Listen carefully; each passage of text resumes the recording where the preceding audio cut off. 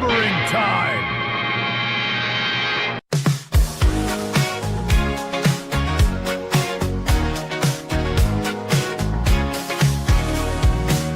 When the sun goes down and the stars take flight, Marc D with the C's got the key to light. Retro toys and comics we adore. TV and movies, let's explore.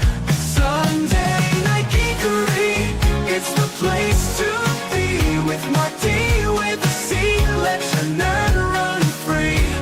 Old school vibes and stories untold. Tune in, tune out, let the magic unfold. I just love clobbering time! Hey everyone, welcome to Sunday Night Geekery, episode number 237, or issue. You know, we like issue around here too. And let me make. Oh, I got the right mic selected. Okay, looks like I'm 5x5. So let's say hi to everyone, and then we're gonna invite some guests in. But we've got Claude Salling here, and the real head case will be joining us in a second, and RJ Godzilla. And Mr. Tonic Madman, and everyone's going to be rolling in, I'm sure, right? No one wants to miss Sunday Night Geekery, right? So we got a lot of cool stuff on tap for tonight. We've got, of course, Doomsday trailer. We've got Spidey Man, brand new day. The final trailer, Peter Parker's Journey. So we're going to go over that. We got some really awesome enabling stuff tonight. Some amazing Star Trek stuff that's going to wreck my wallet. Thank you, buddy Hepburn, for sending me some pictures. And we've got the Nacelle toy company has been making some amazing Star Trek figures. And they've got a bridge set that's going to come out. I assume you're going to buy the like Spock and then his bridge his science station. So we'll go over that tonight, but it looks like that's going to cost a lot of money. And then there's another Master Replicas amazing bridge. I think it's going to be uber expensive, but a professional bridge reproduction, and just looks looks incredible. So yeah, we got some fun Star Trek toys, and there's a Star Trek Lego, which is if I there you go. You can see that Star Trek Lego bridge set. So, and a boo to Grok, who doesn't want to deal with copyrighted images anymore, because I was trying to, YouTube wants you to make different backgrounds and have these numbers, and Grok. But the old Grok was able to just manipulate images, and it cannot touch an image with a copyright. I'm like, I just want to put the poster on the screen, so. Kind of a pain, but and also hail to everyone on the let's see, the vertical side. Do I have the vertical side over here too? Let's see. I'm not sure which is horizontal or vertical here, but yeah, make sure that if you want to join us on the horizontal, I think I pinned that in the chat there. So hopefully I didn't boomer that and get the wrong link here. Let's see. Let me double check that. I always got a boomer something here. Let's see if this is the vertical stream here. Let's let me mute that stream. Here we go. Oh, I put it on the wrong one here. Let's see. So let's fix that. Yeah, let me fix that. Yeah, get horizontal here. Until here. Try to do this stuff ahead of time, and then you run out of time sometimes. All right, so let's get this horizontal here. All right, let's get the right. Oh, let's go. Let me grab this. I apologize. Yep. That's why you need a full-time producer for these things, right? So there we go. Here's the horizontal feed. Yeah. And we'll put that in the vertical feed. There we go. So that's the vertical feed. All right. Let me pop that out. Keep that on my screen. So I've got that. So I got all the chats going all at the same time. All right. So I did get this also, as you can see in the background here. Let me grab this. Hey, 6 is here. Hello to 6. Yep. Here is vertical. Yep. Get horizontal here. Yep. Oh, my account is full and stop syncing. Remind me later. But let me grab this Jaws game.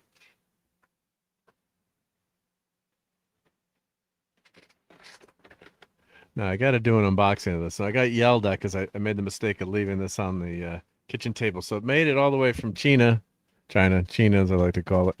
And here, I'll embiggen myself here. I don't want to get too big, but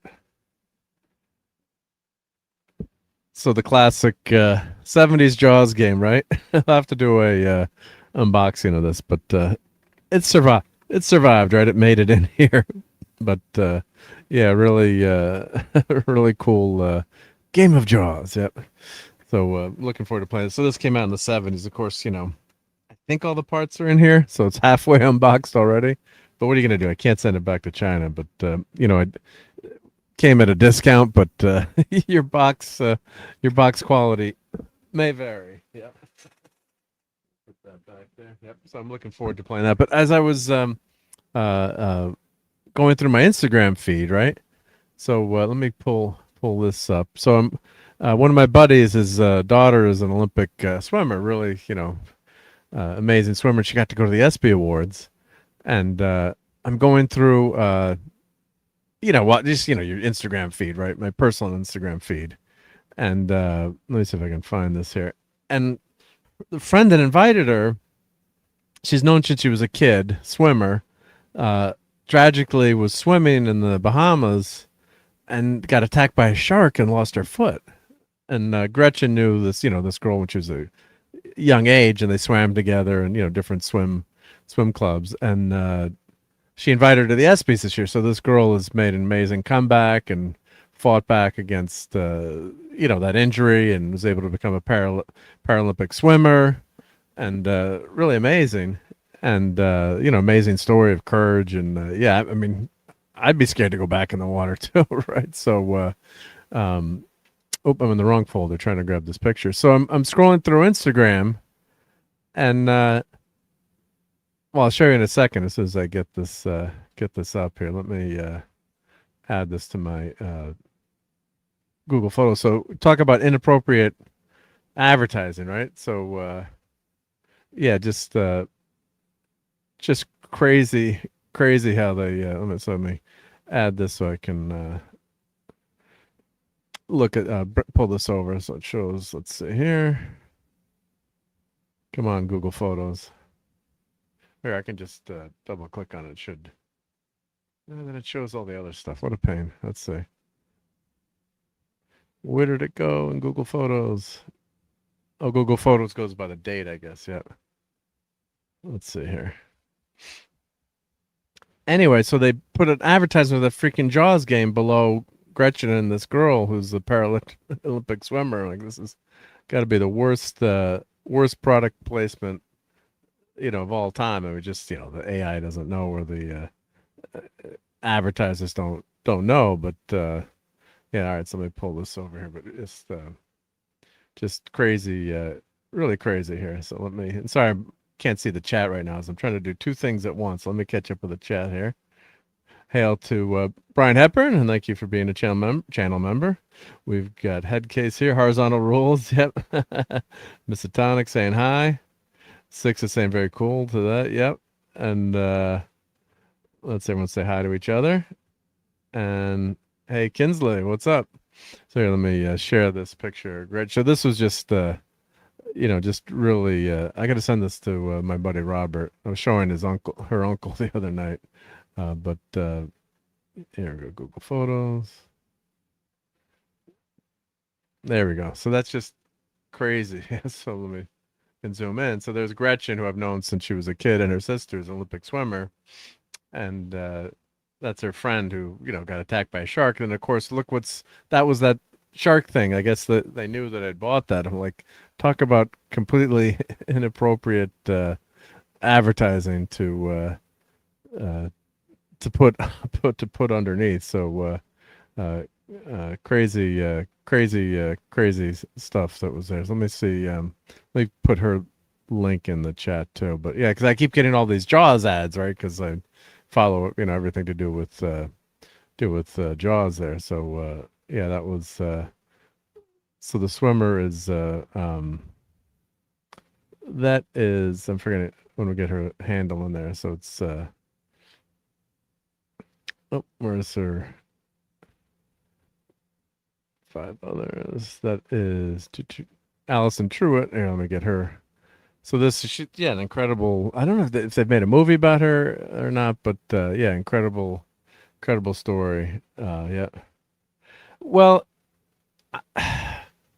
it's both. I guess it's ironic. This girl is like beaten this and become, uh, fought over this and become a big success. And yeah, I mean, in some ways, it's gallows humor, I guess you would say. But she's beaten this injury and come back even stronger. So, but yeah, I guess it depends on how she feels. I don't know her. I've never met her. So, um, yeah, she might. Maybe she'd get a kick out of it and say, I'm not scared of sharks anymore. But yeah, that was just really, really, really crazy. Yeah. So but yeah, just her life story is just. I mean, just think about it. So, it's it's just amazing that she was able to fight back. So here, I'll share this tab instead. Yeah. So she survived a shark attack. Now she's a Paralympic medalist, and her story is just the beginning. So she's founded stronger than, I guess that's than ever. I guess that stands for, yep. Fellow amputees cross access prosthetics, where water safety training and confidence through Paralympic movement that helped Ali rebuild her life. So yeah, and then this is her in front of, which is pretty awesome. She's at Times Square. That's in front of her billboard, yeah, which is pretty wild. So God bless her, and yeah, it's always there's some good charities out there that are great to donate to. So yeah, just really really great. Yeah, yeah. So I think let's see if let me share this one, share this tab. It's like close this. I want to put her foundation up. Let's see what her foundation is. Yep. Let's put that in there. Oh, stronger than you think. I think, yeah, this is her foundation. Yep. Yeah, my grandfather actually was a toll booth collector, and he was coming home from Thanksgiving, or it was the day after Thanksgiving, right? So he would work the night shift. So he unfortunately he fell asleep driving home the day after Thanksgiving. So I think he was up like 24 hours. And he was in the car and smashed into a bridge abutment on I-95. And probably today they would have amputated his leg, but it was in the hospital for like 8 months. And they put this joint in his knee to save his leg. And he would walk with a cane, but his left leg would go backwards. So, growing up with him, it was... oh, we got Ista here, and let me send the link to Headcase too now. Yep. So, how are you doing, Mark? Doing good. Yeah. So let me. I want to put this link into the chat here. Great to see you. Yep. I'm not good at doing 3 things at once, so thank you for being here. Let me put this tab up. But I was just saying, my grandfather was handicapped for the whole time I knew him, and yeah, it was amazing guy. Never complained about anything, and so his left leg would basically go backwards, right, as you as he walked, like kind of like a bird, right, which is crazy. But here, let me put this foundation in. But there we go. So yeah, so my grandfather was injured in World War II, and he kept his leg, but they swore it was going to have to be amputated. It was blown up. Yeah. He wouldn't give up because he said he had to go back and dance with my grandmother. So wow. He was always it never quite, It was never quite the same again, right? Yeah. But he was able to walk around or get around. Yep. Yeah. He limped. He used a cane, and he got a Purple Heart for that. It was in North Africa, but he was an incredible man. I absolutely love my grandpa. So. Yeah, I was very close to him because actually my parents postponed their wedding for a year when that happened to my grandfather. So back then too, being handicapped, now we've got the ADA and it's still not easy, but a lot of and hail to Corey. Things were tough, so they build like a ramp in the front of the house. He was in a wheelchair. He was in a wheelchair at the wedding, and but he basically, I don't say he raised me, but he held me. They said for the first year, he couldn't get around much, so he would play with me, and that was a good therapy for him. But and the PT wasn't the same as it is now. It's so much better. Yeah, But, you didn't have mandatory ramps in the 50s. You didn't have, Yeah. handicap access, elevators, all that stuff. Yeah, so it was a lot tougher. And welcome to the show, Headcase. What's up? Hey guys. Welcome. Hey, That head looks scary. I'm not that scary. I know you're not, but the head does. Yeah. I was just talking about our grandfathers, and you never know what we're going to talk about on the show. But so he would walk like people would look like, what the hell's wrong with your grandfather's leg? Because I'll find a home video someday or show it, but his leg would go backwards on his left leg, and the joint was both directions that they change. And I'm like, well, doesn't your grandfather's leg do that too? Was he born that way, or was it? No, it was from an accident, car accident. Okay. Car accident. Yeah. So and today they probably would have, I'm assuming, would have amputated, but I had the because the prosthetics are so much better today too. He I have like all the medical records, and it's like he broke like almost every bone in his body. It was ridiculous. And the guy never would complain. Like, he would get Charlie horses once in a while, but the only time I would hear him complain a little bit, but he would never say, oh, I can't walk there, I can't do this, or can't, he had a handicap parking pass, of course, but he never had. Yeah, you try to get away with shit when your grandfather, can barely walk. He's not going to take any excuses. I'm tired today, right? Yeah, I can't. I can't. My grandfather was one of the toughest people I've ever met in my whole life, and I'll stand by that. And how did he set that example for you? Just so he cut his finger off on a table saw, and he just went to my grandma and said, what do you have in the cabinet? And she's like, no, you need to go to the doctor, you need to go to the hospital. And he's like, no, I got this. It's just bleeding just profusely out of his finger. Yeah. And I just need a Band-Aid and a Flintstone and it'll all be good. A minor flesh wound. Oh my God. Yeah, and he didn't want to go to the hospital. He did, eventually, because she convinced him. But made him. That set a precedence for me. Yeah, that's a tough SOB. Yeah. Oh yeah, I always complain about the heat was like too cold. I always tell this story, and my dad was like, "Well, when I was a kid, I had to go down in the apartment, I guess it was the basement, and get coal from the apartment and bring it up to our apartment." Buckets of coal to stoke the furnace. I'm like, what's the comeback to that one? That like you have the heat is set too late to come on in the morning. It's like, ouch. Yep. So God bless those grandfathers and grandmothers that are tough cookies out there. Yeah. Set a good example. Yeah. It's been a hell of a week for nerdom. I guess whenever Comic-Con weekend falls, there's going to be that's Nerdageddon. Yeah, Nerdageddon. Yeah. So we had of course, let me put this screen up. So we had the Odyssey still doing pretty darn well. Yeah. So let's get this screen going. So I've talked to a lot of people that like it. I'm just kind of like, it didn't do it for me, but and it gave me a headache. So yeah, make sure you go with your eargasms. I'll put my Amazon affiliate link in again. But when I start talking to Retro Nerd Girl, I was streaming with her over the weekend, and we did Superman 3, and I'm like, well, if you go, I think she's got very sensitive ears too. She was very very kind to the idea. I'm like, well, it's really loud, so you might want to bring your headphones. So I don't know if she made it this, or I showed her the the ones you could buy. I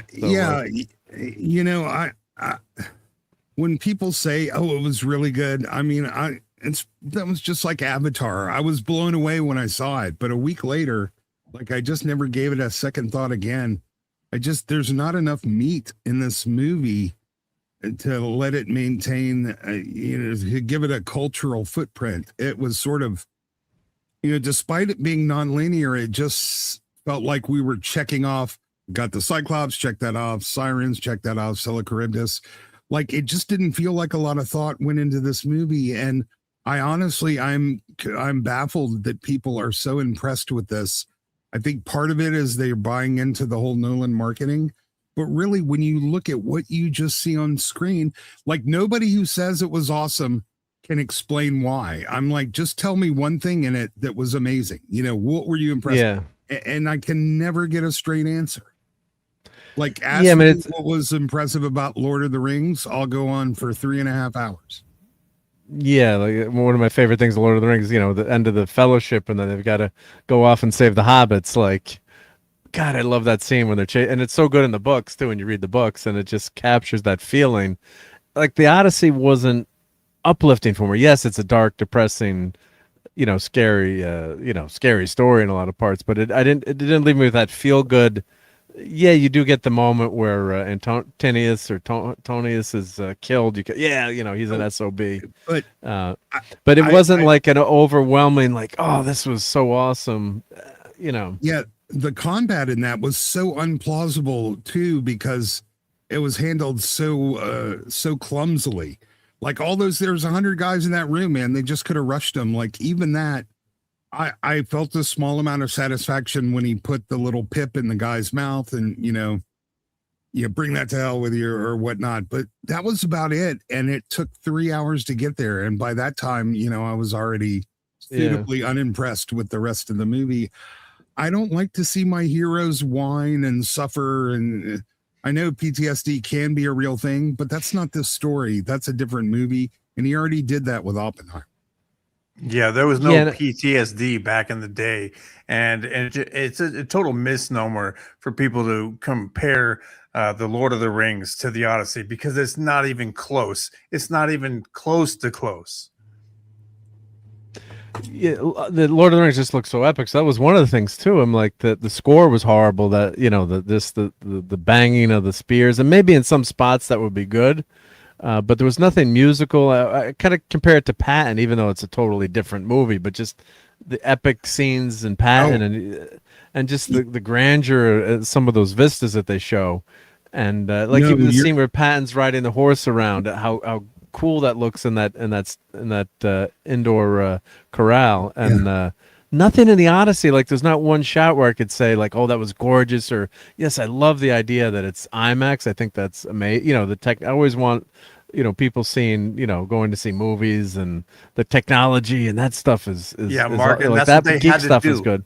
They had to do that. They had to try to force that upon us, to make it be epic, because it wasn't epic. And they had to force that upon the people watching it to be like, we're going to make this the most cinematic thing we possibly can, because the movie sucks. Yeah, you're not wrong. Like, every epic begins with the score, begins with the soundtrack. Try watching Star Wars with the sound off. It's not horrible. Really all that impressive. Yeah. And Patton, Lawrence of Arabia, all of those movies, those epics. Gladiators had tremendous scores. This just had a sort of repetitive drone. It's like the didgeridoo from hell or something. But even the visuals, I got no epicness from this at all. And the people, again, if somebody tells you how great it was, just ask them what was so great about this. Yeah, because the visuals, I was hoping for some amazing visuals, like, you know, Dunkirk. I thought the movie was, you know, okay, pretty good in some spots. It didn't blow me away, but I was, you know, that had some amazing visual shots in that movie. I saw in the same IMAX theater that was torn down. We're going to talk about the real IMAX movie, you know, the 70 millimeter ones. You know, I saw Rogue One there. Man, that was amazing to see Rogue One. You're seeing it on a 6-story tall screen, right? You know, if you tried to if you jumped off the top of this movie screen, you're not making it. I mean, so that adds, you know, some points to the movie too, when you're seeing those fights and the movie on that screen. Of course, it wasn't shot for IMAX, but, you know, you're watching on this. Yeah.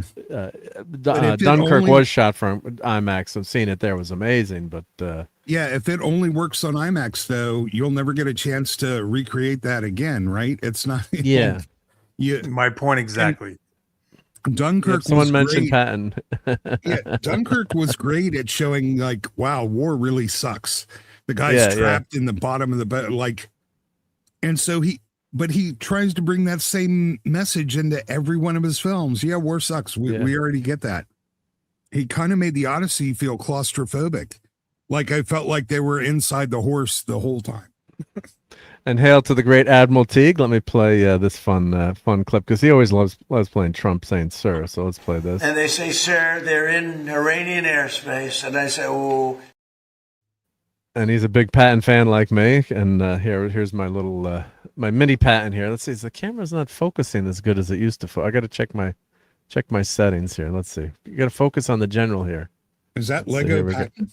It's a Lego Patton from the Patton Museum, but it's not. Nice. The focus was. I had it all focusing nice, and now it's not. It's my new webcam. Let's see. There's a setting here. Let's see if I do autofocus. Don't let B&M get a hold of that. Yeah, there we go. Now it focused. Yeah. Well, it's pretty darn cool. Yeah. A lot of nice, especially when it's on the camera like this. It's it's pretty big. Yeah. So think about how Patton starts off like like yeah.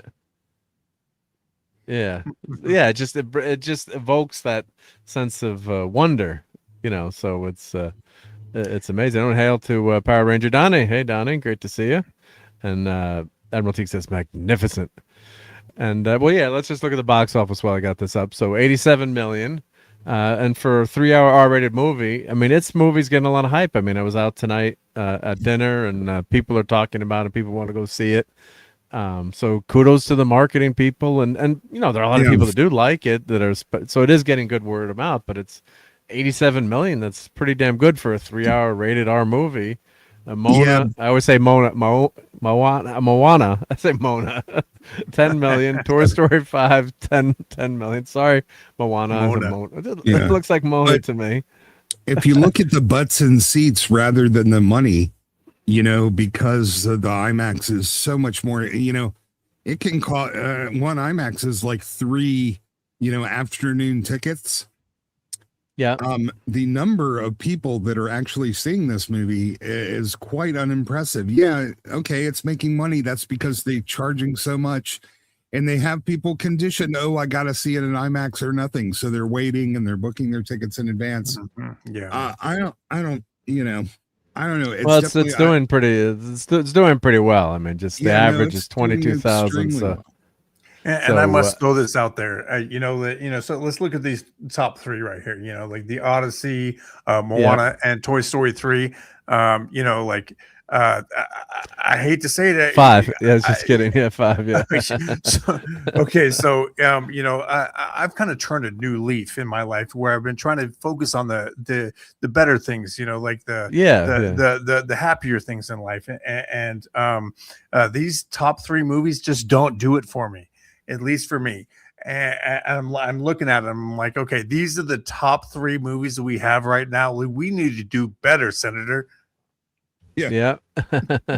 Yeah. So we're looking at 640 million worldwide. That's reality. I don't have to like it, but I don't think it's going to fare well against Spider-Man next week.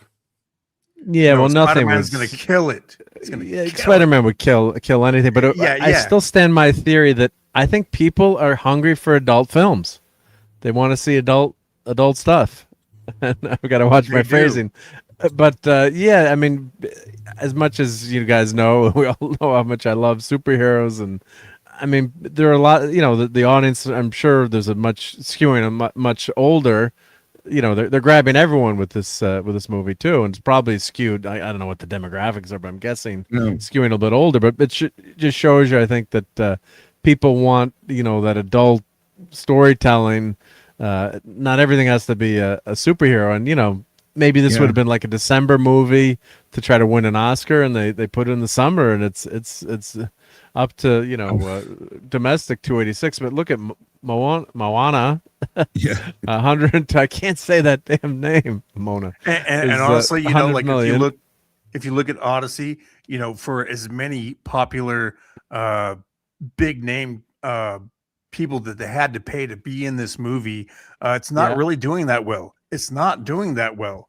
Like the people are saying, oh, look how much money it's making. It's not making that much money compared to Christian Bale, being in the movie, and Matt Damon, even whatever with him.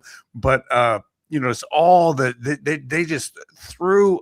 What they should have done with this movie is throw it at like these people and have good performances from them. But you didn't get that with this movie. They're going for Emmys and they're going for Grammy, or you know what I'm saying? Oscars. Oscars, awards. yes, the Yeah. Oscars. They're going for awards with this.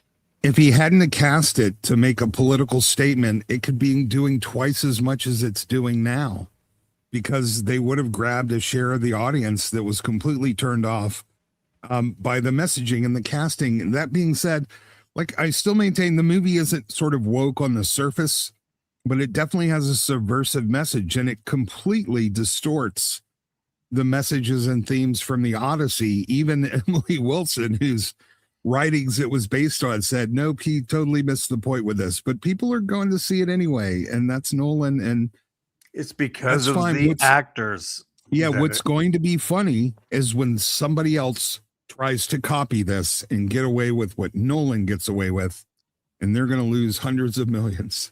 I agree totally, bro. And there's a lot of people that I think really have to like this movie, right? Because second weekend, word of mouth, look at Mandalorian, did pretty darn well, right? That first weekend, and then it cratered, right? So it was pretty bad for Mandalorian. I mean, I think they're gonna probably make their money. How many times? Sorry, bro. I'm just gonna say, yeah. How many times do they have to keep making that mistake that it's not the actors solely that make the movie? Just make the movie. It's all, especially when you're taking something like Odyssey. It's a book. It's an epic tale that people read when they were in school, and everybody knows it, just like Ista, they know the ins and outs of it. And when you don't give them, just like they try to compare it to the Lord of the Rings, they tried to stay as close as they could have. I think that's probably a really good example is Lord of the Rings, as close to the source material as they possibly could, without deviating from it. But they did not do that with this movie, and it's like it's so simple. Why don't you do that? Because he doesn't want to. His goal wasn't to make money, it's to carry the message, and he's done that. And this is his interpretation too. So that's what, when you're Christopher Nolan, right? You can kind of, you got that. That's my interpretation. That's the way I took it. It's his. No, but you took that Zendaya was going to be in it. That's how you took it. But that's what when you've got that kind of clout, and that backing. Yeah, you can do that, right? So what you're saying is if someone else tried to do that, they're not going to be able to. I mean, he's got the ability to do that. So I want to play a couple of seconds here. This is a really great video. I watched this. It's a Greek archaeologist. I'll just play a few seconds so I'm okay on. So I got to stop sharing it, I guess, so I can share the audio again. So if we react to it, I think we're okay. But let me reshare it with the audio. But he goes through all the. He's reviewing it as a story, and what would have taken place. Of course, no one knows. The Odyssey. Yes, what was real, what's fake. Obviously, there's no Cyclops out there, but the classic locations. We'll just play a few seconds here. Oh, I gotta unmute it. Yep. But this video is taking off. Months of waiting, speculation, heated debates, and endless anticipation. Christopher Nolan's The Odyssey finally premiered on July 16th, and I went to see it. In my previous video, when the first trailer came out, I talked. So I don't want to play too much in a row, but he's talking about, he just goes through everything, A through Z here, I'll say. And it's only a 20-minute, 35-minute video, but really, really interesting. And he goes through the characters and the locations and what would happen in history, what was, left out of the movie, based on the actual Odyssey. And no, he doesn't sound like he sounds about what I was hoping to see in this film. No, that's not a French accent. I know French accents. Yep, our Godzilla. Yep. What made me excited and what had me worried? Well, now it's finally time to talk about the movie itself. So, was it worth all the anticipation? Did Nolan manage to capture the true essence of Homer's epic? What did he preserve? No. Did he highlight? What did he change, add, or leave behind? What are the film's greatest strengths and its biggest weaknesses? So watch this. Oh, we got Tom here too. Awesome. So I'd say go watch this, and it's very informative in terms of this gentleman as Greek. This guy just tried Greek selling history. me selling me car insurance, I think, or something. Yeah, Yeah, he's got a good voice. I Hey, Tom, wanted to great have remind you. I wanted to remind you that Christopher Nolan is the guy who cast Maggie Gyllenhaal to replace Katie Holmes. So just Yeah, that remember. wasn't a good replacement. Yeah. And I don't know, like Katie Holmes isn't a good replacement for Maggie Gyllenhaal either. At least she's cute. Ish. It doesn't hurt your eyes to look. Why at. did Katie Holmes say she didn't want to do the next the Dark Knight Dark Knight Returns, I guess, or the Dark Knight, I guess, right? Yeah, something happened there. Yeah, but yeah. So anyhow, this guy's go sub to his channel and watch this video. It's really fun. How many views does he have on this now? He's got wow. He only had like 1,000 subs before, and now he's got 235,000 views. So congratulations to him. So does he yeah. pick apart the movie, or does he he goes kind of do through what we it- do, is kind of like go through it and really give it an honest review? He's not reviewing it, as he says, based on the acting or the scenes. He's just going as a historian, the locations and what happened, comparing it to the original okay. Odyssey. Good. So it's Yeah, more of a honest review. It's not the review of I didn't like the music, or I didn't like this, which he explains. But He can't possibly be giving it a good score if he's relating it on literary or historical accuracy, though, because I it agree, just yeah. fails almost at every point.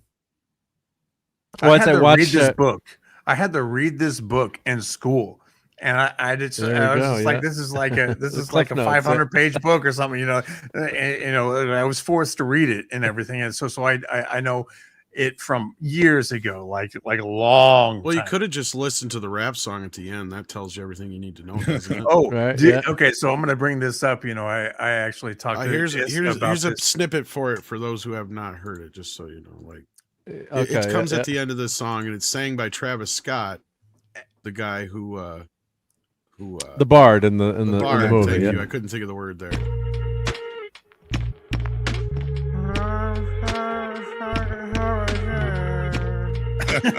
No way, that's a real song. Bullshit. That's Pretty not the fucking real song. close. No, it's not the real thing. You're right. That's I was actually gonna better. say, that's super It's funny. actually- That's super It's funny. better. It's better than the movie. No, he wouldn't play the real thing. You'd get copyright hammered. No, but I did put it on my Yeah. X, and it is horrendous. That's funny, Tom. It's bad, right? Yeah. Question for the panel. Brian Barth always has great questions for us. Thank you, Brian. Do you agree that Nolan had always been overrated and not a good writer? No, I mean I don't like Batman Begins that much. Is maybe an unpopular take. I love The Dark Knight, but then the third movie is a total disaster. Although some people are warming up to it, I don't know why. Yeah, why? Memento is phenomenal. Is that his first directing job? Memento, No, it's or his second. It's his second movie. Okay. Memento is phenomenal. I think Guy Insomnia- Pearce. Insomnia was his first. Insomnia's his first one. movie, yeah. But He's I'll had say, a good listen, track record, right? I mean, but overrated. Yeah, I guess if you like the style, right? I mean, I don't particularly like He's his very style. overrated, in my opinion. Yeah. So yeah. Listen, there's something about hearing his name that makes people turn off their otherwise normally engaged brains. He kind I'm of not reminds me of saying M. he's Night incompetent. Shyamalan. Yeah, he's competent. He knows how to make. He's not incompetent, but I always felt like he got about 85% there and then just stopped and didn't really completely execute the concept, like Tenet or Inception or The even problem is- Interstellar.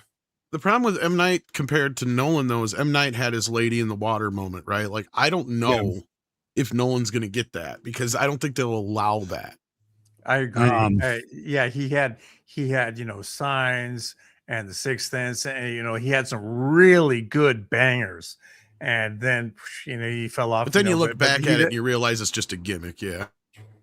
Yeah, well, Oh my God! Sorry, I got to interrupt here because Dadman can't stay long, and I want to play Dadman's intro here. And Dadman says, "Hey, Mark, and I'm assuming, of course, panel. Have a great stream. Talking at the time, but I only lasted 35 minutes in the Odyssey and walked out. Had better things to do." But Dadman, I hope you got a refund.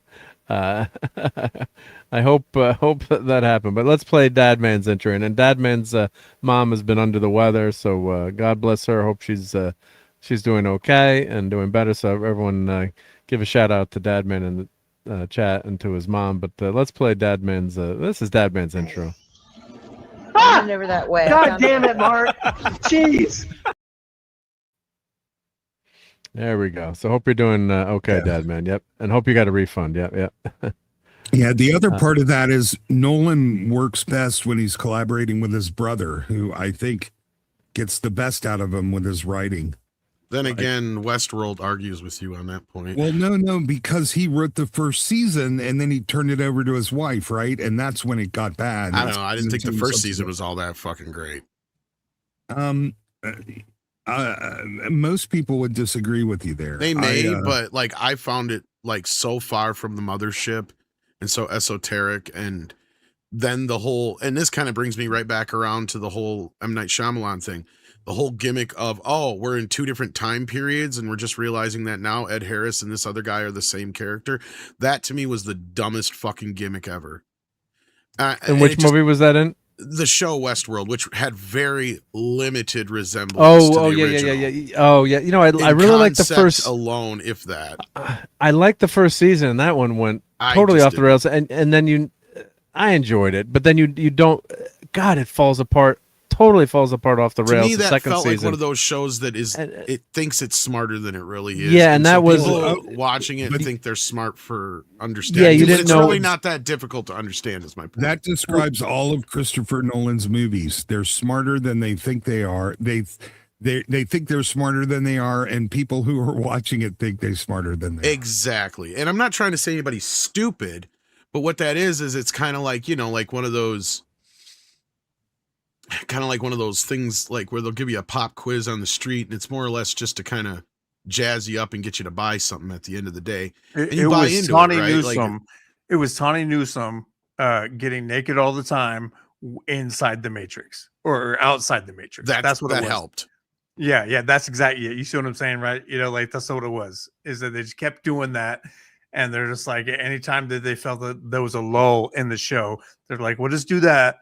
And then we'll go back into the Matrix and then show what people are doing inside the Matrix. And I say it because I see Taylor Sheridan does similar things. He just doesn't candy coat it and pretend it's like extreme cinema like fucking Nolan does. He writes soap operas for adults, and that's why he knows exactly what he's fucking doing. He's like, I'm making modern Dallas and Falcon Crest shit like that. Yeah. Like, just eat it up, kids. You know what's going to happen already. So so I thought the first season was decent, but that whole thing with Ed Harris, fair. You're right, playing that. It was a decent first season, but then it got so horrible. And then the second season was really bad, and the third season, I'm like, there's no one to root for in this freaking show. I hope they all die. I can't believe you stuck with it that long. Because I got through it. Can I anybody watched tell Star me Trek was Discovery. like Jeffrey Wright? He was a robot, right? I watched all of Westworld. I'm sorry. So Westworld was built by a robot. Was like the whole gimmick, right? Like, yeah. Well, and I don't think built in the system like this fail safe that they wanted to find freedom or some shit. He didn't build it per se, but there's all kinds of hidden stuff in there. And then you find out about Ed Harris's character being the young guy. It's like they should have told you that from the beginning. That was a pretty snarky, annoying, lost kind of crap to pull on the audience. And you're like, oh, this is the big reveal. Like if they'd revealed it, a few episodes in, okay, but then to drag that out. But by the third season, I was like, oh my God. Because it could have been half-assed interesting if it was like this idea of, okay, this guy's been in the Westworld role-playing for like years and years and years. Fine. Yeah.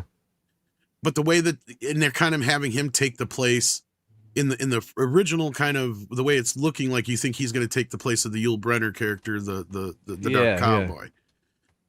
Yeah, But then he doesn't really. It's because it's the same character. Because you think eventually they're going to meet up, and it's like, oh, okay, so He doesn't. Yeah. Yeah. So here's the thing about Nolan and the Odyssey. By making those casting choices, he ensured 100% that the mainstream media would be on his side and have his back the whole time. And there's an entire cadre of people that are politically motivated to support this. When you add that with the already Nolan fans that are predisposed to eat up everything he likes, I mean, you think about it, it was really marketing genius to do it the way he did. right. Yeah, Well- they're going the Family Guy way, where they're just trying. They're like Emmy, you know, like Oscar. We're going for that, you know, this whole time, and they have so many popular movie stars that are on their way out. To be honest, in the movie, that they're bound to win awards, and it's gonna make us disgusting later, and which is good content for us because we're gonna talk about it later. But that's what's gonna happen. What's TDR? Is that too long? Didn't read? And well, we got an amazing super chat from the Dead Man. Wow, the Dead Man. Wow, $20. That's huge. Thank you so much. Thank you so much, buddy. And let's read this. He said the Odyssey is TDR. Established hero, heroes in prison, heals slowly, returns home, beats villain while being injured. You think he might be dead, ends up in exile with Anne Hathaway in love at the end. So pop in the chat, Deadman, what TDR means, and let's play a couple of clips while he's popping. You guys I thought didn't that even was- figure that out by the end of that all? I thought that was TLDR. So It's The Dark Knight Returns. Oh, the Dark Knight. All right, well now I got to refund the Dead Man for that super chat because I was too stupid to figure that out. But thank you so much. I Dead let Man. you guys. I didn't want to fucking say shit for a bit. I'm Oh, like, I'll figure it out. you know, You it's think not you're wrong. smart, Tom Connors? No, I think I'm Christopher Nolan smart. yeah, it's also Oppenheimer though. The guy's been making the same movie ever since Inception. Pretty much. Yep. Well, and Inception is okay. Like that's a decent film-ish, but it's been accused of being a ripoff anyway. Yeah. It kicks And the then I shit out of hated- Tenet. I hated the ending of Interstellar. In Tenet, I couldn't make it more than 30 minutes into it. No, Like, I I got never to that watched that. scene. Oh, I got to that scene where they're in the restaurant talking about getting a divorce, and I'm like, I don't give a shit, and I just shut it off. it doesn't let's, make any sense. It really doesn't. And I don't care how much you break it down. It does not make sense. You can't go backwards and forwards at the same time. Come on. Yeah, it's just. Well, let me play stupid. some clips for the Dead Man. The first is this is directed at me. Your agonizer, please.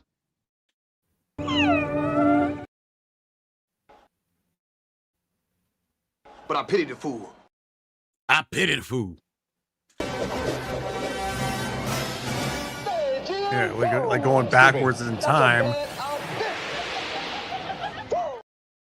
And let's give him one more. You have to set an example even in the face of stupidity. Now, everybody that reads comic It's books a cool knows concept. that Kirby Silver Surfer is the only true Silver Surfer.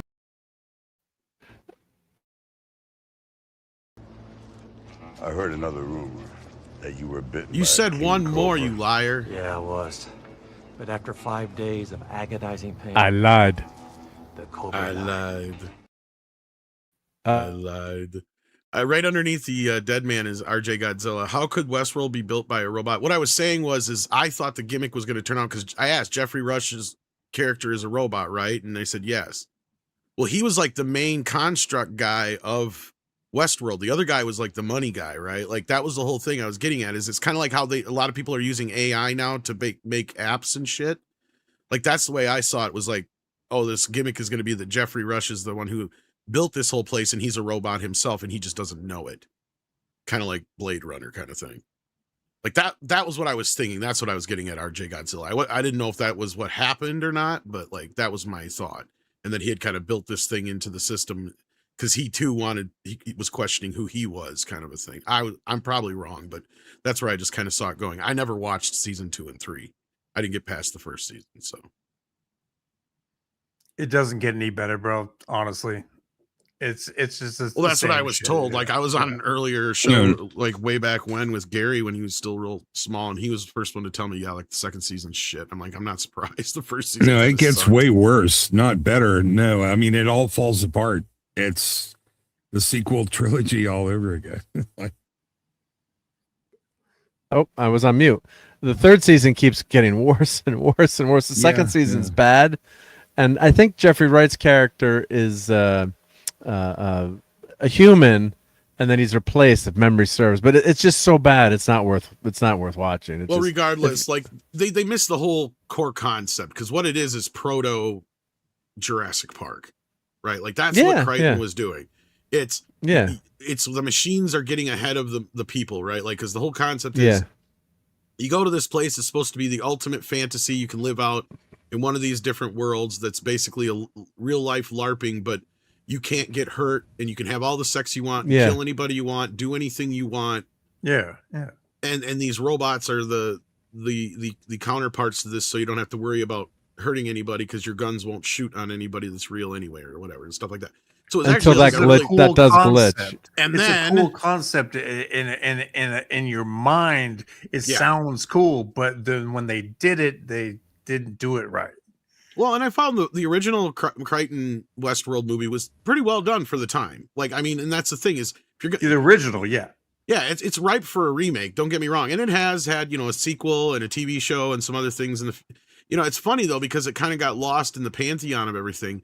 Because I remember so many people thought that Itchy and Scratchy Land episode of The Simpsons was a parody of Jurassic Park. I'm like, no, it's a parody of Westworld. But I can understand where you would see that, because basically Crichton ripped himself off with Jurassic Park. Yeah, right? it's a great idea. Like the Odyssey is one of the foundation of Western literature, you could argue. So all those archetypes, the hero's journey, and it probably existed before, but it was as put down well, it's poetry. The basis for a lot of the heroic arc as we know it, right? Like it's kind of one of the archetypes that was built into the idea of this is the hero's journey, right? And Odysseus is one of the main people. And I brought it up because like I compared, if you want to compare the gods and the demigods to superheroes, basically Odysseus is basically Batman because he has no superpowers. Right, but he's clever and he's smart and he's a good warrior and he's a good detective and whatnot. Yes, he lets his pride get in the way of himself, and that's his undoing for the part of the story. That's his flaw. Yeah. The hero has to have a flaw. Yep. Yeah, and he overcomes that eventually, and that's how he gets to go home. But again, Nolan completely disregarded that, and I actually owe a bit of an apology to Emily Wilson, because she actually come out and said that he did not get that concept of the story evidently. But don't discount the damage that she did to the Odyssey. She is not the fucking she hero facilitated in the story. it, but I say that because I said flippantly that I think that Nolan and her only watched the 1950s film and didn't read the actual book. Now I think she actually did read the book, but she definitely injected she definitely injected her feminist point of view, though. Don't get me wrong. Not like the writer of the Supergirl movie who misinterpreted the ending. Could you imagine if Odysseus died at the end or something? In a way, yes and no. Like I would make an argument in a weird way, thinking back on it, how they kind of fixed the ending of that Supergirl story, because in the comic it's kind of convoluted. Like the way the guy puts his head, he grabs his hand at the end.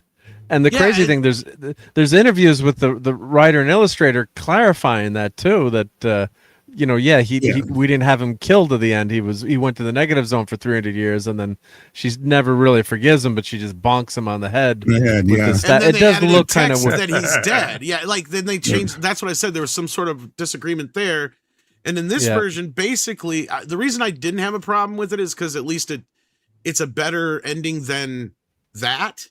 And it's kind of a Punisher ending. It's the Punisher. Because the Punisher never lectures people on how bad revenge is and what it's going to do to you, even though she really has nothing in her life experience shown. I'm not disagreeing with that part, but what I'm saying is okay. Have you guys ever watched that Dirty Laundry short with Thomas Jane? Oh the one he made after the Punisher. He was trying to do the Punisher. Andre points out how that is one of the most flawed Punisher stories in the world, and the reason is because at the end of that, the Punisher leaves it up to the prostitute whether or not the pimp gets killed or whatever, if I remember correctly. And the thing is with that is the Punisher wouldn't allow that to happen. He would make that decision. And that's the thing about the Supergirl thing. And that's why I said this would have been a great Wonder Woman movie. And I agree, if she'd have had a history and all that kind of stuff, it would have made a bit more sense. Right. Yeah. Because at the end there, her doing the murder then keeps, the other girl's soul clean and keeps her out of the dirtiness of this idea. But you're 100% right. I'm not disagreeing with you, like the character itself, but I just feel like the way they did that at the end of the film, it cleaned up the ending better than the comic had, because the comic is convoluted. But let me get to this super chat from the Dead Man. And Dead Man, you did not have to do Dark that. Knight but Rises, sorry. Dark Knight Rises, sorry. But you could have just put that in the regular chat. I didn't put it up. But let's play another clip for the Dead Man here. Let's pop out some nerds here. That's Cover your my ears. This is $2. Get those nerds! Nerds! What? Yeah. How about we have none of our superheroes doing the murder? I didn't know for that with Hawkgirl and Superman, but I want to get back to Emily Wilson for a second, because she's Scott Wiener from California. She's gone like woke, carrying the water, all that LGBT agenda. And then at some point, the crowd is like, oh, get out of here, you Zionists. Like the mob outwokes the person who was leading the woke. And that's exactly what happened to Emily Wilson. It's like, she's very knowledgeable in Greek classics. She's very educated. She's ideologically driven, but she still knows the ins and outs and the nuances and the history of all of the stories. So at some point, the mob sort of out-mobbed her and out-woked her and went a little too far, just like what happened with Scott Wiener. So. Yep.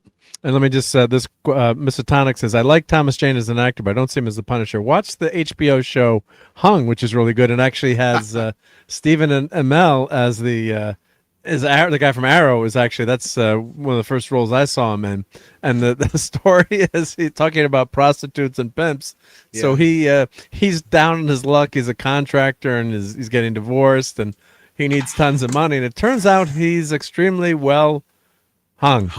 And he becomes a male gigolo, and he's making all kinds of money. And the show was pretty good. I think it lasted like maybe 3 seasons. And it came out around the same time, and it was kind of like the male version of Weeds. I don't know, man. I saw Boogie Nights. I can easily see Thomas Jane as the Punisher. He's a fantastic actor. I don't know what he about was all right. him. My favorite one was still probably Dolph Lundgren, though. Yeah, I do. I've always liked that Dolph movie. Right? I remember watching that. I'm like, this is not so bad. Crazy, there's some.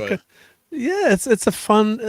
But yeah, we don't get the Punisher costume, but it's a fun movie. I remember I was away in the weekend with my wife, and like it came on, and we ended up I got her to watch it somehow too, so that was a good memory because I got her to watch. It's like one of the only times they would have been able to make that movie too the way they did is the 80s. Yeah, the late 80s. And I think that one of the things that we are dealing with right now is the fact that they're holding Bernthal down. Bernthal is willing to do a rated R, just like really hardcore. He said it so many times, Punisher, but they just won't let him do it. What was that last TV movie or episode? Was that not rated, or because that was pretty graphic, right? Yeah, that was a big rated R. I think that was. Yeah, that he wants to go even further. Whatever. He wants to do hardcore blood guts. Punisher, I don't know. They just won't let him. I thought. But was that rated R on Disney or yeah, I guess it was TVMA. And I so what does that mean? TVMA 13 basically. Well, no, it's a little harder than TG-13. Yeah, because they cuss, but that's about it. Yeah. I think there's some blood and violence, but does if you're a kid, I guess you could set your Disney minus so that a kid couldn't watch anything above a certain rating. I guess that's the way it works. I guess or TVMA is PG-17, and that's really the difference. So if you, I like no nudity, basically. Yeah, his introduction in Daredevil was pitch perfect because that TV show was beyond PG as well. And I just really like him. I do. I like Bernthal as Punisher. He's a good Punisher. Better in Daredevil than he was in Nolan's Odyssey, and he would have been a better Odysseus too, for that matter. But yeah, he would have been kick-ass as Odysseus. So let's go through this list of Nolan. So 13 following. I guess from Jersey in that movie, but yeah, his number 13. I've never seen this movie. Have anyone on the panel seen? It was really following low budget. Or 13. it's a cut-free movie where he just never turned the camera off and he followed people. I think it was done with a minimum, like with only 1 or 2 reels of 16 millimeter film. I Wow, mixed okay. up that with Insomnia. That was his first one, and I think Memento is next, and then Insomnia. Yeah. So did you like this one a little bit, or yeah?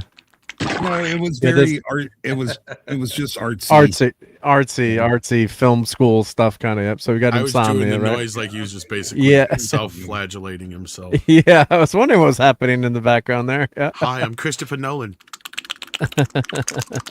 Would you like to see my movie? So Insomnia, this was Al Pacino, Crooked Cop, Robin Williams. So It's all right movie. It's pretty it's an straightforward. okay movie, right? It's yeah. a remake though. That's the weird thing, but like, yeah. Hey, oh, now this is working on StreamYard finally. Hail to High Boy. It says 10 jewels. Wait, what? Yeah, see, they added this so finally you can see the jewels that come through. So that's a gift, a membership gift, or not exactly, no, like a super chat, but you can buy jewels. So you buy jewels, and you have so many jewels that you can On the and you can Rumble gift side them. or in YouTube? No, this is YouTube side. But stream. Could they fix the fucking super chats where the stickers? Yeah. Tom, it's Yeah, they just have- YouTube's in-game currency is what it is. So Yeah. Oh, that's a great way to explain it. But thank you so much to High Boy. Yep. Thank you for the 10 jewels. Appreciate that. And happy, I think that's happy pup or poop. You got a dog there. So, but we hope everything comes out okay for the dog and for whatever. But thank you. Yep. Yeah. So that was StreamYard just gave, popped up like, we finally can put the jewels, but you're right. They got to find a way to get the stickers on, because you can never see what the stickers are. You miss that. It's a bummer. It must be something with the API. I guess they can't get the stickers through. But I don't know why. But thank you for that again. Yeah. It's we got stupid to play a because I clip for can that. copy and paste a sticker. Like if you send a sticker of like a poop emoji, Yeah. I can copy that, like highlight it, hit copy, paste that into a chat, and it'll just say, a poop emoji or whatever it'll say. Yeah. Smiley poop. Say or like whatever it dash says. poop. Yeah. yeah, but Yeah, here's yeah. the thing about the jewels. Like you It can't have costs- at least do that. the jewels It should cost be. twice as much as the creator gets for them. Oh, so it's worse than super chats. Yeah, if you buy 10 yes, if you buy 10 jewels, or maybe let's see. So Well, there's a yeah, package you can buy too, right? So They- you're telling me that every time somebody posts a poop emoji like on a stream that's monetized, that they get paid? Yep. Holy So- shit. I think it's about Well, Well, that's if it's a a good way super to put sticker, it. yes. If It's it's a a super sticker. Yeah. But what I mean Okay. is, Super like, sticker. they don't even explain to us, like, if somebody sends a super sticker, it doesn't say what it is on the StreamYard side. Yeah, no, it doesn't. Yeah, you can't or see on it. the like But on your I'm stream, saying, on like, your- somewhere yeah. in the coding, it's in there that I can Yeah. copy that, like, highlight it and copy it and paste it somewhere, and it'll actually say it's a poop emoji or whatever it is, or Yeah. a Shiba dog dancing or whatever the fuck it is. Yeah, the cube pair or something. Yeah, Yeah, the least they could do, you'd think, with StreamYards is be able to figure out where that coding is and just have that. so you don't pass miss. through. So you don't miss it. yeah. Because otherwise, it So just let's- says a super sticker in the amount. You don't have no idea what it is. Otherwise, yeah. Yeah, but I appreciate Yeah. that. So let's play a couple of clips for High Boy. Would you like some toast? Some nice hot crisp brown buttered toast. It's because a droid don't pull people's arms out of their sockets when they lose. Let's give him one more. Merchandising, where the real money from the movie is made. The real money from YouTube is made on these super chats. So thank you guys tonight. Really appreciate it. Oh. Yeah. So from what I'm reading here, now the jewel costs vary because the more you buy, the cheaper they are, like in-game currency. So it I bundles. think that's what but he was trying to say. Yeah. yeah, but at the lower end, it costs 20 cents to buy 10 jewels. But the creator will only get 5 cents from receiving that. So same yeah, amount. so they want you to buy. Yeah, they want you to buy a bigger package, I guess. And then when you go to a stream, you can do it. I think it's only you can only use them in the vertical stream too, right? I think, or can you use them in the horizontal? Well, Can you do a jewel in the horizontal? I thought it was only in the vertical. I don't know if it shows on the screen on the vertical. I Yeah. don't think it does. I haven't seen jewels show up at all, but I don't use the YouTube app. I use a browser. I think it's so- only in the YouTube app. Yeah, so Putin, it's if you go watch on, if you go put it on your phone, and you go to I can go to my own YouTube channel, and if I go there, let's see, if I go to you. If anyone wants to practice sending jewels, no, just kidding. Well, no, it Let me looks see like let me see what I can do. I probably got some stuff. Here, let's see if I can do it. Let's see my videos. Let's see. So if I go to Sunday Night Geekery, I'm going on my phone right now. Yep. But I it think looks like there's- jewels benefit YouTube much more than they benefit creators. I don't know how to send jewels, so all I see is super stickers, super chat, membership. No, so it's let me embiggen myself here. Yeah. Even though I'm trying to downsize, but see, I guess there's where the super chat is. It flashed like as a jewel for a second there. So if I hit that, yeah, look. So you can send jewels, and of course the damn camera's not focusing again. There we go. I apologize for the light, but then I guess there's the jewels there. So you can pick a super sticker or a jewel, but I think it's only on the vertical side. Quick, look and see if he shared the StreamYard link, and you can mirror the image and then come in and crash the stream with us. I don't think I was that dumb. I don't think you did. But it would take a lot of work for somebody to. If somebody went through that much effort, I'd let the sumbitch in. Yeah, like, yeah. You care that much?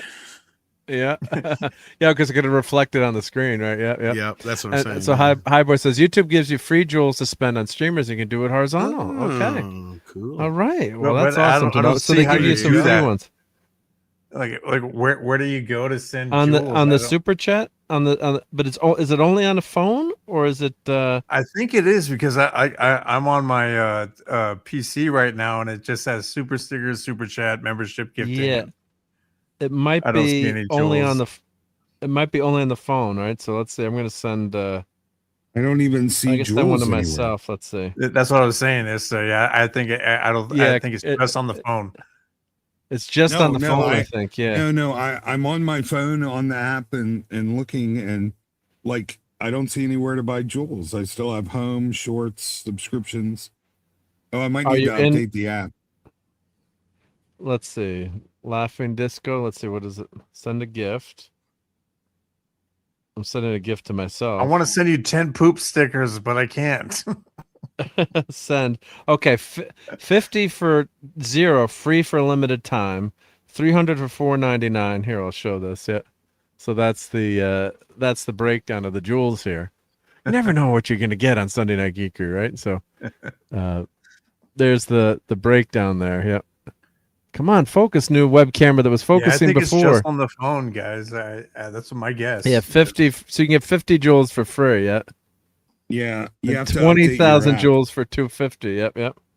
And thank you for yep. So now I got to let's see. Where's a free one? Here's a flower, a star. My bad. I don't send myself a flower. Let's see. What I want to find a.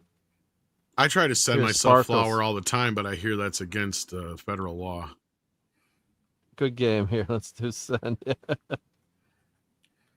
And then how do I do send here? Let's see. Okay, 50 for 0. Check out. Oh, see, it wants to charge me $1 for 50. I don't even have the 50. I'm getting it for 0 free. option. Add to library. Yep. Wait, how did you have to hit? Did you have to hit something to get the free offer? Well, then it just said it came up with 00, and then it popped up, and then I was able to do it. Yeah. Well, then it just said it came up with 00. Oh my god, I'm sorry. That was me. That's okay. Yeah. Thank you to Highboy. Yep. 10 jewels and Silver Star. Yeah, and it pops up on the phone since I've got the stream going on the phone. That it kind of on the vertical or on the phone it pops up. Yep, which is very cool. Yep. Mine pops up that it wants to charge me 99 cents for 50 jewels. Okay. Oh, okay. I see. It is just on the phone. Okay, just so you get, because I opened up my phone. It's on both streams. Here it Yep. is. So here, I know Professor R2 got 50 free gems as well, but they don't. Apparently, I don't get that.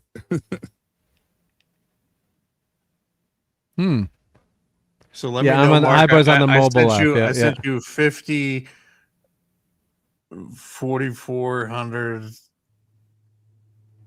jewels. Did you get that? Oh, and Misatonic, I didn't see it pop up yet. Let's see. Maybe and mine didn't go through yet either. Maybe it takes a few seconds to. Oh, maybe I had to buy the. I had to buy the 50 first. And let's see. So let's do That's so weird. Oh for my free. Now that I bought it, let's send a happy poop. Send. There we go. I just sent myself a happy poop, but like you said, it doesn't show. It doesn't show up. Yeah. And Mr. Tonic, thank you for a high five there. Yep, yep. And hi boy with a good game. YouTube is trying the thing that game developers does, which it's easier to spend money when it's not real money, even if it costs real money. So, and they take a bigger cut of this than they do from regular super chats. Well, that's why they're giving you 50 for free, I guess, too. So inhale the tomahawk. Except well, you're in trouble for some reason. I don't know what, but yeah, I agree. And it's on the and it's only on the mobile app too. It looks like. Yep. So yeah, just on mobile. I'm gonna launch a mobile app on the tablet and see if I get the jewel. See if it does it. Yep. And hail to the great Lenrod. Thank you for being here, Lenrod. And I got a question here. Free nudes. Let's see if I can read that name. Hail to ADHRIT Adrit. I'm sorry if I'm butchering that. Hey Mark, did you attend San Diego Comic-Con? No, I've never been to San Diego Comic-Con. I've been out there a couple times when the Comic-Con was happening. I had to do I was with something with my son for sports. I just couldn't get there, but someday I got to go there. So, but I am going to Terrificon in 2 weeks, which is in Connecticut. So next week's Sunday Night Geekery. If we have some time tonight, I'll do a preview of that. But if you're in the East Coast, I'll be at Terrificon in 2 weeks, which is a phenomenal little show. It's at Mohegan Sun, which is a lot of fun because it's great casino. They got a lot of great restaurants there. If you like to partake in that adult gambling. You can do that there too. It's a ton of fun. And then of course I'll be at New York Comic-Con in I think that's end of October or November. I think end of October or mid-October is New York Comic-Con, so I'll be there too. So it'll be awesome to meet up with some people if anyone's can get to Mohegan Sun in 2 weeks, Terrificon, and New York Comic-Con in a few months. Yep. So those are the two big shows. But someday I got to get to San Diego Comic-Con, and that's happening this week. So, but that show has just become insanely huge now with all the Hollywood stuff. But let's get through all these jewels too. So we got Misatonic, 100. I think I said that. Yep. So you got to buy the jewels and then you can send them. Did you see that I sent you a gold coin? Yeah, it just popped through. Yeah, and it popped up on my phone. So you got to buy the jewels and then you can send them. It doesn't just go through like a super chat. There you go. Yep. So Misatonic. Oh, you got 1,000 free jewels. Wow.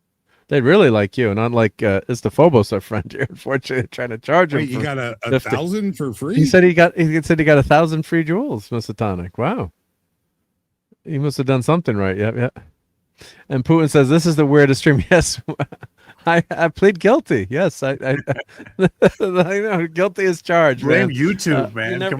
You never know what you're going to get on Sunday Night Geekery. We try to keep everyone on their toes here. You never know what the hell you're going to get. And hail to Keely Chow, right? From Good Late Night from Huntsville, Alabama. Yep. Yeah, so Sunday. I would have to pay $10 if I wanted 1,000 jewels. I'd only get 700. I think it's worth it if you want to send that to me. I think it's definitely worth it if you want to try it. You want to experiment with that, and right. So merchandising, where the real money from the movie is made. You $10, really? Yeah, Joe, I'm joking. Yeah, you'd only be getting a quarter of what it cost me. Yeah, I know that's bad economics, right? Yeah, but yeah.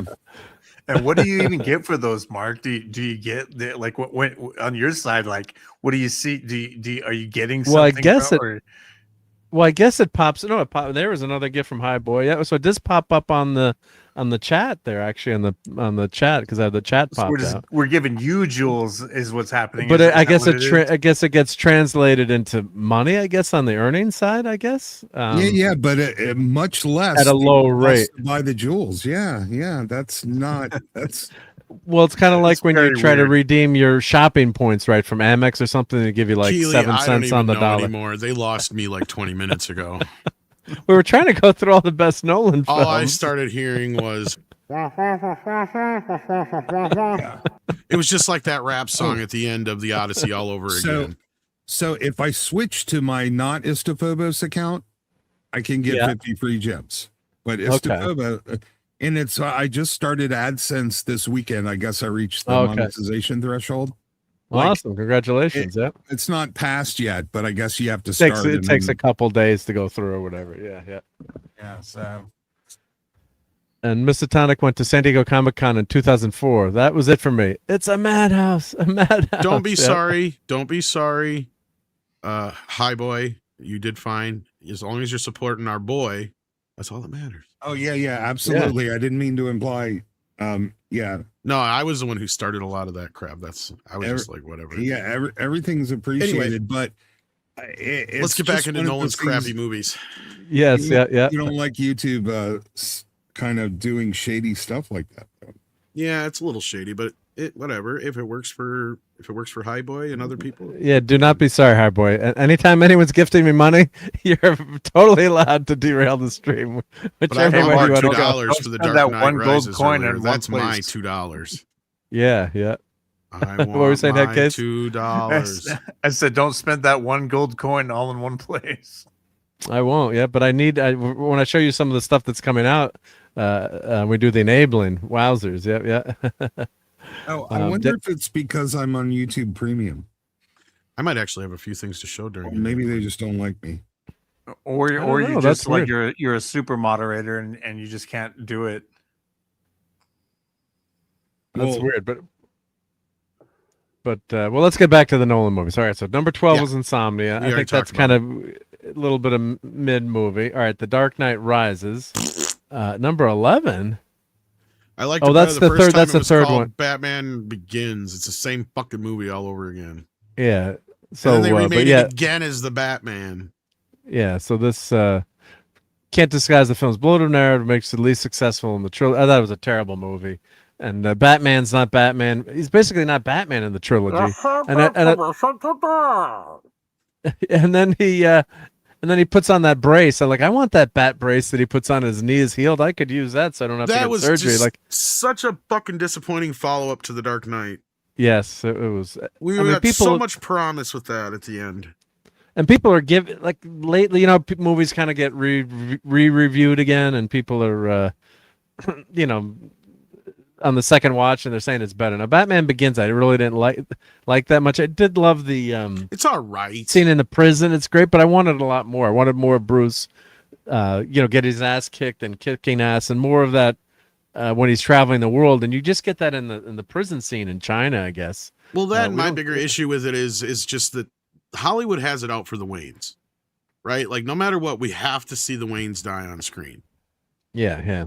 It never fails. Even in the Joker, they had the shit come out, and that was my biggest complaint about that first one. Was that, like, and this is the same thing. It's the same fucking thing over and over again. At least we get the Ra's al Ghul stuff. It's like I said though, it's the same thing we get for the next couple of movies though, including the Batman. Yeah, so. I think that's an overrated one. Yep. And Bane, what they did to Bane in the third movie, and of course I love the Catwoman too. Yeah, Catwoman. What they did. And Bane is a kick-ass villain. Now they're coming out with the animated version of Nightfall, and I read all the Nightfall books, and when I saw what they did with Bane, I was like, oh my god, it was bad enough in Batman and Robin, which was a spoof, but what they did with Bane, at least it was almost better. Which one? One thing, Batman and Robin's version was almost better. Yeah, because it was funny. Yeah, Chuck Nolan and Graham Nolan. I mean, they were not happy with that. So, yeah.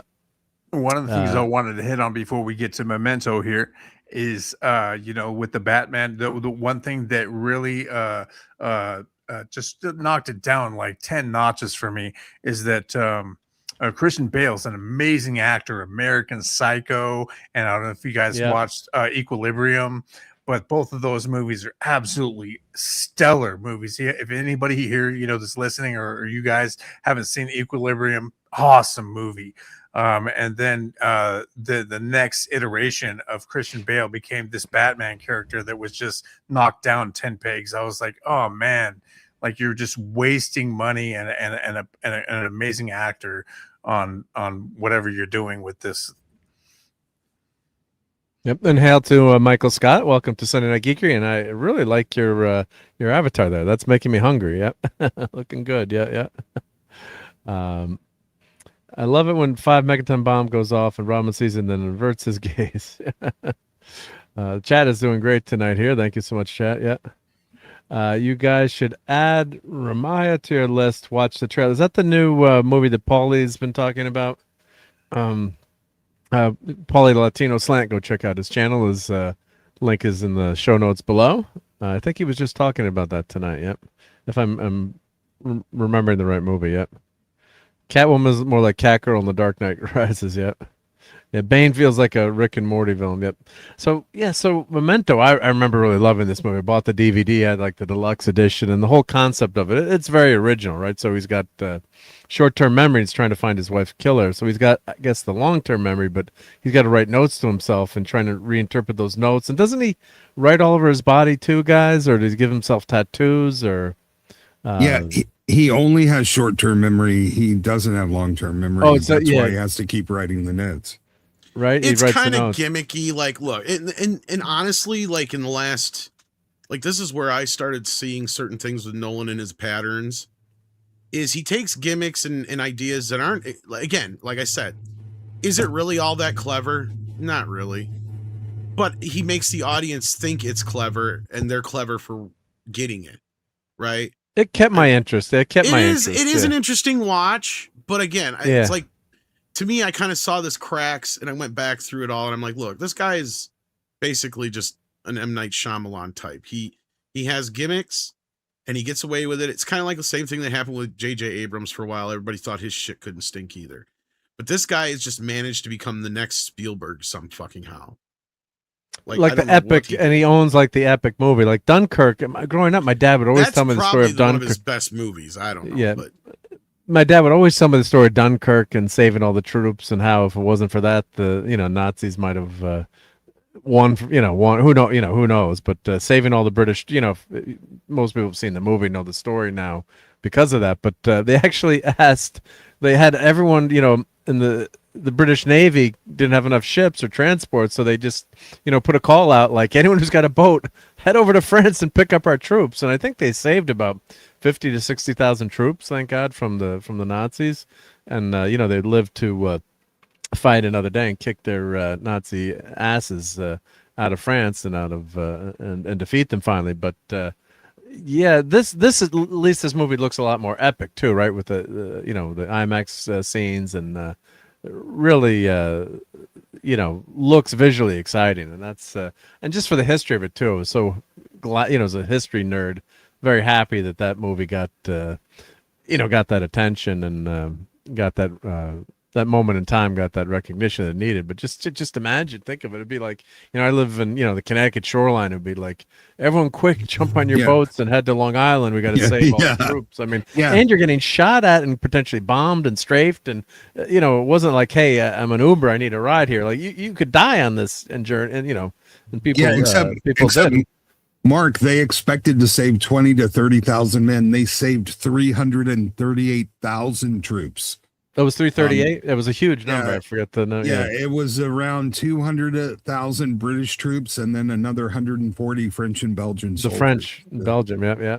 So really, an amazing turning point in the war. It wasn't considered a victory per se back then, but my dad would always tell me about it. Being growing up in Europe, it was the tale of Dunkirk was was legendary. Yeah, and that's the one thing he got right on the movie. All the soldiers felt like they had failed, but they were cheered as heroes when they got back. It was more than 10 times the expected amount of soldiers that they saved. It was damn near miraculous. So Yes. that's the amazing part of the story, and he got that. But he had that same kind of soundtrack that really grated on my nerves. Yeah. And that was great to see in real IMAX and one of the 30 IMAX theaters in the country. Now, Interstellar, it's a weird freaking movie. Interstellar. I don't know if I'd rate that above this high, but it's got its fans. But the whole time story and just what happens in that movie, it's just visually it looks good, but man, it's that's freaking confusing. Confusing, right? Yeah. What is it? Matthew McConaughey goes into a black hole and rescues himself through a cuckoo clock or some bullshit. Right? Yeah. He was trying to evoke, I think, 2001. Yeah. Yeah, the one thing he got right about that, and it wasn't him because he was talking to one of the leading astrophysicists and theoretical physicists of the time, is what a black hole might actually look like. And since then, we've gotten pictures from a space telescope, and pretty much looks like that. So otherwise, scientifically, that movie is a shit show. I'm sorry. Yeah. Language. I do like Inception. So we're going into Inception here. You guys can feel free to berate me, as much as you wish. But man, there's something about this until the end. The ending is. I've never watched this. Was this? And I remember hearing that a lot of people couldn't hear this movie, right? Was this the movie that the soundtrack was like no one could understand the dialogue? Was that Inception or was that another movie? That's all of Nolan's movies. Or all of his movies, I should say, right? Okay, so when I saw Inception, I thought it was really cool, and then I had a chance to think about it. What's the deal with the anchor thing? Their token? It brings them back to reality. If they can spin it in their dream, they can get out of their dream. And why can't that actually just be part of the dream? No, it's something that can bring them back to reality. And that's what it was supposed to be, is that if they can do the card trick or do the spin the top in the dream and see it and it actually works, like with the like actually spins like it's supposed to and everything, that can bring them out of the dream. And so they keep this token so they can bring themselves out no matter how deep they get. But why does that work? That's just the token thing that they use to bring them out of their dream.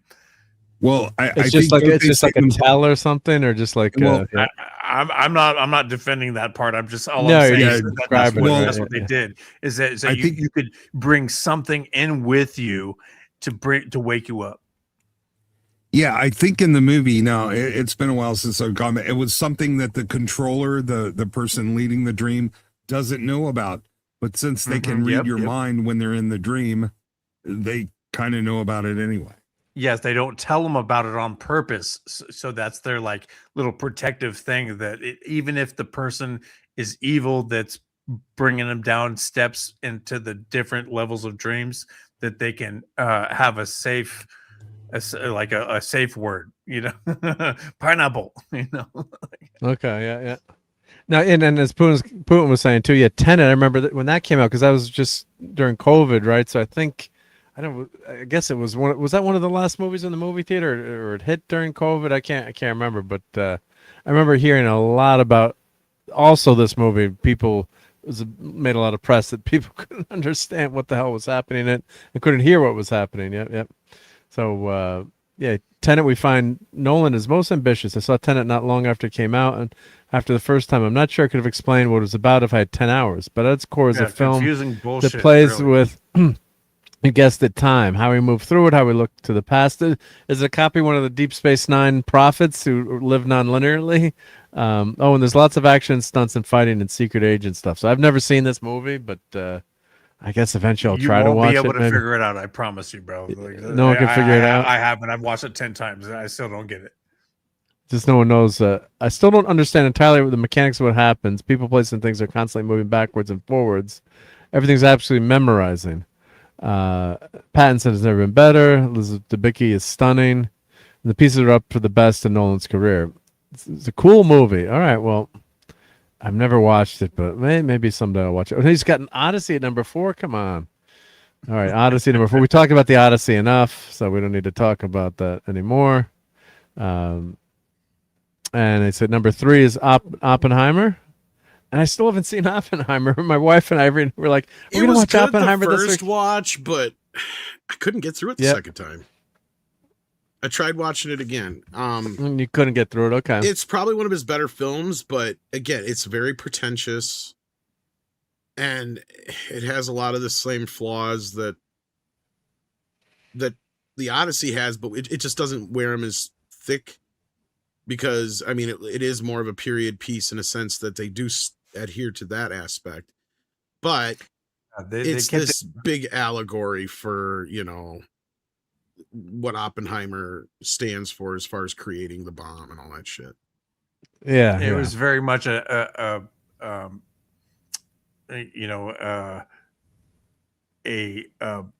stuck very much with the story too much, and you know, like there is different sides to making changes, and this is one of those instances where they didn't make any changes. And they made it, you know, word for word, literally having them people take scripts from conversations that really happened, and just had them stick to it the whole time. And so Tom, I understand why you didn't make it through a second time, because it was very boring for most of the movie. And we've got another super chat, I guess, or jewel chat from Highboy. Thank you, Highboy. And he says 67. So, and that's that famous meme that all the kids are making fun of their parents for. But let me play another couple of clips for Highboy for that. Thank you. Yep. Then we put your name on the script and sent it in. Didn't you wonder why you were getting checks for doing absolutely nothing? I figured because the Democrats were in power again. I like you a lot. And I think that's the greatest quote of all time in The Simpsons. You can fight me on that one, but I when I saw that on TV back in that first season of The Simpsons, I'm like, oh my God, this is so apropos. This is just awesome. So thank you, Highboy. And we've got Dude Bro on the Rumble side too. So everyone, yes, we are going both ways tonight, or 3 ways actually, because we're on Twitter, Rumble, and the YouTubes. So thank you everyone. Thank you, Dude Bro, for watching us on Rumble. Much appreciated. Yep. That's great to have you over there. So let me pop out my Rumble chat here. Yep. I finally figured out how to do. I got to go back in and add the Rumble avatars there. But let me pop this chat out too. So I've got this on my screen and I can access it. Okay, the totem in Inception only works if it's an object that doesn't behave like you would expect it to and nobody else knows what it is. So that's why one of them uses a pair of loaded dice and they're able to compare what it should actually work like. But if anybody ever sees your totem, it won't work anymore. And I guess the fan theory is that the top isn't really Cobb's totem. It's his wedding ring that he never wears in the waking world. He only wears it in the dreams. Which is really weird because it really was a top that he had. He actually had a top. Yeah. But that was his wife's totem. So everybody already knows how it works and it could be simulated. So that's pretty much how it works. Is that you can't show anybody, you can't tell anybody about it. You keep it secret from even the person that puts you into your dreams. Yeah, especially that's the person that it needs to be hidden from. Yep. Oh, hey, and Nick is here. It says dropping in and hitting that like button before. I'm assuming Nick hit the like button. Everyone hit that like button. Dropping in before I slide out to bed. So let's play a clip for Nick. Let's we might mess up the background here, but let's grab a clip for Nick here. Always Nick, grab the sure Nick's thing. Your buddy. Yeah. Nick's your pal. Nick's your, but you know what I'm going to play, right? I know. I'm waiting for it. I'm waiting for. I'm trying to find it. I'm too slow here. Oh, damn it! Fuck's sake, Mark. You're fired from your own show, Mark. Come on. Where the hell did the clip go? You act like this is your first day on YouTube or something, right? Well, Where did my clip go? Oh, here. I got fried mad food, love cars for how with- much there we you go. do, though, bro. Like it's, yeah, I've tried before, dude. Running a show's hard, dude. I know. I'm just picking on him. Yeah, Nick. Nick's a real name. Kind of guy you can drink a beer with. Kind of guy who doesn't mind if you puke in his car. Nick. Hey. And Nick Nick's your probably buddy. would puke in your car if you were the one Right? driving and he was drunk, I bet. Well, now that I'm on this panel, let's play a few more clips here. Yeah. I must break you. Because we know Nick loves Dolph. Yeah. He's winning. I see 3 of them out there. Get the one in the middle. Right. Hit the one in the middle. Yeah. Hit the one in the middle. Prawda. Always forget. And the last one, we got to get some levity here for Nick. And by the way, they're real and they're spectacular. I literally just watched that episode. Oh, you did? Yeah. Yep. It's so freaking Finally funny. saw it. Yeah. Finally saw it. It's so Well, good. I just watched So Cool good. Surface, so I can attest to her accuracy. Terry Hatcher was hot back in the day. So if you're not familiar with Seinfeld, the whole Elaine is convinced that Terry Hatcher's boobs are fake, and she's like, they're trying to do all these things to find out if they're real. And then I think at the very end, Jerry's about to get lucky, and Elaine comes in, or you just saw it, Tom. I'm trying to remember, but didn't she ruin Jerry's chances? And Oh, lets it yes, walk she out? totally Yeah, wrecked because she it. figures it out. Yeah. Yeah, she figures it out. So yeah. No, it's funny you mentioned that because of the Jason Alexander thing that just came out. Yeah, that to me feels like such a fucking cash grab. But anyway, this is for Nick too. Yeah. Nick. Nickelodeon. Nick. Nickelodeon. Damn, that brings me And- back. Oh, Nick, you're getting to see Spidey Man Wednesday night? You're So going to go in am a I. night early? Oh, you guys are lucky bastards. I'm going You Thursday. don't know how to do that? Was it Do an through Amazon? Yep. Oh. Was You it might probably still be sold able out now? to. Oh, I'm going to go do that right now. You guys Yeah, you handle can the check. show.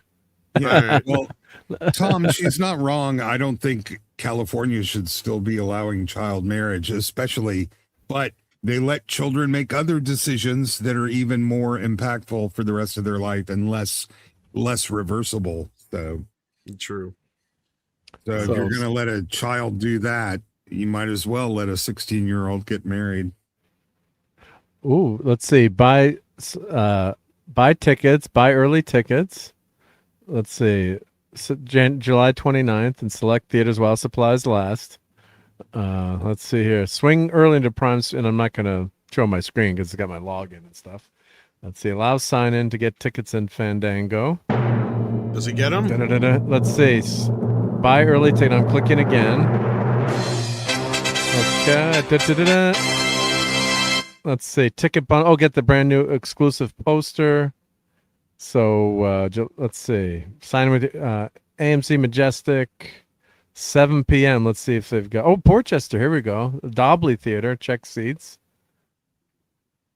There's 2 seats left. All right. Whoa. Oh, No, they've been should I doing buy that. 2? They've been booking Buy that tickets. stuff out. And I'm buying and the making tickets you right think now. that that's all you have. I'm gonna buy 2 seats. That's your I can always. celebration music.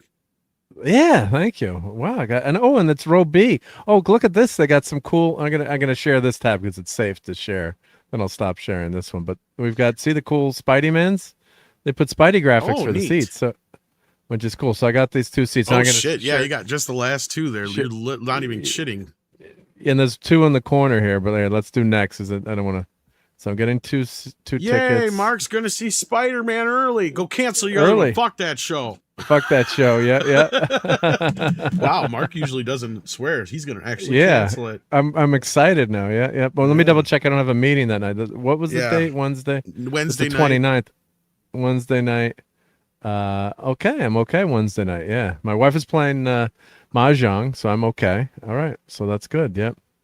Mahjong it right. So okay. All right. So now let me I don't Let me think I've continue heard Mark purchasing curse this. either. That's funny. Yeah, I try not to, but yeah, so I'm gonna have to yell at myself here. I just clipped this finally. Language. All right, sorry, Cap. Yeah, all right, let me. Okay, I'm buying 2 tickets next, and I got to sign into my AMC here, I guess. Yeah. Those aren't bad seats, to be honest with you. No, really. they're not. Yeah. No, they're not. And that one, they're not bad. Yeah, yeah. Internal server error. Don't give me an internal server error. Oh, let's see. I have the. Let's see. Come on, give me the tickets. Actually, I feel like I would prefer those seats over. Oh, I do pretty much sit any other closer. ones. I do usually sit closer. Yeah, yeah. And these recline, so it's good. Yeah, yeah. Next. That's kind of what I was thinking, is that you could recline. You're like all the way in the back, except for the back. Yeah. Come on. Do I have to sign into my AMC here? Internal server error. Maybe in Fandango. Maybe I have to sign into Fandango. Let's see. You're fighting with somebody else trying to buy them right now. Yeah, yeah. Let's see. All I remember is sign in. Because I can't get them through AMC, I think, right? I got to get them through this here, right? Let's see. Brand new day. Special early screening. Buy tickets. Sorry, guys. I know this is exciting YouTube stream, but let's see if Mark can actually get tickets to this. Let's see. Here, I can share this. Here, I can share this tab because it's not giving me. It's not showing any information yet. So, okay, and then continue. AMC, Portchester, 7 p.m. That's in New York. Yeah. Okay. There's 2 Spidey seats right here, B9 and 10. Next. Okay, well, now I'm going to share the other tab. Let's see, share this tab instead, just in case it shows my credit card, which it shouldn't, but. Or maybe if I just go to the AMC, maybe it'll work if I go to AMC. Oh, you bastard. Internal server error. Let me go to AMC Theaters. Well, you need to refresh and check the seats because they might not be available anymore. They might not be available, right? Yeah, see a movie. Let's see. I'll share this tab instead, so it's see a movie. Wouldn't that be a bitch if somebody took your seats right when we're talking? Right. Yeah, let's see. See y'all.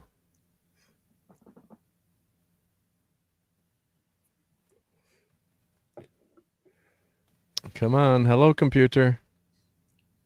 Coming or events. Maybe it's under events. Advanced tickets. That's July 30th, though, right? That's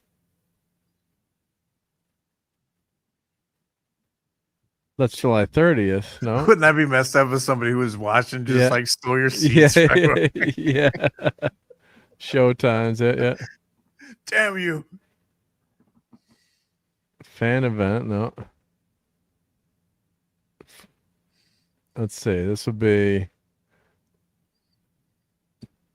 Why is it going all the way up? So that would be Wednesday, July 29th, right? Yeah. I guess you can only get them through that Amazon link, probably, right? It looks like.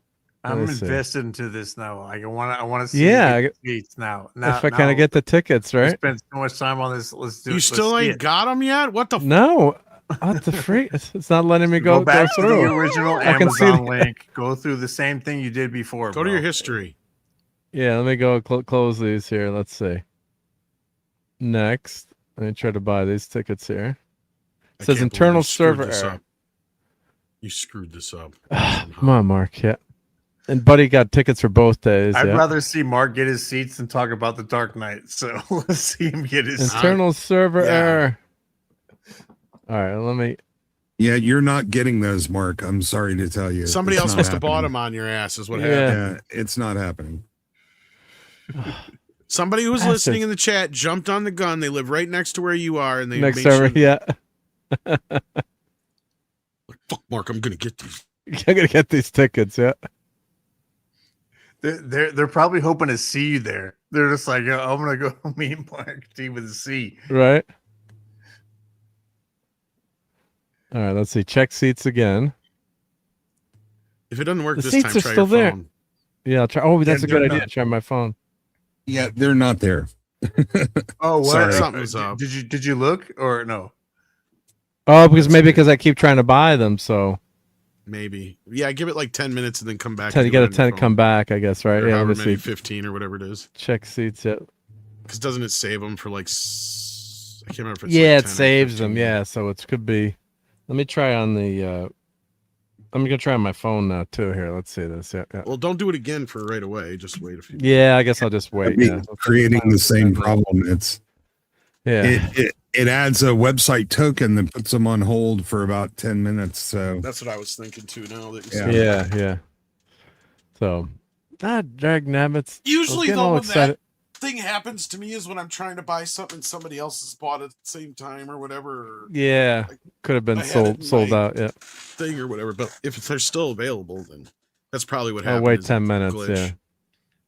I wouldn't All worry right. too much about it. Zendaya is going to be in the movie, so I would think there's at least another one closer to you too. I mean, it's not like you live in the middle of no place. No, but there's one. The other one I just checked. They're all sold out. Oh, I are checked they? the other ones. Yeah. Bastages. Yeah. This movie's gonna do very Bastages. well. Oh, it's gonna kick. It's gonna kick ass. Yeah. I mean, Hey, I already kinda knew it PVFS. would, but Yeah, no, it's gonna do. It's gonna do very well. Sorry about missing all this chat. I'm gonna skim on down here. Apologize, but all right. Hi, So anywho, Jamie. The Dark Knight. The Dark Knight. I love this movie. This movie's a 10 for me. I think it's great, but so we don't need to talk about that too much. But what did they pick for number one?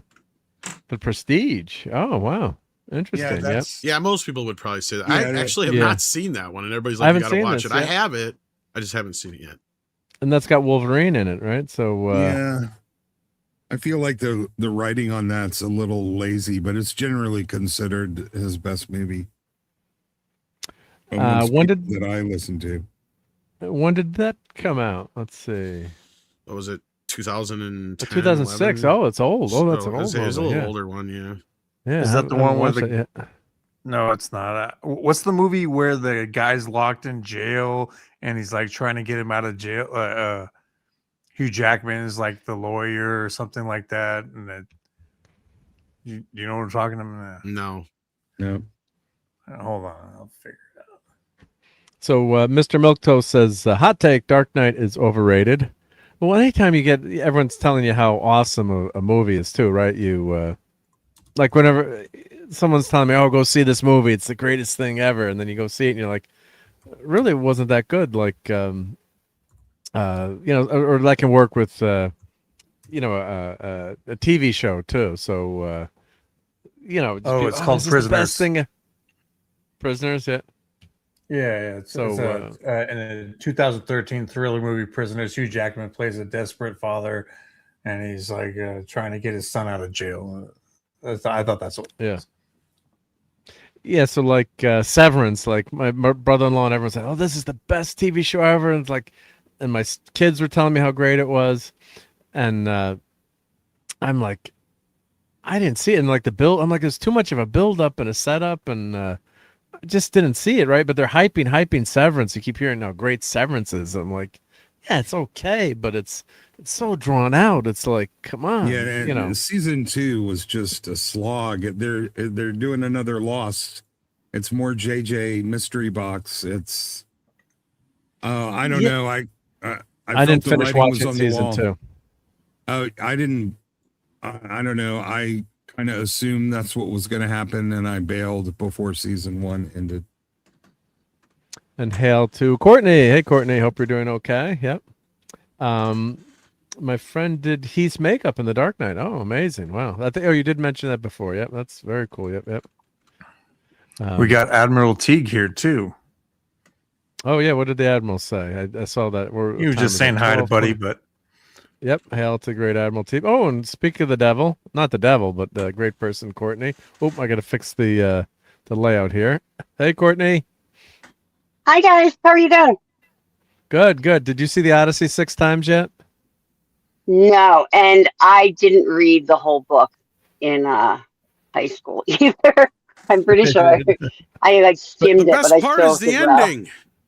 Did you read the I don't- Cliff you- Notes though?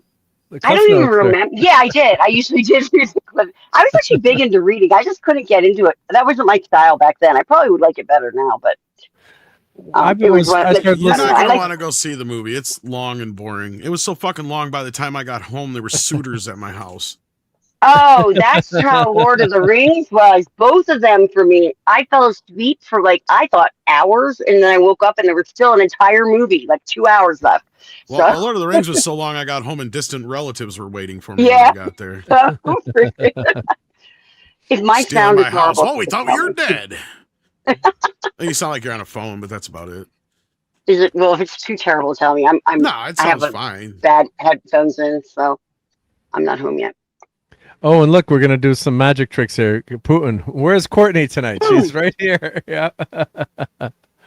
And I'm here, but you probably can't. Oh, I'm here. I'm in my car, but my camera screen broke. So hi guys. That's okay. Yep. That's all right. Yep. Yep. And we got a super chat from the amazing Joe's Atmosphere, who says, Hey, Joe. "I love Inception. Favorite Nolan movie. His best is probably Memento, though. Hell, I do love Memento, and they rated that, and this is number 8, I think, or what did they? Yeah, it's way down the list there. It's way down the list, but I really like. What else Memento. is there to That talk was about fun. besides Christopher No, Nolan? well, we're gonna show some. We're gonna go through some trailers tonight, but let me play a couple of clips for Joe first before we do that. All right. Here, don't see it in the Dolby Theater. In Dublin, she means Dolby. She means Dolby. She means Dolby. Yep. Laddie, don't you think you should rephrase that? Relax. All right? My old man, he's a television repairman. Got this ultimate set of tools. I can fix it.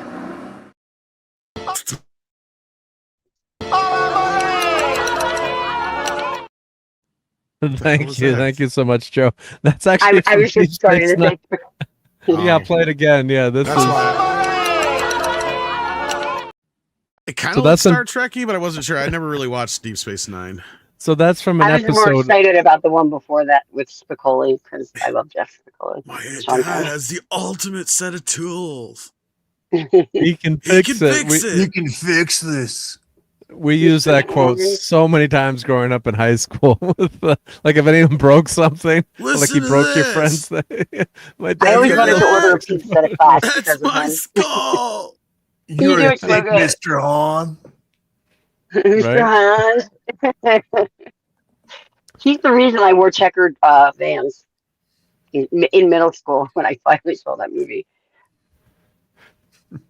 So so let's. I did a clip. Let's talk Avengers Doomsday, which starts with Robert Downey Jr. Let me grab my my clip of that. So I actually went through. Avengers Doomsday. Here we go. All right, so let's let me get this rolling here. Let me. Hey Tom, I put was this trying up to on the post screen. something earlier today and look for like a GIF from that, like to put on my ex. You know, Good like luck. to put a chick in it and make her gay.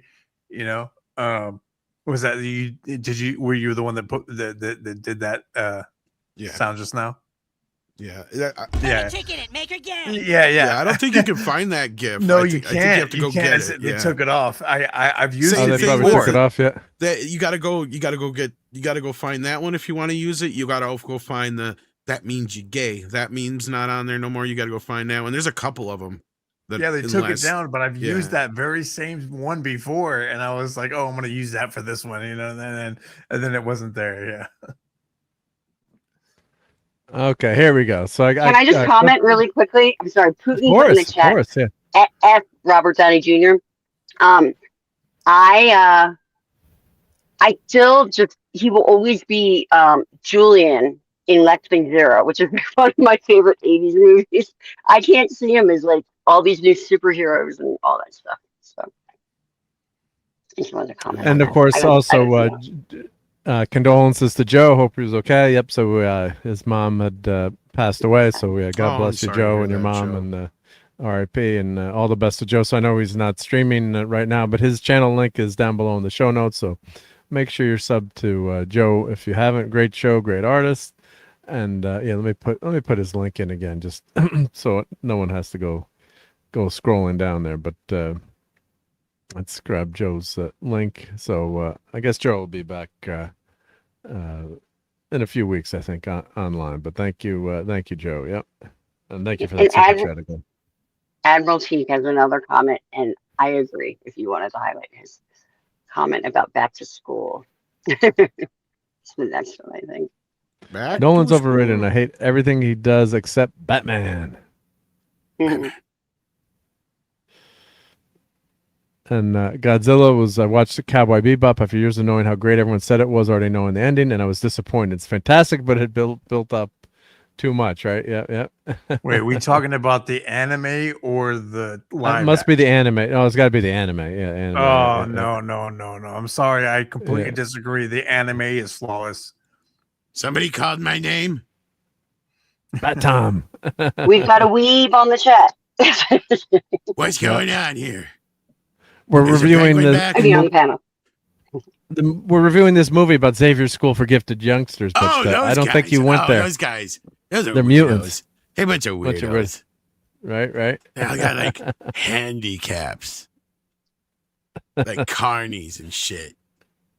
Yeah, but what about having claws grow out of your hands? Yeah, that's kind of cool, right? Tough to blow your nose, though, right? Freak. I was called that in high school. Circus is this way. Gooba gooba gaba. Yeah. Sounds like the shit I deal with on a daily basis. A guy who thinks he's a fucking bird that can swim. A guy who thinks he's a fucking clown. A guy who thinks he's a fucking game show host. And a guy, I don't know what the fuck he thinks he is, but he can't, I can never understand a word he's saying. He's just always like, it's like, what the fuck did you just say? Language. Cap is not happy with you, Bat Tom. Oh, screw you, Captain America.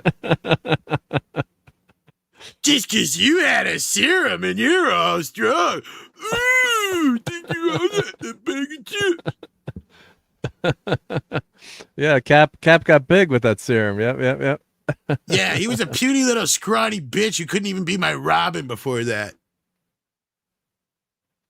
Yep. Well, that's what happens, right? 36 Robins. Do you realize that? Yeah, I mean, how many Robins have you had? I mean, 6. And one of them, why did you pick a guy that was stealing hubcaps off the Batmobile? You know, he turned out to be the Red Hood. That was pretty bad judgment, Well, Tom. it was kind of like one of those things, you know, like a scared straight thing. You're like, okay, I'll give this kid a chance if you join the police academy or the army. Didn't fucking work out at all. It was a bad idea. Well, he didn't appreciate being buried alive either, too. Why did you let him get buried alive? Then he had to claw himself out of the coffin. I could see why he was mad at you. I thought he was dead. You fuckers killed him. Don't blame me. Okay? You had a choice. You call one number and he lives. You call one other number and he dies. 5-1, you motherfuckers voted for him to die. And then you get mad at me. You get mad at me. Right? Yeah, like it's your fault, right? I didn't kill him. You know, that Bruce Wayne guy's pretty wealthy. He could probably afford to bought a lot of phone calls to keep Robin alive, though. Why didn't Bruce Wayne? No, I think he paid for the funeral, though. He paid for the funeral? Yeah, Bruce paid for the burial, that way he was still alive and all that kind of stuff. Okay, yeah. It's a sore subject. But no, that guy, I punched him in the face like the Joker. Because he thinks he was the Joker. But anyway, so let's talk about the X-Men. Because I heard this movie is called the X-Men because there's no men in it. XY. We've got a really old Charles Xavier here. God bless Patrick Stewart. Yep. So I guess see him die again. You're all just waiting for me to fucking die. Yeah, so what's coming in here? I don't know. Was that the Phoenix Force or something? Something's happening here, right? If Phoenix kills him again, like, come on. That's again, Deadpool and Wolverine coming in again, and that's where they get stopped from trying to blow up universes. That's my guess. Okay, and we know Phantom called the number to kill him 10 times, and to kill Robin. It's a bad time. You must have been pissed at Phantom Outsider, but that you had to pay like 80 cents a call. Yeah, that wasn't cheap, man. Yeah, it was expensive back then. Yeah, that was a long time ago, right? So that's not Patrick. That's just his face. Because if you look He's a robot. If you look at the color of the light coming through, that's Doctor Strange, portal, color that they use. They use that. So you think it's Doctor Strange, maybe? Yeah, bright that's orange. That's a good guess. Yeah. Yeah. And we've got Doctor Doom coming through here. So we'll see what happens. Now, Robert, I'm not playing the audio. I got to figure out a way to get the subtitles clipped. Maybe if I clip it live with the subtitles showing, that would be a good way to do it. But he's doing some kind of fake Latvian accent.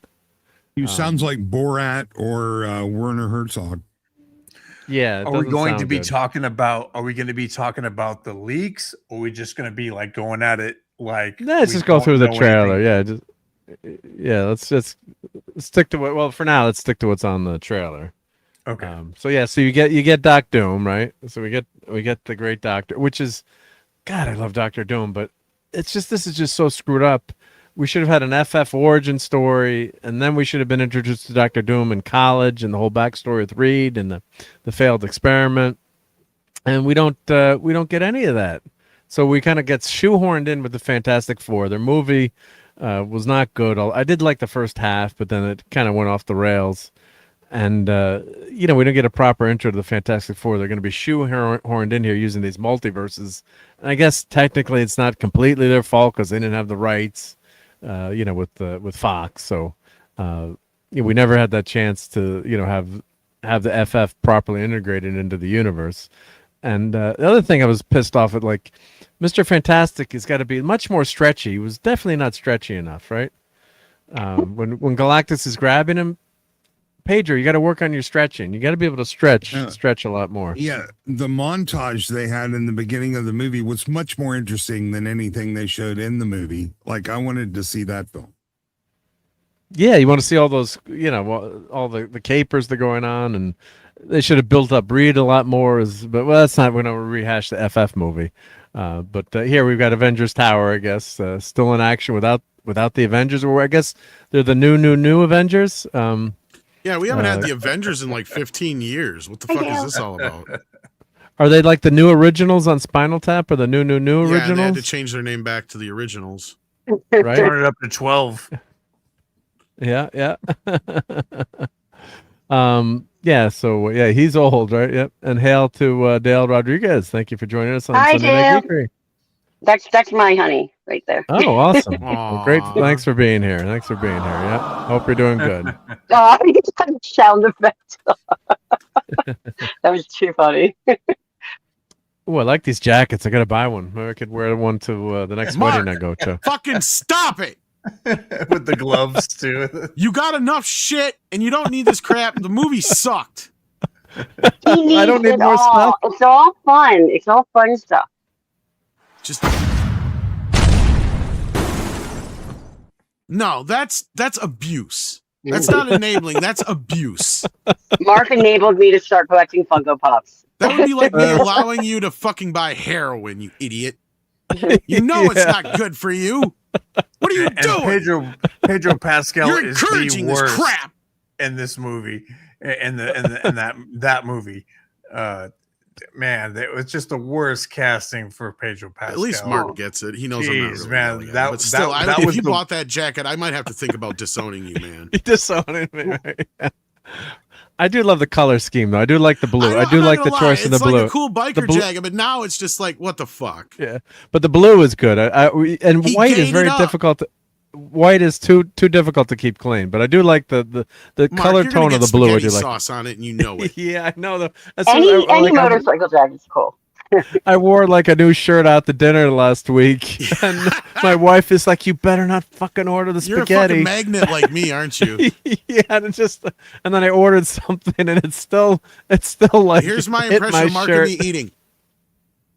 Oh fuck. Yeah. Got any more nap? Does anybody have You a got wet the water? wipe? Anyone got the water? Who's got water? Anybody I got only like have those Coke. stain be gone things? The wife is gonna shoot me when she gets out of the bathroom. Just so you know this, like, there's gonna be a death in the fucking restaurant. She just bought me this shirt. Brand new shirt. Yep. The other guy Then we who got understands Ant-Man. scrambling is like, "Do you have a wet wipe in your fucking purse? You know she's gonna kill it when she comes out. Save this man's life." Take care, Bye, Joe. Joe. God bless you. Thank you, Joe. Thank you. Yep. Thank you for the super chat again.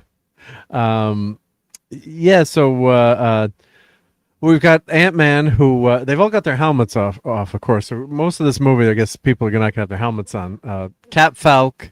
I've got I his see movie like one sucked. Avenger here. Yeah, we got Bucky. Bucky, who should have been Captain Ant-Man America, is like the the only comics. real Avenger here.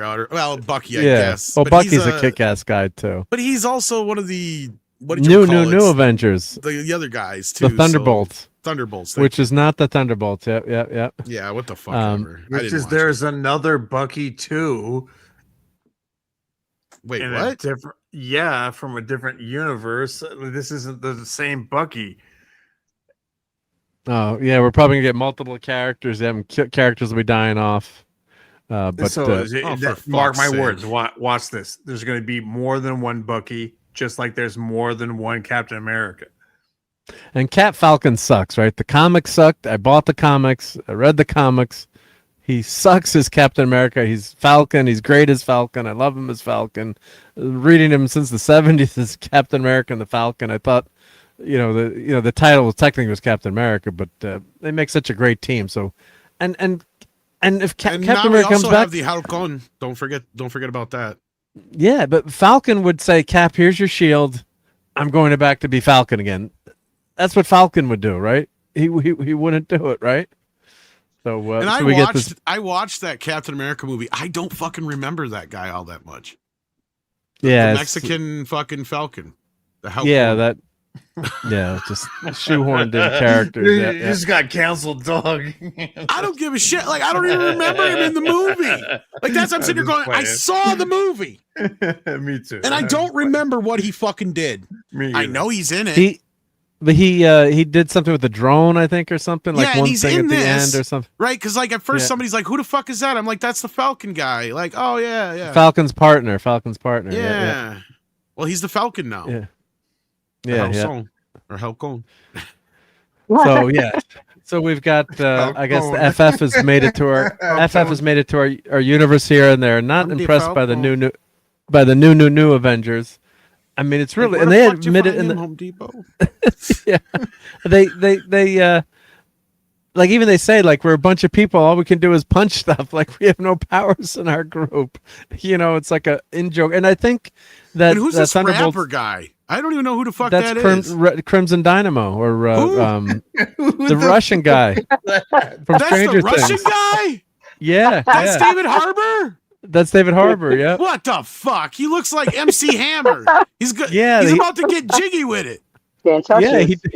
Jiggy with it is Will Smith. I know, but I'm just mixing it all up. I don't give a shit. He just looks like every 90s hip I'm hop surprised fucking it isn't Will stereotype Smith. all in one. Yeah, Like- he's an Ice Waiting for him to Baby. get too legit so he Vanilla can't Ice. quit. Yeah, I just did the hand motions. Too legit. He's just sitting back there going, "Baby, got back." We've got a request for Khan. I cannot avoid that. That was pretty good, Tom. That was pretty good. Bryce, I'm Yeah. saying that this this particular photo, is very Jimmy rigged to say however you say that to be, because they you can see that the Fantastic It's all shot on Four. a green screen. Yeah. Yes, exactly. You know what I'm talking about. The Fantastic Four, they don't have any shadows on the stairs, and so they've just been placed there on the stairs from some previous screening, behind a green screen, to just place them in there to show that they're there. And it was And Red there's- Guardian, not Crimson Yeah. Dynamo. I was mishing up my Either Russian way. commies. Yep. But you can I see knew none of you them were have right. shadows, right? Like you Well, look the only at the ones stairs. who do is one standing by the window. Exactly. Yep. Yeah, But- but this is, I guess this is the FF is just meeting all the heroes now, and are they're not why? impressed? They're like, we're all gonna die. Well, Thor's pretty cool. I And guess, what but what brought them together too? That's the other thing. Like we're getting so convoluted with this shit, and these people need to understand that nobody is going to watch any of these shows or half these fucking movies anymore. well, this is gonna do pretty. It's all sold out, but what's the legs of it, right? If it's a You're piece right, of turd, Mark. It's second sold weekend out. is it gonna drop like? No, But it's only it's sold gonna be out sold on out the for PLFs. Go ahead, It's not. Go ahead. It's not anywhere close to being sold out. They only put the PLF super expensive tickets Oh, on okay, sale. that's why that's Infinity okay. Vision. And of course, they're double the price, and people are falling for the scam. But what's Infinity legs Vision? Isn't that a bunch of BS? Infinity Vision? Yeah, but people are falling for it. Because it's the same movie theater. It's the same movie theater. Yes, Infinity Vision is a sticker they put on the same theater you've been to a dozen times in Yeah. order to charge you $20 more for a ticket. Is it like smell-o-vision? No, it's Yeah, well, I paid nothing. for that. It's literally a rebrand of your old theater, and Is it and like a price THX increase. Is it like THX kind of thing? Where I mean, THX certified theater. It's the same Not bullshit. even. It's the same movie theater. They just put a Well, it sticker is. on No, it. Mark is right. It's because that is what THX was. Is what THX was Lucasfilm made this group, and all they didn't make anything. There wasn't like THX projectors or anything like that. Yeah, Yes, they eventually certified slapped as that standard. name. Yeah. They eventually slapped that name on some home theater equipment, but what it was literally just a certificate, basically. It's like these guys would come in, they would measure the acoustics, they would measure the screen, they would measure it from certain angles and everything like that, and they'd be like, yep, your theater meets our standards. Here you go. Here's a plaque. And that's what this Infinity Vision is. It's the same exact fucking thing. But it's And more now- snake oil in that sense because now you can charge $20 more for the same ticket that they bought for because people last week. think they're getting something special, right? Yeah. At least most people knew what THX for the most part was. Some people were kind of fugazi on it, didn't know what it was, but in most cases, most people kind of got the concept. In this case, they're trying to sell it as something premium, like it's something you can't get anywhere else or you couldn't get before, when it's not. It's literally people coming in saying, yep, you meet with certain standards that we can give you this Infinity Film logo for your fucking feature, because that's all it is. And that means you do realize, and this is what I said, the funny thing about this is it's just going to show the hand of how bad most of these theaters are, and people don't realize it.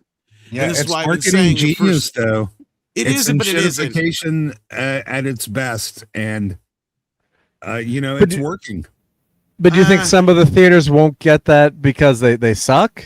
Oh, a lot of theaters won't get it. Yeah, because yeah. most projectors are so old they don't even run at 1080p. Like, And that's most the thing. movies are, and 90% of movies are digital now too, right? Oh, Yeah, all of them digital are. is fine, but you have to meet a minimum of Dolby Digital sound, and the screen has to be a minimum. Use certain I think, of lumens and all that kind of 50 shit. feet. Yeah, Yeah, that's where like so the only so theaters they that have are gonna crappy. get So what I'm saying is they have a lot of crappy projectors out there that aren't even a good 80% of the 1080p. theaters are not going to pass this standard. Yeah, yes. Wow.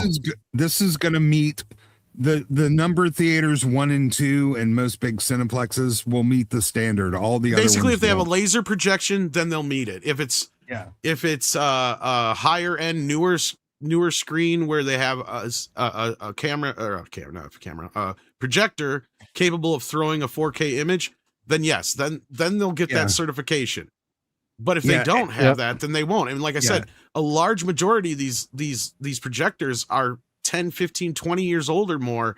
And at that time, they didn't even reach 1080p. They were just below. Like, this is why I try to warn people. Like, this is why movies like Star Wars, the prequels, They like, can't. They're They were stuck in 2K, 1080i. 2K, right?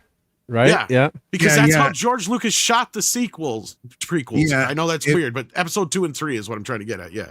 If you're in any medium-sized city, almost all cineplexes have, cinemas 1 and 2 that are bigger than all the other ones, that have the most modern equipment in them. Those will typically meet the Infinity Vision standard, and you already knew that going in, that the theater has two You can big almost screens guess and a which bunch of ones. little Yeah. ones. You can probably guess, knowing if you know your theaters well enough, you can probably guess which ones are going to be the Infinity Vision certified theaters. And yes, you're right, Putin. 4K film is as technically higher resolution than 4K, but there's just an argument at exactly how high of a resolution it is. I think that it's too difficult to calculate. But how big can it possibly be on a projector to a screen? Well, that's the thing, is the higher resolution you have, the better picture you're going to have on a bigger screen, right? Like on a projector. Exactly. Like as long as it's a higher quality picture, if they actually have the ability to project it at 4K or higher quality like that, then it will look good. Yeah, trying to buy Spidey tickets on my phone. Yeah, you know, that's probably. Did you get them? Did you get them? I'm trying right now. Don't Let's jinx see. it Next. Yeah, except it's the inverse square law. The bigger the picture, the less bright it's going to be. This is true. Which is why the laser, why the and who is this guy on the screen right now? This Namor. Oh, I thought that's not Namor. I thought it was Namor. I don't know who the fuck it is. Because you can't. That's my problem. I don't know who most of these fucking people are. Yeah, it's either internal server error. Please try again. F you, Fandango. F you, Fandango. That's weird. Maybe there was a cutoff date or something. No, it's showing it. That is weird. I got to look at Namor. Call the theater tomorrow and see if you can hook it up. See if I can get him. Yeah, I'm trying on my phone. Yeah, but not Black Panther. Why didn't they? They got to recast Black Panther. I mean, they already they've cast his son, but it won't be T'Challa. They're going to have Black Panther's son playing the mantle of Black Panther now. So and I think that's who that was before on the screen. I don't know. When did he have a kid? He didn't, and it's some like woke, stupid guy, for real. Oh, I mean, it's Panthers died many times in the comics. Like, just bring him back. You can bring him back. So M'Baku, yeah, he's decent. He's good. But so we got and FF is deeply tied in with. Well, I mean, they're basically making Black Panther the joke from "Don't drink your hood in the juice while the South Central being a menace." I love that movie. That movie is fucking awesome. Being a menace to South Central. When Marlon Wayans' dad is younger than him. Oh, dude, I like it when he's in the place where he's like, "F the cup, pour it in my hand for a quarter." But that's what I'm saying. Like, bunny slip was with the I'm looking Uzi, at this guy who's supposed to be playing T'Challa Jr. or whatever, and I'm going, wait a minute here. He looks just as older than fucking the guy who played him before, Pat Bozeman. And I'm like, how are they factoring this into this? Did he have a kid like when he was like 10? Stupid. Or 5? So stupid. Like, I don't understand this. and I guess we got this. I was able to clip this. This is the FF. It looks like Ben and Sue are there in Wakanda. We've got none of the backstory and the history that they had. And Namor, they found Namor in FF number 5, I think it was at Phantom. Very early on, they found him as a bum on the streets, and Johnny uses his flame to burn off his beard, and it's Namor. There's a great history in the love triangle with Namor and Sue, and God, and we're missing all that. So I guess the Smurfs, I guess, are attacking the Wakandans here. But it's so ridiculous what they did to the Atlanteans and used the. Well, they should have never made Black Panther 2 the way they did. They should have recast T'Challa. Yeah. They should have just not killed him. They could have even went the extra mile and had fun and cast Terrence Howard as T'Challa. That would have been really funny.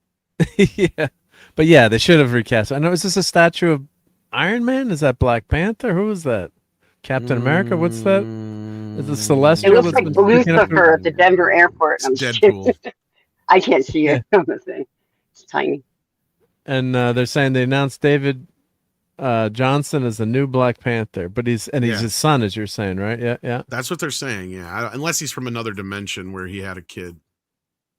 Which it still Captain America had a kid in another dimension too when he was stuck there for a year. But he had 30, 40, 50 years to do that in. Like, yeah. This does not math. Which is weird because his kid is a child. Fucking yeah.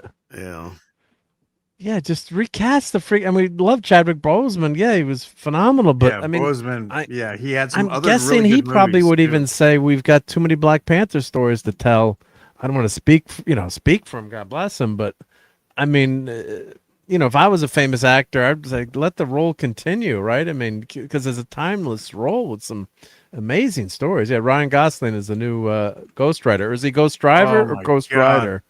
Are you? I can't believe we're hitting on this because I hate that. I hate that so much. Well, because there's multiple Did you guys Ghost ever Riders, see those Courtney. videos of Ryan Gosling where like people would be trying to feed him with a spoon like in front of the TV? They're so dumb. I'm sorry. I just thought about that. Talk about the worst It's going to be some PG-13 crap directed by Jason Levy, so it is Ghost Rider, but yeah, it needs to be. He's not a Reyes. rated R movie. Yeah, It's not Reyes. It's not the new Ghost Driver. Yeah, it's not the new Ghost Rider. Yeah.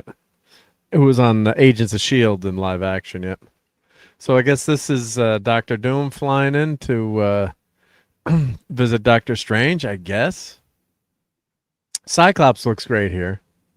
The classic Jim Lee costume. Yeah. We got the right costume there. So that's James Marsden. I guess he's been working out, right? I do Looking like good. that they're getting away from some of the tactical costumes. Like, I mean, that is a plus, but we'll see how long that lasts.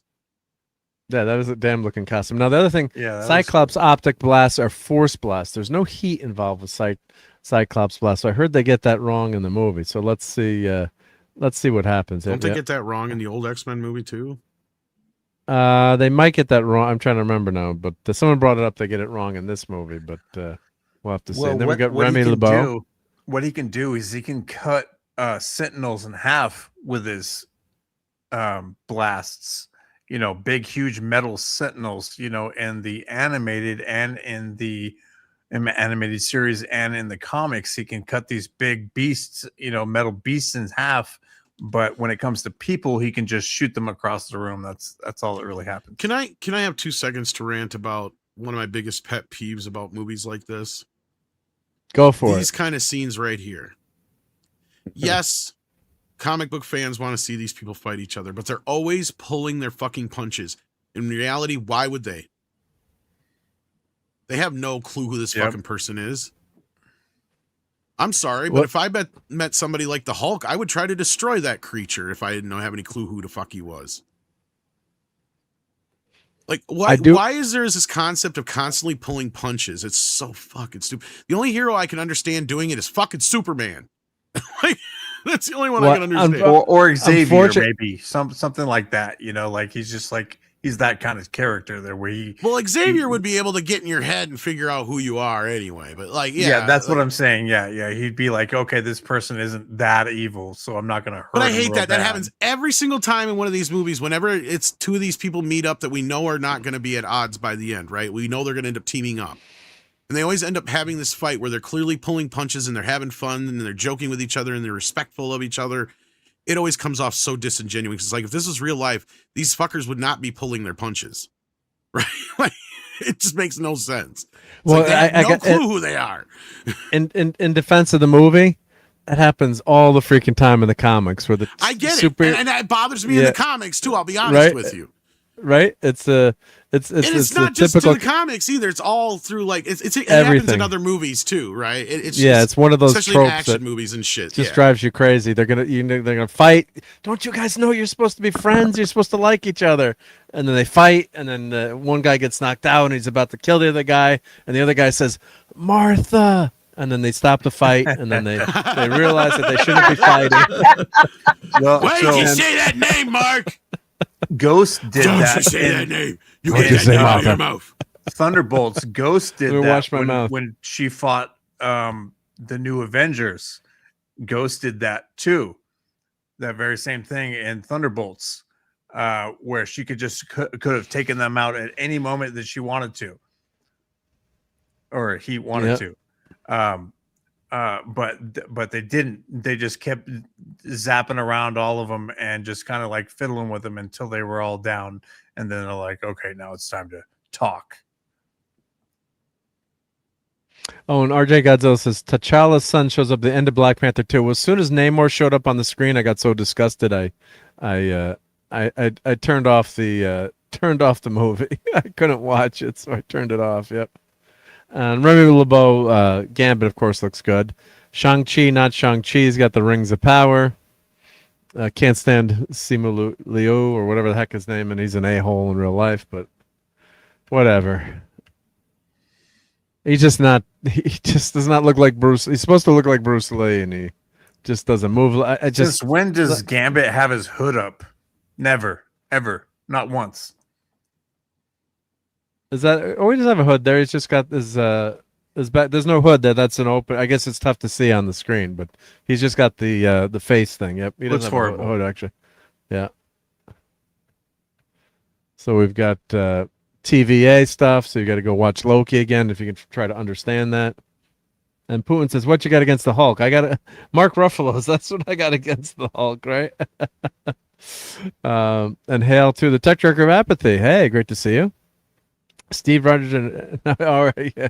Because Black Panther. All Hi, right, Tech yeah. Director. Hey, Tech Director. Yeah. Yeah. Well, because that's who the character's modeled after, Putin. Shang-Chi was modeled after the great immortal Bruce Lee. And he doesn't move like him either. Yep. He's not even close facsimile. Cat versus Iron Man went all out in their fight at the end of Civil War. Yeah, Civil War. That was one of the better going ones. Up. Yeah. Yeah, it keeps going up in my further review. That movie keeps getting better. But they actually had a better. history, so there was more going into that. Like, my point is, and I get it. They do it in a way because it's like, oh, these people are supposed to be heroes. They wouldn't normally hurt somebody, but it's like, no, you still wouldn't necessarily pull your punches all the time, especially when people are clearly super powered, right? Yeah. If once you notice the other guy's pulling his punches too, then you would probably stop the fight. Who's this character here with the short hair? Ellen Page. Elliot. That is Falcon. Oh, that's a dude?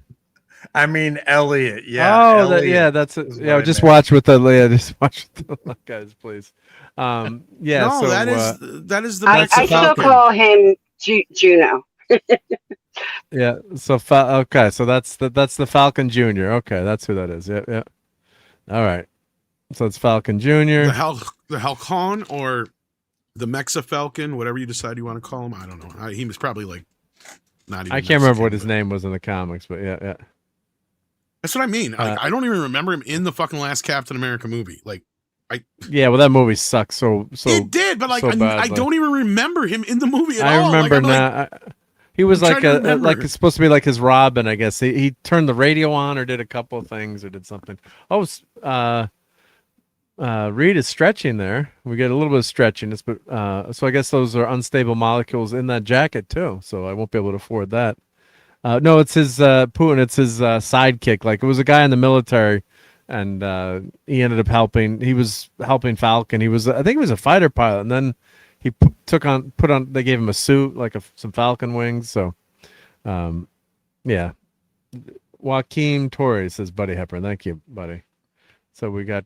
I guess this is another superhero fight here. And why does I guess Cap? I don't know when Cap appears in this movie, so timeline wise, but Mr. Fantastic definitely did not have enough powers. Maybe this is supposed to be Mystique here. I guess maybe. Oh, they're fighting. Oh, Mystique shows up. Yeah, that is Mystique. Yeah. Yes. Yeah. So and her makeup is not looking good. Yeah, her makeup is not looking good in general. Yeah. I mean, she's older, God bless her. So no, but they got her all. The makeup is. I don't know if you saw the full body picture I shared. Yeah, it's not looking good. Yeah, and she's a very cute lady. So, yeah, she's married to Jerry O'Connell, right? Yeah, and she's on #1 on the Star Trek Strange New Worms. Yep, and Putin loves Florence. Yep, Florence Pugh. Yep, when she doesn't wear the nose ring. Yep. So this Mystique. Yep. I guess you're seeing her true form there for like 1 second. And she turns into Florence. Huh. I know, that's what threw me off the first time I watched it. I thought it was Jennifer Lawrence's version for a second, and I'm like, wait, okay, never mind. Yeah, so it's the original Mystique. I guess they couldn't afford Jennifer Lawrence, right? No, it's the original cast for a reason, because they're going to kill them off for one. They're going to kill them all, probably, right? Yeah. Yeah. And then they're going to recast everyone that's as younger. Yeah. A younger cast, probably, right? Yeah, I think it's cute that they still think they'll be making movies by then. I mean, really, the X-Men is one of the last things they got. Let's be fucking real. And that was good, right? When you look back at those Fox movies, I mean, yes, there was some it's not even clunkers, the fact right. that it's good or not at this point, because there's more bad X-Men movies than there are good ones. But yeah, the problem is there's just one of the few bankable properties they still have, because I maintain that Wolverine. they've destroyed the comic book films, unless it's like specific ones like Batman, Spider-Man, Wolverine, Yeah. which is related, X-Men, you know, so that kind of a thing, and maybe Deadpool. Like, those are the obvious ones that are no-brainers that will continue, and Batman obviously will continue to get movies, but the rest, it's going to be a hard sell in the future. I mean, yes, things will start getting TV shows, and frankly, I don't see, unless they're a big A-list comic book character in the future, in the next 10 years, it's going to be kind of like it was in the, you know, just in that post-Batman era, where you're just kind of going like, whatever happened to the superhero movies? I thought that was going to be a thing, and then it just wasn't. Yeah, so Putin is asking, you know, is he talking to Guinan? And I think he's asking Guinan. about Patrick Stewart. Was that Magnus that he's talking to? Like, Well, it's Magneto, but the joking, because of because of Magnus. Guinan on Star Trek TNG. Yep. Yeah, Rebecca Romaine Stamos she was married to Blackie from General Hospital. Yep, John Stamos. She was what Storm, right? Back in the day, Rebecca Romaine. No, she was Mystique. Halle Berry. Mystique. I'm sorry. Yeah, now she's married to Jerry O'Connell, ain't she? Yeah, married to Jerry. Yep. Yeah. And so this is no, she dies in the comics, Cassie Lang, but she comes back. No one stays dead in the comics. I guess this is Johnny and Sue. Something bad's happening. But yeah, we don't get any of that backstory. I guess this is Namor, not Namor, doing something with the... Oh, no. Sue must be doing something with the force field with the ocean there, because, she's... A lot of people consider her the most powerful character in the FF. That's been something for years with her force field powers. So in the comic, how can she compare to Storm? Like, if this is Storm that she's going against, she's going to lose. Well, I don't know if she's using her force. Something's going on with her force field with the water there, I guess. I'm thinking that Storm that but she's... or maybe she's going against Black Panther or Shuri there. I don't know. It's tough to tell. But Sue can kick ass with the right writers and with her powers in the comics. Yep.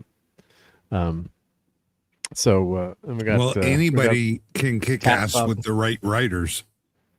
True. Yep. So who's coming in here? This is was that? Oh, Remy LeBeau. Okay, Gambit. I do have his first issue, so I'm hoping he does well in this movie and that value of that comic goes up. This is just classic. I just love that shot. That shot is kick ass. That's Cyclops from the comics. I mean, that's awesome. Yep. And Tetrarch says an Overlord's DVDs Wednesday show someone called Magneto the White, right? Yeah. Oh, and Putin Sliders is a phenomenal show for the first 2 seasons. I think it's the 3rd season when they lose Jerry O'Connell.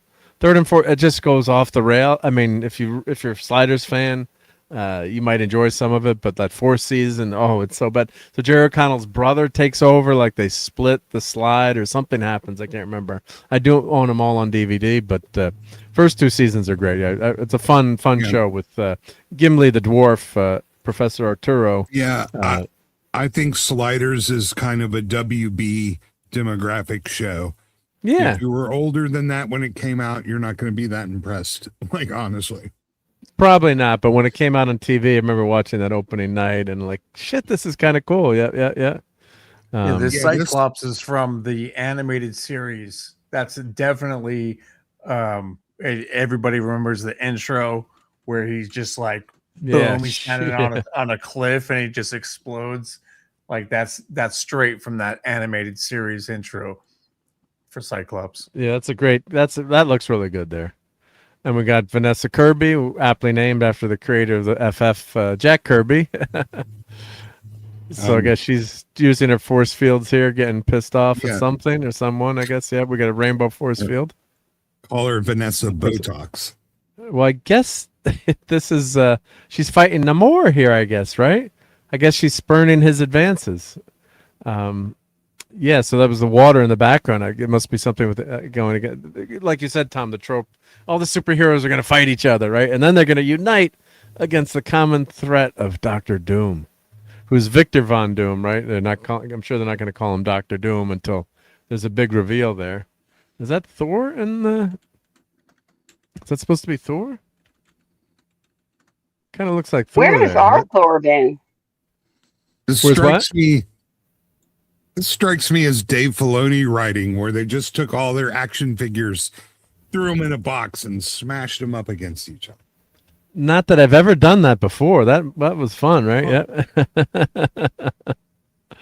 So I guess this is Doctor Doom. It's where I don't know where they are. There's maybe this is like a memorial to Tony Stark or something, or I don't know. It seems like some kind of, or maybe it's Latveria. Maybe that's why he destroys. I don't know, some kind of statue there. Thor comes in very angry. He aims for the head this time instead of going for the chest with Stormbringer. And kaboom.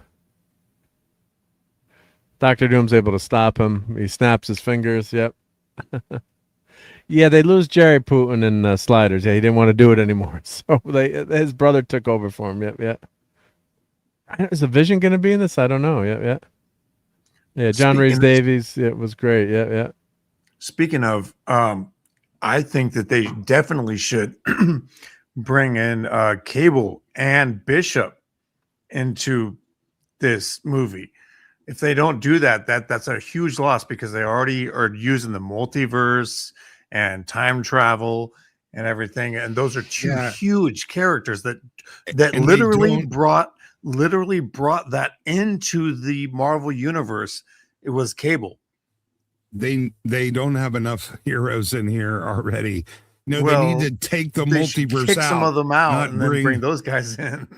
No, they need to kick the multi. This just think, man, the multiverse kind of kills any kind of stakes or impact that anything. They're going to want to have their cake and eat it too. They're going to want to kill all your heroes, make you feel about it, and then bring them back, and that just doesn't work. How about here's my prediction. Those were the guys that brought it in, is all I was saying, is that, you know, like if you're going to do it, then bring the people that actually do try and travel. And, you know, those were the original people in the original comics that brought the multiverse into it before this whole movie MCU thing even happened. It was in the comics with Cable and Bishop. Here is going to be what a normie sees. It's like, who's this Dr. Doom guy? He's a weird guy in a green robe. Never seen him before. I have no idea.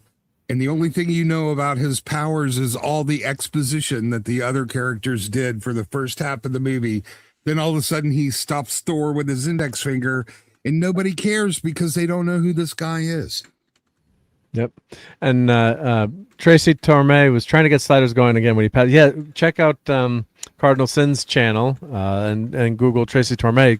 Cardinal knew Tracy, and he was trying. They were talking about bringing Sliders back, and at one point they had Jerry O'Connell and the cast and Arturo, saying that John Rhys Davies saying, "Yeah, let's do it," and it never happened, unfortunately. Kind of like Stargate.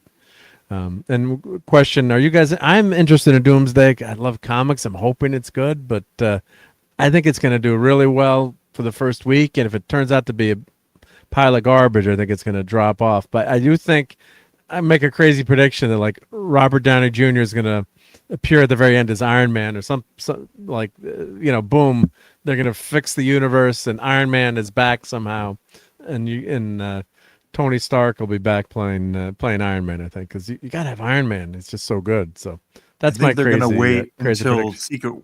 Sorry, buddy. Sorry, I interrupted you. You think Secret Wars? You think Secret Wars? Yeah, or, Secret Wars is when they're going to do that. So you got to remember that this is a 2-part series. They've already established that. They've told us multiple times over. This is going to be a multiple movie. Arc. This is going to be the end of the MCU.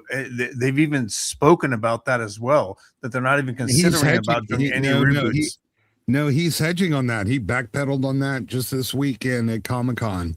So he They're not backpedaled getting on the it. MCUs through until phase 7. Here's the thing. If they don't hook the audience in the first movie, it doesn't matter what they're going to do in the second. And they didn't pay Robert I Downey agree. Jr. $100 million not to show up in that suit. Yeah, and they've got the big reveal. Of course, everyone knows now that Cap is back because he doesn't have the uniform yet. But he better freaking be in this movie in the Captain America uniform. Yeah, he's going to be. He's not going to be. T-shirt. I don't. Well, I'm going to be pissed then. I know they're going to do. They're going to wait for it. They're going to hook us and our people in and make us wait for Secret Wars and be like, oh, I wanted to see him in the uniform, but maybe in this next one they're going to do it. You know what I mean?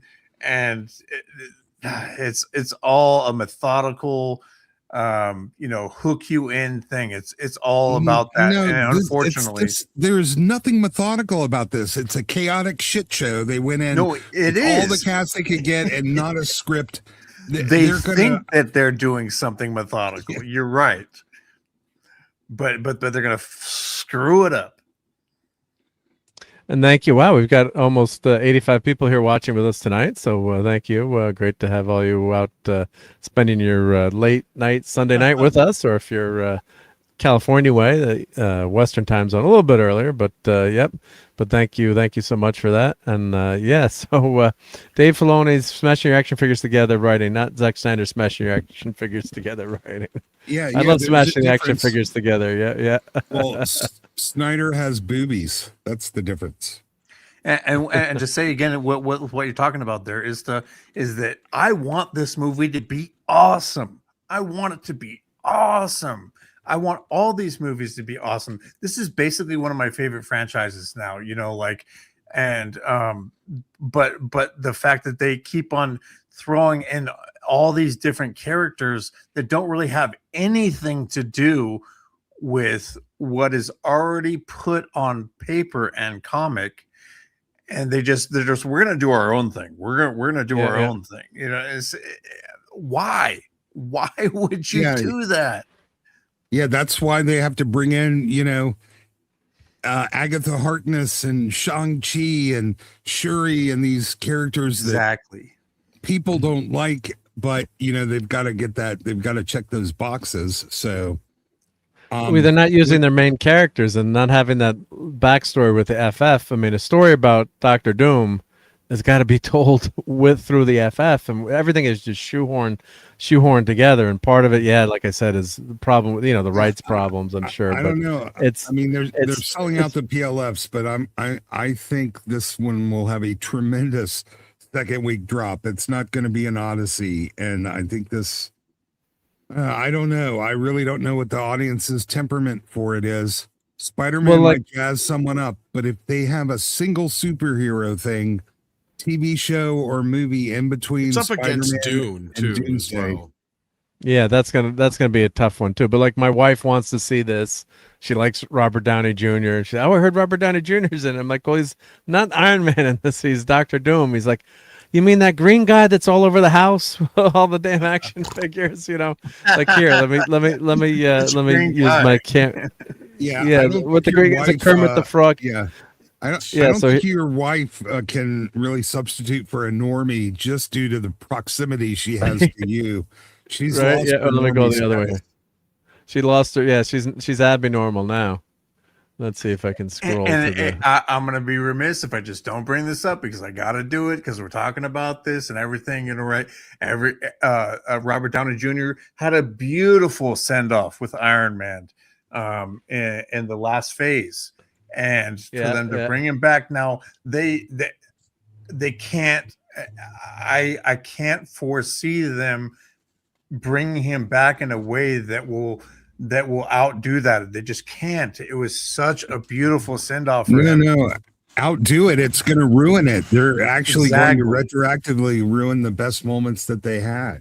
Exactly. In case you can't tell, I'm not optimistic about this at all.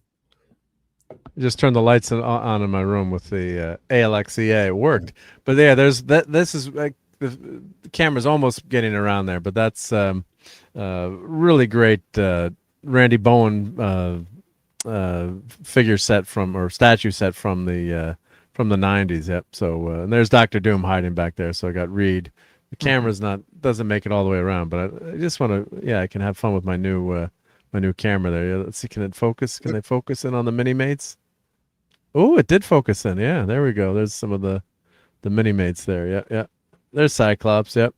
So as you can see, there's a lot. There's this man, this monster back there. So there's the real Silver Surfer. Yep. So yeah, love all this stuff here. Oh, Courtney's back. Awesome. Yep. Hey, Courtney. So let's, as you can, just have fun with my my new camera here. Yep. So go around the room. Yeah. And you would think that Robert Downey Jr. wouldn't have wanted to come back because of that spectacular send-off that he was given. He was literally given millions more than other people to but I think his bank account was getting a little light. Yeah, 100 million because he's just spending money like crazy. Is that what it is? I mean, Plus it's probably Downey Jr. I guess that's a stupid question. Plus, they built him his own cult compound with multiple trailers. He has his own city that he's going to be able to move all his family and friends into. And then, hey, our great friend Paulie is here, the Latino Slant. Hey, Paulie, hope you had an awesome weekend. Paulie, we love Paulie here.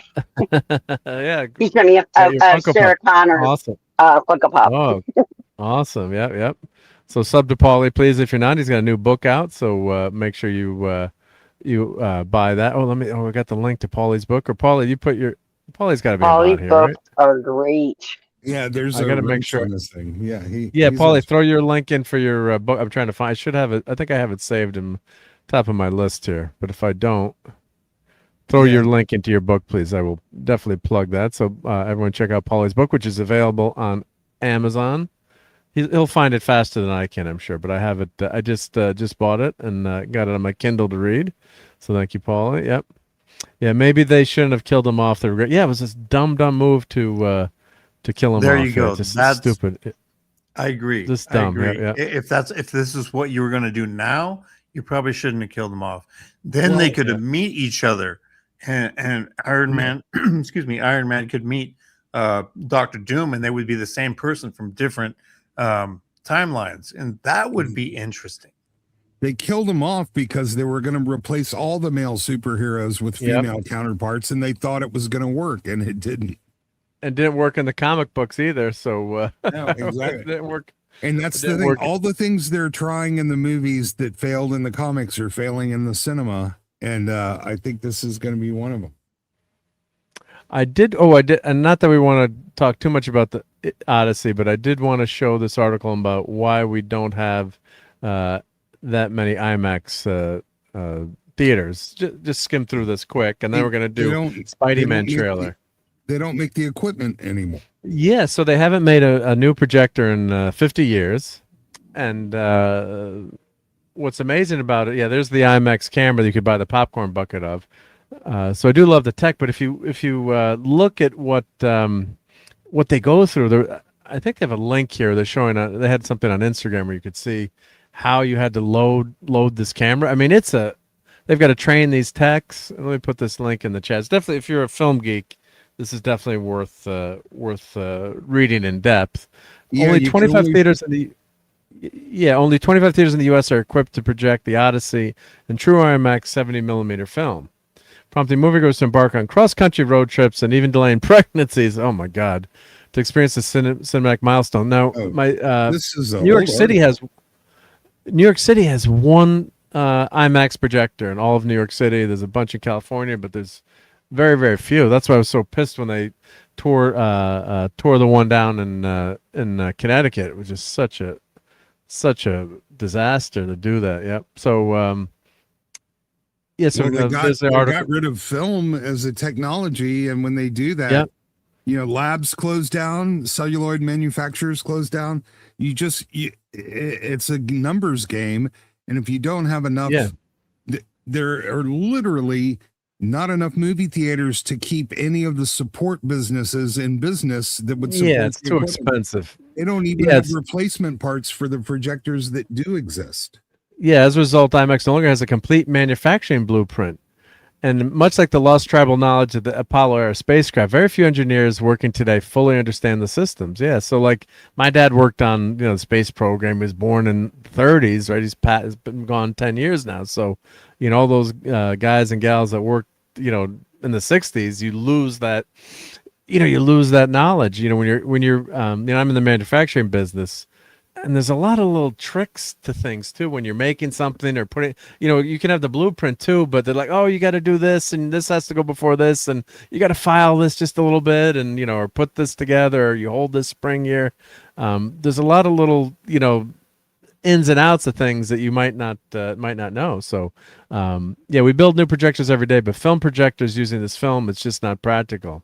Can all 2,000 of our theaters be film projectors? No, there's just not that many to go around, but I think we can continue to grow. So I do like the idea of bringing back film, and they've restored. So they actually added 11 projectors to this list. So when they found like projectors that weren't working, and they cannibalized them.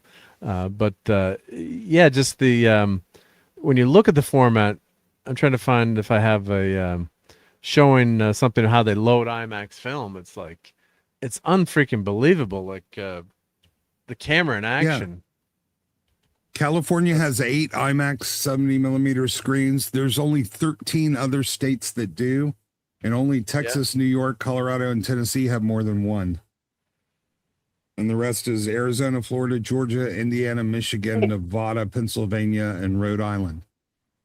Those are the only states that even have a 70 millimeter. Did they say which? Are they both in Denver? In Colorado. Let's see. Yeah.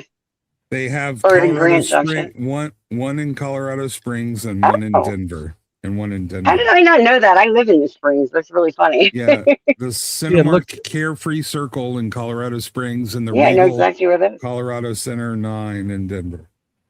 Yeah, look how difficult it is to load the film into this IMAX projector. See, I think there was like 3 months of training to look at this camera, how big this camera is, because the film is massive, 70 millimeter film. So I remember I got trained to load a film projector. I did like the library. I did like the kids movie of the week when I was a teenager. I got like $3 an hour, and I ran the film projector, and it was pretty simple. But look how complicated this is. Plus the light has to be cooled, water cooled, because the xenon bulb or whatever the type of bulb, the wattage is so high that it'll boom. Look at that! They're going through. Look at all the work to load this film into the camera, right? I mean, you got to know what you're doing. Like this guy knows the ins and outs. Look how big the platter is. Yeah, for something that really isn't going to look any better than it would on any state-of-the-art projector. That was people my love point. the film grain. That was my point. It's not practical. I mean, it's going to go. You could make. They do this in digital, but people say that you don't have that same. That same look, the film nut, but it's just too expensive. And you watch how that. I guarantee you, if you gave 100 people an A/B test, 95 of them would not be able to identify the difference. Do you think it's like because a lot of people that are in? Go on, Mark. Sorry. Well, I was going to say, if you're in an IMAX theater, they're going to be wowed by the size of the screen. But if you put up a digital projector and an analog projector and said, could you tell the difference? Maybe not. But I think people would be blown away by how freaking. I mean, I don't know. Anyone here been in a real IMAX theater? I mean, I've seen IMAX movies. Yeah. So I mean, it's like a dome kind of like thing almost. But not the fake IMAX. I'm talking No, I've been in the real one where the seats in the back are so high it feels like if you fell. Yeah. That's the same with me. Yep. Yeah. Yeah. So I mean I just love that. Like as a film geek, just love that. This screen is the biggest freaking screen ever, and so that part of I hope that carries over. Like, like our old multiplex in the mall. When I saw Star Trek II, The Wrath of Khan, got to meet Leonard Nimoy in person, went up to say hi to him. I didn't know how to talk. I lost my vocal cords. And Paulie says, yes, 70 millimeter screens are sold out till September. Yeah, if I lived anywhere near one, I would definitely try to go see that again, just for the experience of it. And we had this grand old movie theater. That screen was huge in the mall. And then years later, you went back and they chopped it up into like 3 different theaters, and you're like, Oh, and like one of the one of this, it used to be such a big theater, like it was really wide, and then they had like an eye, like 20 seats wide going all the way back. So then they clipped the theater, so like you're like a zillion feet away from the screen, and now it's like this small screen. It's like, F you, at the time. At the time, the economics didn't support the premium prices for the big screens. It's weird now they do, but it's still a limited amount of people that are going to be able to afford, $30 per person per movie ticket. And I mean, theaters are having a hard enough time staying in business as it is. So. Yeah. Oh, and everyone stop what you're doing right now. If you're not subbed to Courtney and you're watching, we've almost got 100 people watching here right now. We've got wow, which is awesome. So please, everyone, hit that like button, hit that subscribe button, and Courtney's link is in the chat there. Please do me a favor and sub to the awesome Courtney, who she's not that odd. She's pretty normal. Yeah, she's pretty cool. Yeah. I can get a little weird, but yeah. Wait, I'm funny. Wait, we have 100 people. Mine only says 36.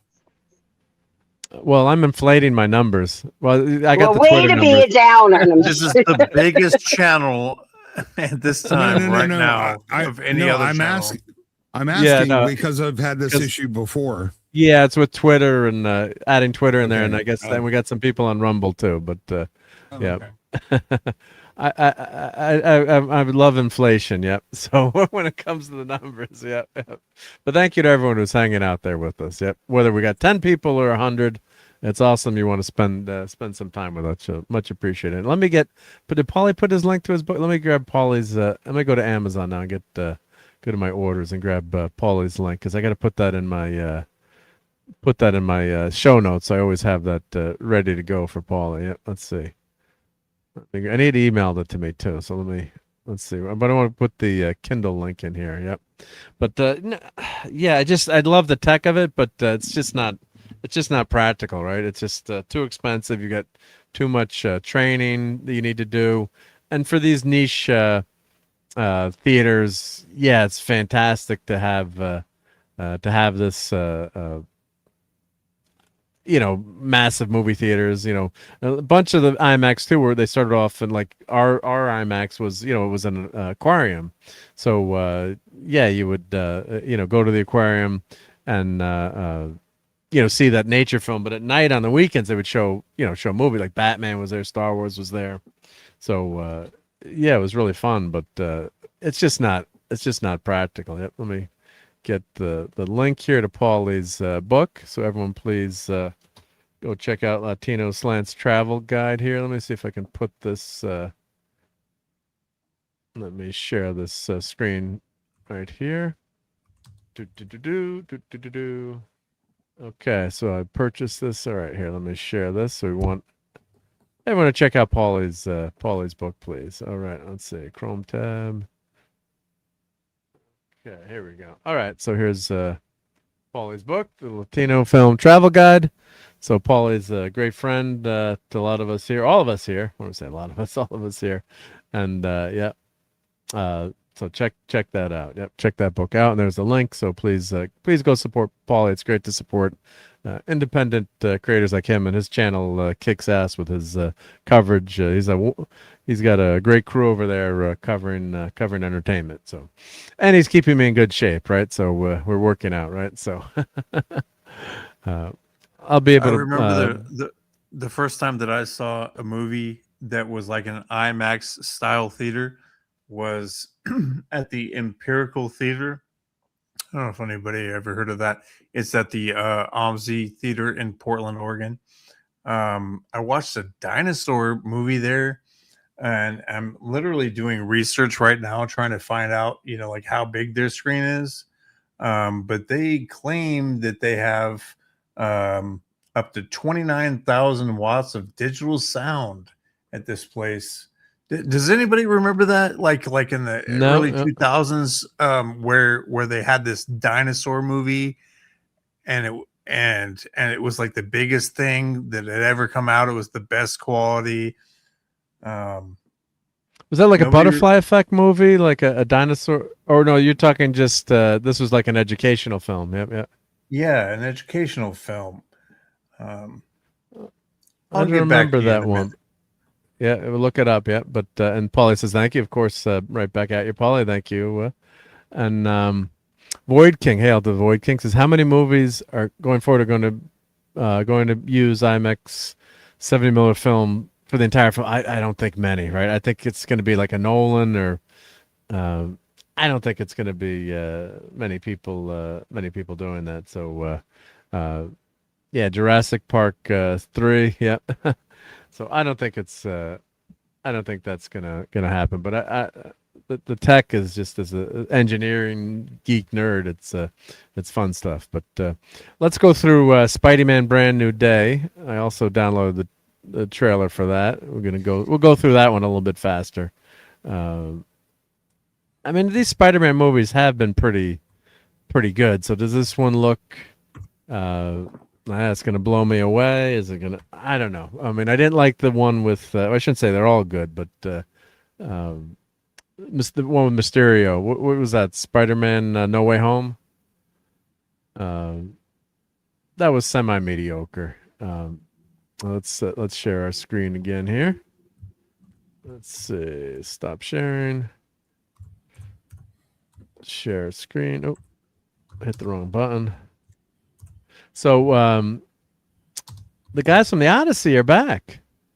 So we've got Athena and we've got Tom Holland back, right? We don't need to share the auto here. So yeah, so Peter Parker's always down on his luck, right? So that's what makes the character so good. He's not everything goes right for Peter Parker, right? So that's what you always appreciate the character. You kind of picture yourself as Peter Parker, right? So it's we don't all get to date. All right, he does get to date a supermodel later, right, in life. But he starts off in the comics as a kid in high school, and yeah, it's a great coming of age story. And so I guess this is Empire State University, but I really don't like the stuff with hey, dude, bro, with a rumble charge, awesome. Mysterio was Far From Home, right? Yep. But she said to come. You figured it out, okay? But he said to come back and find him, right? So you'll come back and find me, right? So there was a movie in the early 2000s that was called Boom Bang. Dinosaurs of Antarctica, played in Portland's largest 4-story screen at the Epictorial Theater, which was 61 feet wide and 34 and 40 feet tall. 34 yards and 30 and 40 feet tall. It was played in the very first IMAX digital giant screen presentation venue. So there you go. Apparently it's the very first. So your memory was good. Yep. So yeah, so there's IMAX digitals projectors too. So they're not quite as big as the regular IMAX, I think. Yep. And this is 70mm because it's a different that's what I have in ratio, Madison. Yeah. right? That's what you have in Madison. Like it's a really good screen, right? But it's 61 feet wide. It's a nice big screen, but the fucking seats in the theater itself are. Oh, it's not good where you are, right? Yeah. The screen though isn't bad, but yeah. Yeah. So here's the shrinking IMAX screen. So here we go. Let's see if I can share it. Well, I'll share this in this. Oh, here we go. Let me see. Oh, I got to stop sharing this one. Yep. So let's share the screen instead. Oh. 4 stories high is what it says. Yeah, here we go. So let's the shrinking IMAX screen. So let me share that. Sorry, apologize for the delay here. The 70mm screens are 6 to 8 stories high. Yeah. That's pretty impressive. Yeah, so here's because I remember going to this 2010. I remember going to this and thinking what Mark said, that I was like that it goes it's like a sloping stadium inside of it, and like you would be on like the 68th seat, section 68, seat 10 or something like that. and it was so huge that you thought that, yeah, like if you were at that height and dropped off, that you would die. Yeah, so the biggest IMAX screen is 60 by 82. And then the average screen is, I guess this is... Well, it says here at OMSI, it says it's 61. Yeah, well, they round up, yeah. So 60, yeah, 61 by 82, yep. And then I guess this is, first, digital screen open. So I guess IMAX digital is this orange here, and that's what most of us get. But this is a real IMAX here. And, of course, it's, the ratio, too, of IMAX. It's like when you order pizza. Do I look like I ever would order a small pizza? No. But you should never order the smallest pizza because of the R squared, right? So if you calculate the area of a pie, right, you don't want to ever order that small pizza. So this is IMAX digital, is this orange here. And then I guess this is 50% of the real IMAX is the MPX. I don't know what these acronyms stand for, but this just gives you a good visualization of it. So, and most of us are going to get the largest one digital. is what does it say? It's a little small for me right now. Does it say on the 61 by 82? Yeah, okay. Is the real IMAX? Yeah, the real IMAX. This one was. Yeah, so that's the real deal. Yep. So, so the lamp is 15,000 watts, water cooled. Yep. There's a dome. Yeah, so this is from 2010, but it's just showing you, how complicated it is to run these. So. And a lot of movie theaters, we got these multiplexes, like Tom was saying, you got these crappy screens, and that's why, like the sticker they're going to put on is probably BS. But at least if it does make them upgrade some of the projectors and take pride in your movies here, they don't have time to upgrade them. They're it's literally as is. It was the marketing genius gimmick. Yeah. But down the road, I hope it, it'd be great if they say, here, let's get our acting gear and give people their money's worth, right? And let's have good, let's care about what we're watching on the screen and give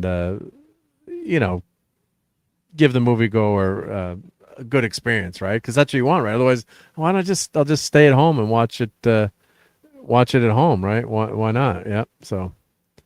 All right, so we got Spidey on. I guess Spidey's in New York right here. So I don't know where he is, but he's about to jump towards that helicopter. So of course the special effects look great. So we'll go through this kind of a little bit quick. I guess the cops are going out to arrest him. Yep. And let's see here. So we really just get a lot of exposition here. I do like the webbing. That looks cool. On Spider-Man. Of course, we finally got the real red and blue suit, although the blue looks a little bit off there, but we finally got the original red and blue. I have that chess set. X-Wing. I love all the geeky nerdiness of this. Is this a flashback to the this is a flashback here, right? When hey, Paulie's heading out to bed. Yep. Good night, Paulie. Yep. Thank you for stopping by. Everyone go check out Paulie's channel and his book, please. Yep. And our Godzilla's not a fan of the MCU Spidey movies. Yep. Civil War is the best Spider-Man movie, right? I love all the geek and nerd stuff. But yeah, this is a flashback with Ned, right? Is that when Ned first finds out he's Spider-Man? I guess, right? This is a flashback, right? Yeah, that looks like it. And No Way Home is the best Spider-Man movie. Sorry, hate me if you want. That's your favorite, right? Yep. Yeah, No Way Home, man. You've got all the classic guys, and it's just such a good movie. And Willem Dafoe, come on. I liked it. It felt the most Spider-Man. Yeah. Outside of maybe Raimi's first film. Like, because I mean, I like Spider-Man 2, but I feel like that one gets a big pass from everybody when, like, I just have a big issue with Peter not being able to get it up. Like, I mean, they treat his Spider-Man powers like... Yeah, well, in Spider-Man 3, I'm not even going to talk about, but Spider-Man 2, where this whole idea of, like, he can't, like his spider powers are like a dude who can't get it up or something. He's fritzing out. Weird. Yeah. Now this is cool. Who destroys this ferry? I wonder who the villain is. Is it Electro? Oh, it can't be Electro, but who could cut this ferry in half? I don't know, but this is reminiscent of the subway, that great subway scene in Spider-Man 2, which is amazing. Well, not the amazing, but you know what I mean with the Doc Ock one. I don't know. That's a good question. That's a really good question. Who is Spider-Man's villain that can cut this whole ship in half? That's a good question. And Mark's 47, Hale, says that shot was a flashback to DC in the first one. Thank you. I was going to say, that's from the first movie.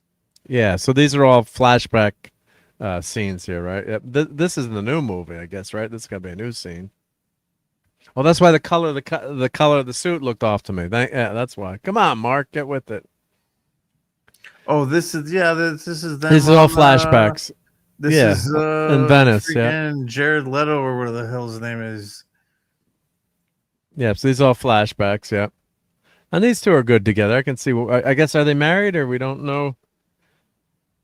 We don't know if they're married or not yet in real life, but whatever. So they're having a pretty good year, right? They're gonna. Yeah. They are married. Gonna make more.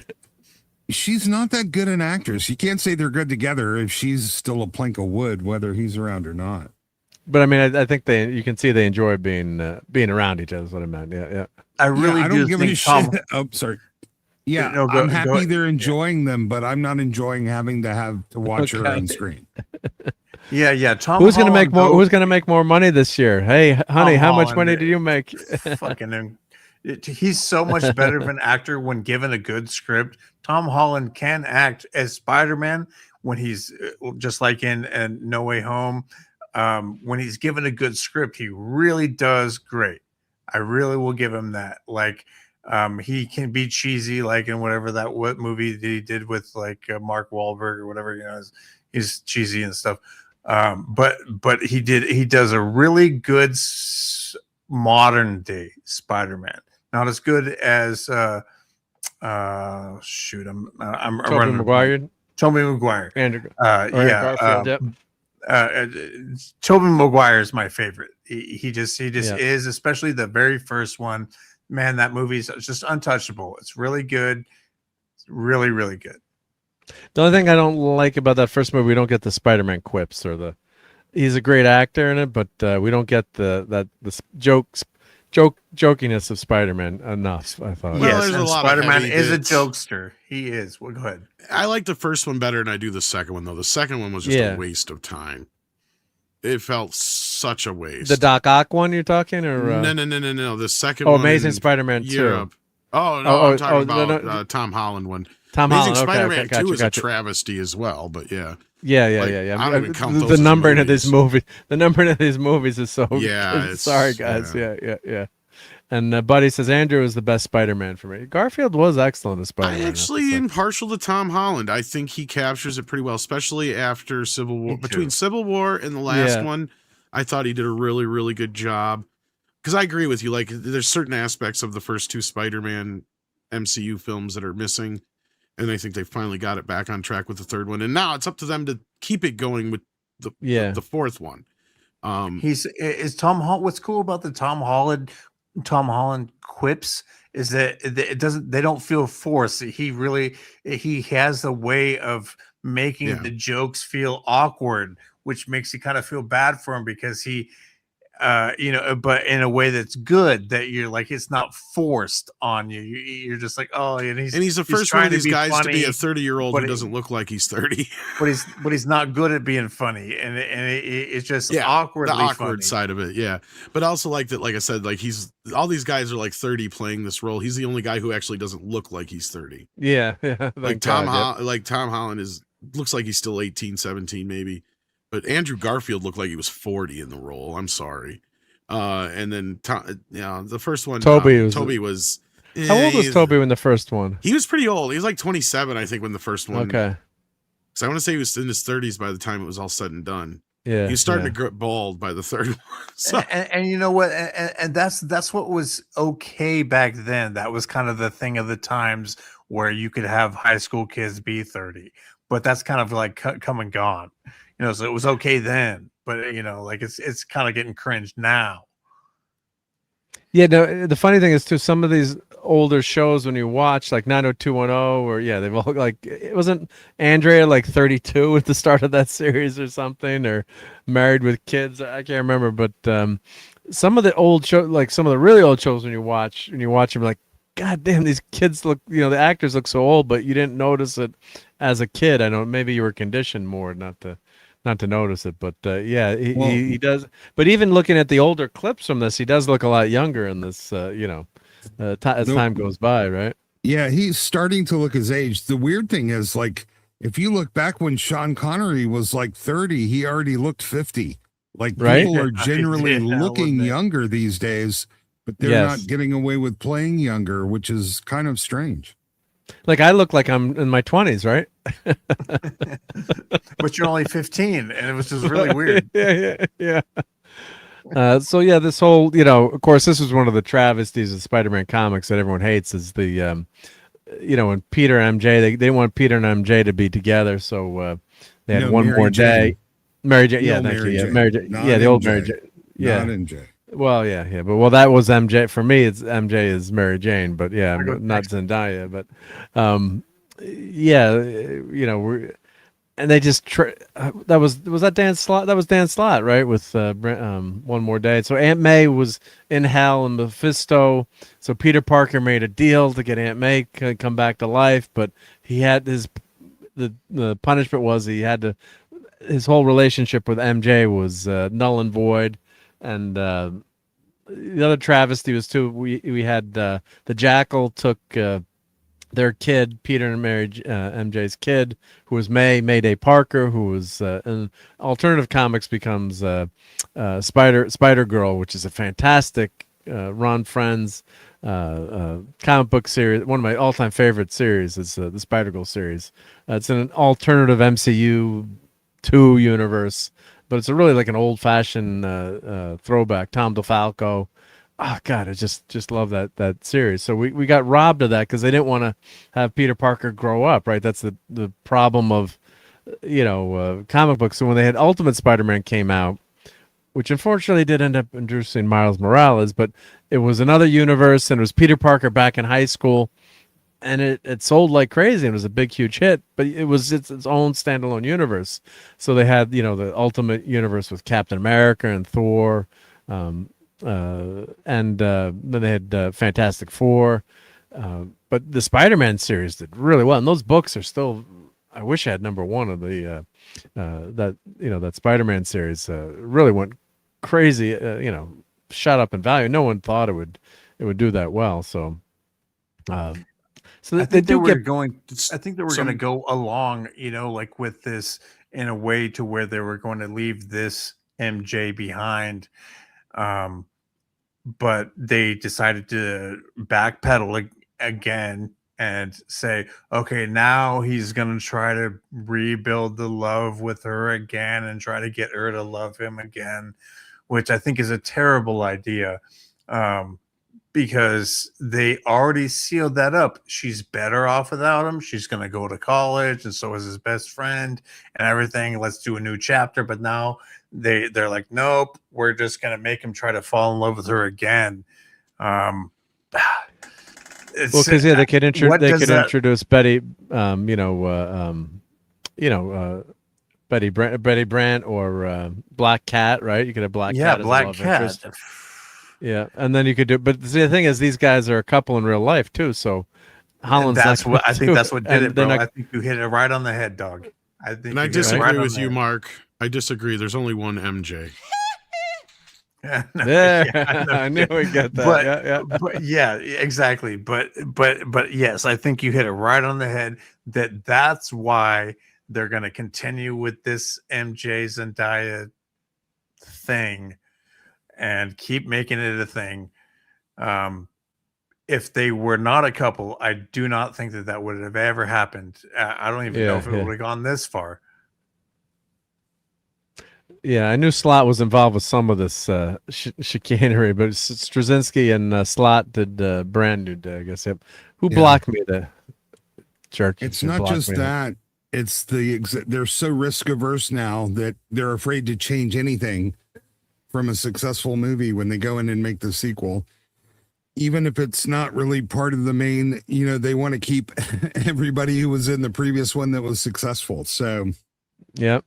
That's it a great doesn't point, really yeah. allow for an organic, natural story progression.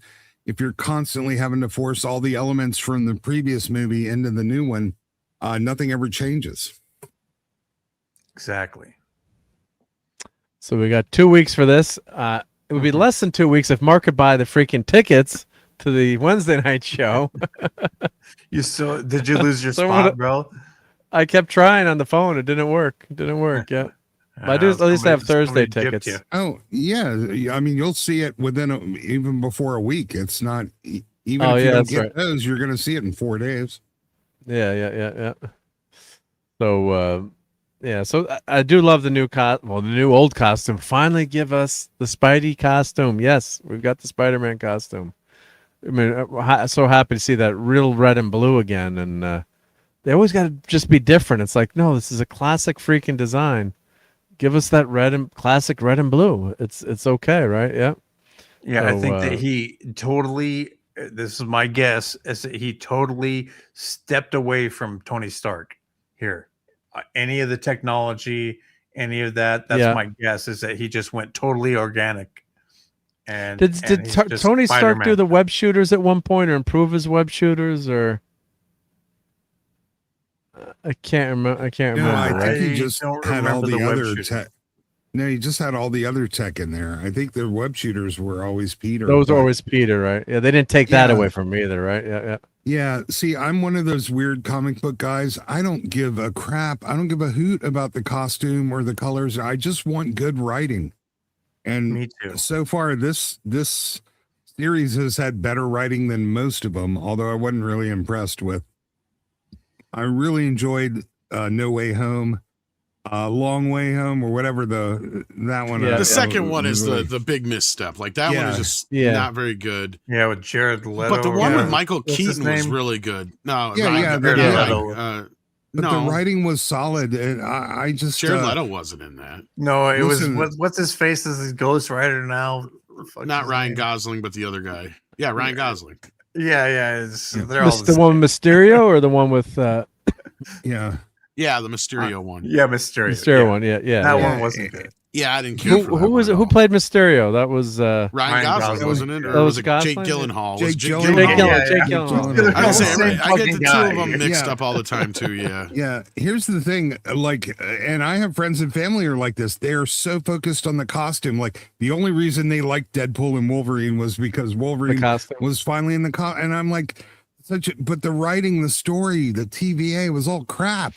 They don't care. I think that movie was better than people give credit for, but okay. They just wanted to see Wolverine in that costume, and I could really that was the least of it for me. Stuff. I could care less about that. I like the movie as a whole because it's of other reasons, but the best part of that movie when Wolverine was like, it's like you couldn't even save a relationship with a goddamn stripper. I love the movie because to me, it in a roundabout way makes Disney the villain. Like that's one of the reasons I like it. And it also has Planes, Trains, and Automobiles. John Candy's car van making an appearance with the trunk in there. Yeah. Yeah, but you could also see Disney's fingerprints on all of it. Every time he was about to go over the top, you'd see him pull it back because now. Yeah, but the comics are the same way, and this is where I don't understand outside of certain adult lines where people are surprised by this. Like in the comics, a lot of that stuff is PG-13 rated tops, right? Like, yeah. Regardless, like I understand people want an R-rated Deadpool and an R-rated Wolverine and an R-rated Punisher, and that's fine. I do too, but at the same time, it kind of goes along with the lines of Blade. It's like every time somebody has a knee-jerk reaction about Blade, I'm like, you do realize that the only reason the first 3 Blade movies are rated R is just because of the language, right? And the minor nudity in the first film. It has nothing to do with the other stuff because the MPAA doesn't care if you kill vampires, monsters, aliens, robots. You can do that shit all day long. They don't care. Yeah, actually, they don't nudity and language. Yeah. As long as the blood isn't red, they don't care. You can kill as many living Vulcans as you want, and they can squirt green all over the place. Yeah, you can't show boobs, otherwise it's rated R. Right, Unless you go to exactly. Clash of the Titans in 1981 for my birthday party. And that's the thing, is where the rating system is a little broken, because it used to be pretty cut and dry. Like, you could get away with showing tits as long as it was in a non-sexual situation. You could get away with saying the F word as long as it was a non-sexual version of it. But nowadays, it's so muddy that, like, I don't think there ever is tits allowed in PG-13 anymore. Yeah, very Mark, rarely you do were they not allow even the F close. word. Not even Mark, close. I think they even put it as a X rating now, and then you have to like backpedal. I got lucky, Well, and I'm sitting here trying to figure out why you were so cheated on your birthday, you don't even realize it. You still think you got away. She was supposed to be completely naked, chained to that rock, dude. I know, but at least I got partial nudity, so yeah, everyone was happy. We got to see a girl's boobs at Mark's party. Yeah, but anyway, Courtney couldn't make it back, but thank you for being here for a few minutes. You're good, Courtney. She said her service was interwebs were not working well. So thank you, Courtney, that works for being both here. ways. Much You're love, upset. Oh man. Yeah. Oh, they're so cute. I wondered what was happening. And this Spidey looks great here. Look at this. I thought my earphones were dying or something with that. Look how good this costume looks here. I'm loving the eyes there. I'm loving everything. Brings me right back to the Electric Company. Yeah. Because I hated the Stark stuff, the Mecco Spidey suit and all that tech and this. Hey, I'm glad it works for you. I just the part of my brain that I just can't comprehend why anybody really cares. Because as a purist, I just love seeing it. Like don't mess around with the suit. You're right. Yeah, if I had to choose between better art and a better written story, especially in comics, I'm always going for the better written story. I can deal with an artist that I don't like as much, or maybe doesn't float my boat, I used to get Hungry Boy angry for saying that because he was a comic book artist. But I'm like, Hungry Boy. It's also called a comic book, though. It's not just a book. Yeah. It has a visual to go along with it. So you do have an expectation. And that used to piss me off as a kid. And that's one of the things that used to turn me off about comics, is you would get the whole like, oh, the cover looks amazing. And then you start flipping into the book and the fucking book looks like shit. Yeah. Yeah, Mark, I used to think like that until I saw Dave Cockrum's X-Men episode in the 80s. And I'm like, you know what? I'll bring the other guy back. This is awful. I stopped buying X-Men. And Dave Cockrum used to be a good artist. You didn't like Byrne, or you didn't like Cockrum?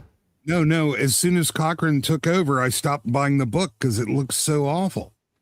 Okay, because Cochran was on the beginning, and then Byrne took over X-Men 108, number 108. It was John Byrne doing the art. Second run, right? Didn't it? Oh, the second run. You're talking about the second run when Byrne left. You're talking. Oh, okay, gotcha. After Byrne left, he took back over, right? But it looked like, I still remember it was the Brood episodes right after the Phoenix Saga wrapped up. That was, because Byrne left around like it was the 140s or 150s, I guess, or something like that was the Brood. Yeah. Or 175. This couldn't be Dave Cockrum. He must have been letting his friend draw it or something and just put his name on it. Like, yeah. Hey, so I have a question for you guys. It's late here. So I have a question. So everybody's heard this before. Why not cast Sydney Sweeney as a Black Cat? Do you guys think that it's because she plays some risque roles and they just don't want that in their Disney MCU type thing? Do you think that's the reason why they won't do it? Disney's no longer family friendly, and I guarantee you, if she played some deviant, risque LGBT person. They had a bitch who sang a song called "Wet Ass Pussy" in a fucking Star Wars show. Okay, so I was just wondering that, in the back of my head, right? I'm just like thinking, she would be a great Black Cat, and everybody wants her. Everybody's saying it online and everything. I was just wondering, would it be that reason that they wouldn't want to do that? I don't think so. No. They don't cast attractive women because that's kind of what it would be unfair to all of the blue-haired chicks out there. Okay, yeah, that sounds probably right up their alley. Yeah. Does Spidey have a gauntlet on here or something? And then how is he surviving the Hulk smashing him into a wall? I mean, Spidey's, can bench press, what is it, or lift about 10 tons. Maybe they've upped his strength a little bit, but Hulk hitting Spidey into the wall there. Spidey should never get hit by the Hulk. It's all agility and dodge. So He'd never get he caught. shouldn't He'd be never in get this caught by the position. Hulk. Yeah. Yeah, you just stay away from him.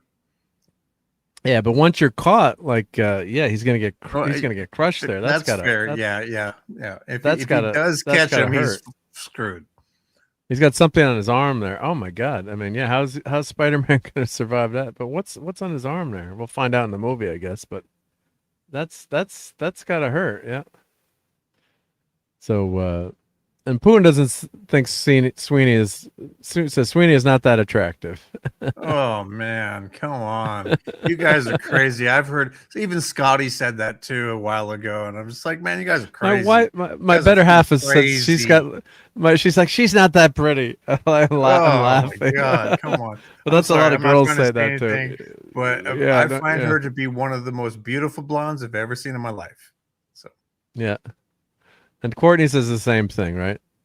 I don't see what the big deal is, right? Well, she's got two big deals, and we'll leave it at that. Listen, she's nice. She's nice, and she's smart. She's way prettier than most of the women that they show us. But like I said, when on your 16th birthday party, you didn't just get to see boobs, you got to see Judy Boker's boobs. And man, that woman was like a goddess. So the problem is their idea of beautiful now is Cynthia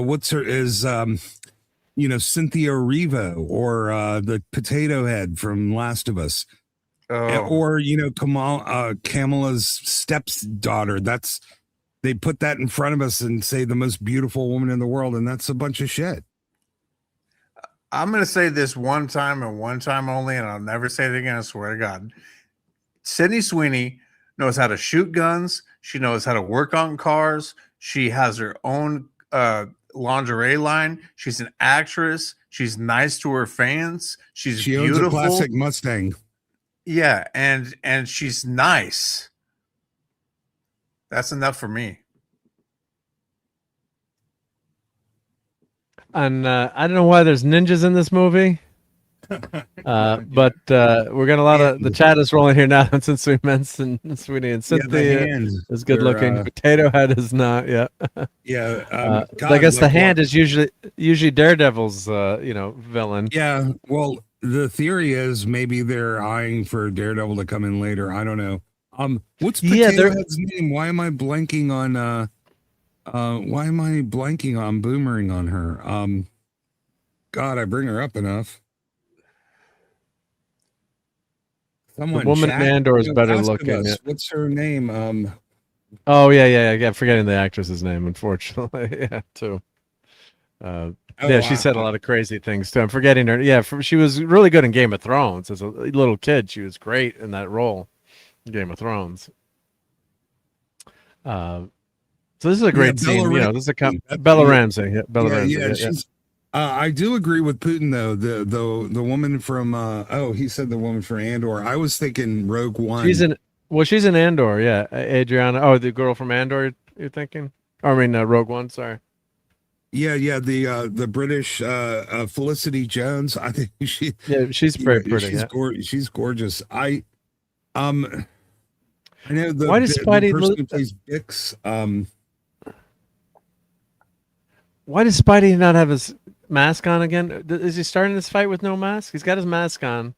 Does his mask get pulled up? Like half of this movie, I'm going to predict that Spider-Man's not going to have his mask on, right? Spidey, there's cameras everywhere. Now, who is this supposed to be, guys?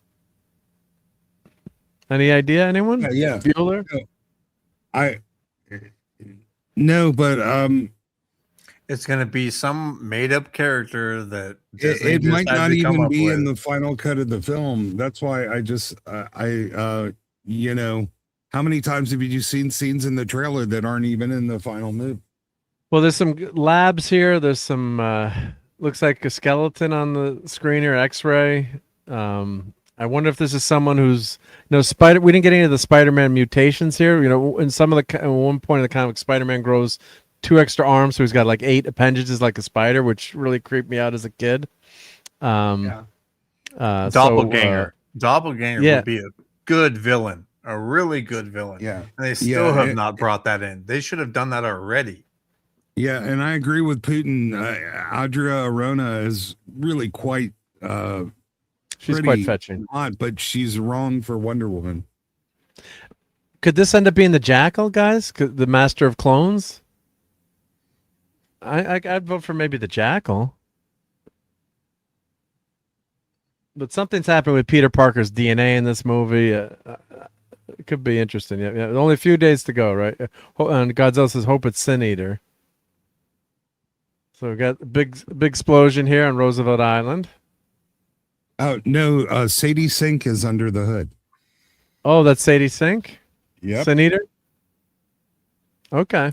So I'm not sure what's going on with her, but that's what the Mr. Negative's RJ Godzilla's saying. Yeah, this is the most pervasive fan theory. Obviously, nobody knows and nobody's telling, but I'm glad that it hasn't leaked yet.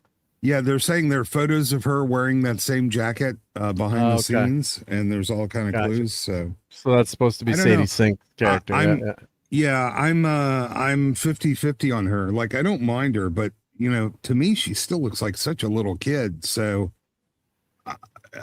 maybe she's better than the who played Jean Grey in that horrible Game of Thrones. She was awful. Like, I could see Sadie Sink. She's got some charm. Yeah. You're not talking about Famke. No. She was fine. She until a couple of years ago. Whatever happened. her name is, Famke. She's too old now, though. But yeah. The redhead from Game of Thrones that was all evil and shit. But Sadie Sink, she still looks half of Peter Parker's age. So I don't know. So the speculation she could be Jean Grey in the Spidey movie. Yeah, but I'm hearing now that's not the case. But who knows? Okay. I'm glad it hasn't leaked yet. Yeah, rumors will abound until Wednesday. But Punisher will be. We know Punisher's in there. Yep. Yep. Yeah, I love all these scenes of Spider-Man. I love this Spider-Man flipping around like this. Is awesome. Yep. Yeah. Punisher. Although Spidey's.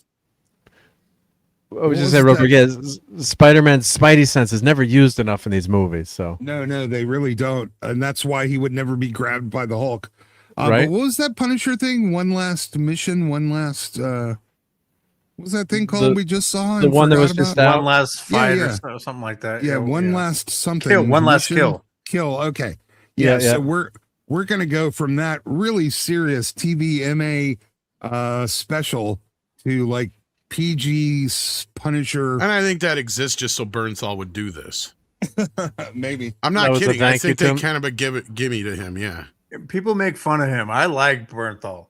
I mean, the show might not have been that good, but yeah. All the way back to his early was the Walking Dead days. I liked him. Yeah. He's good. I thought he played.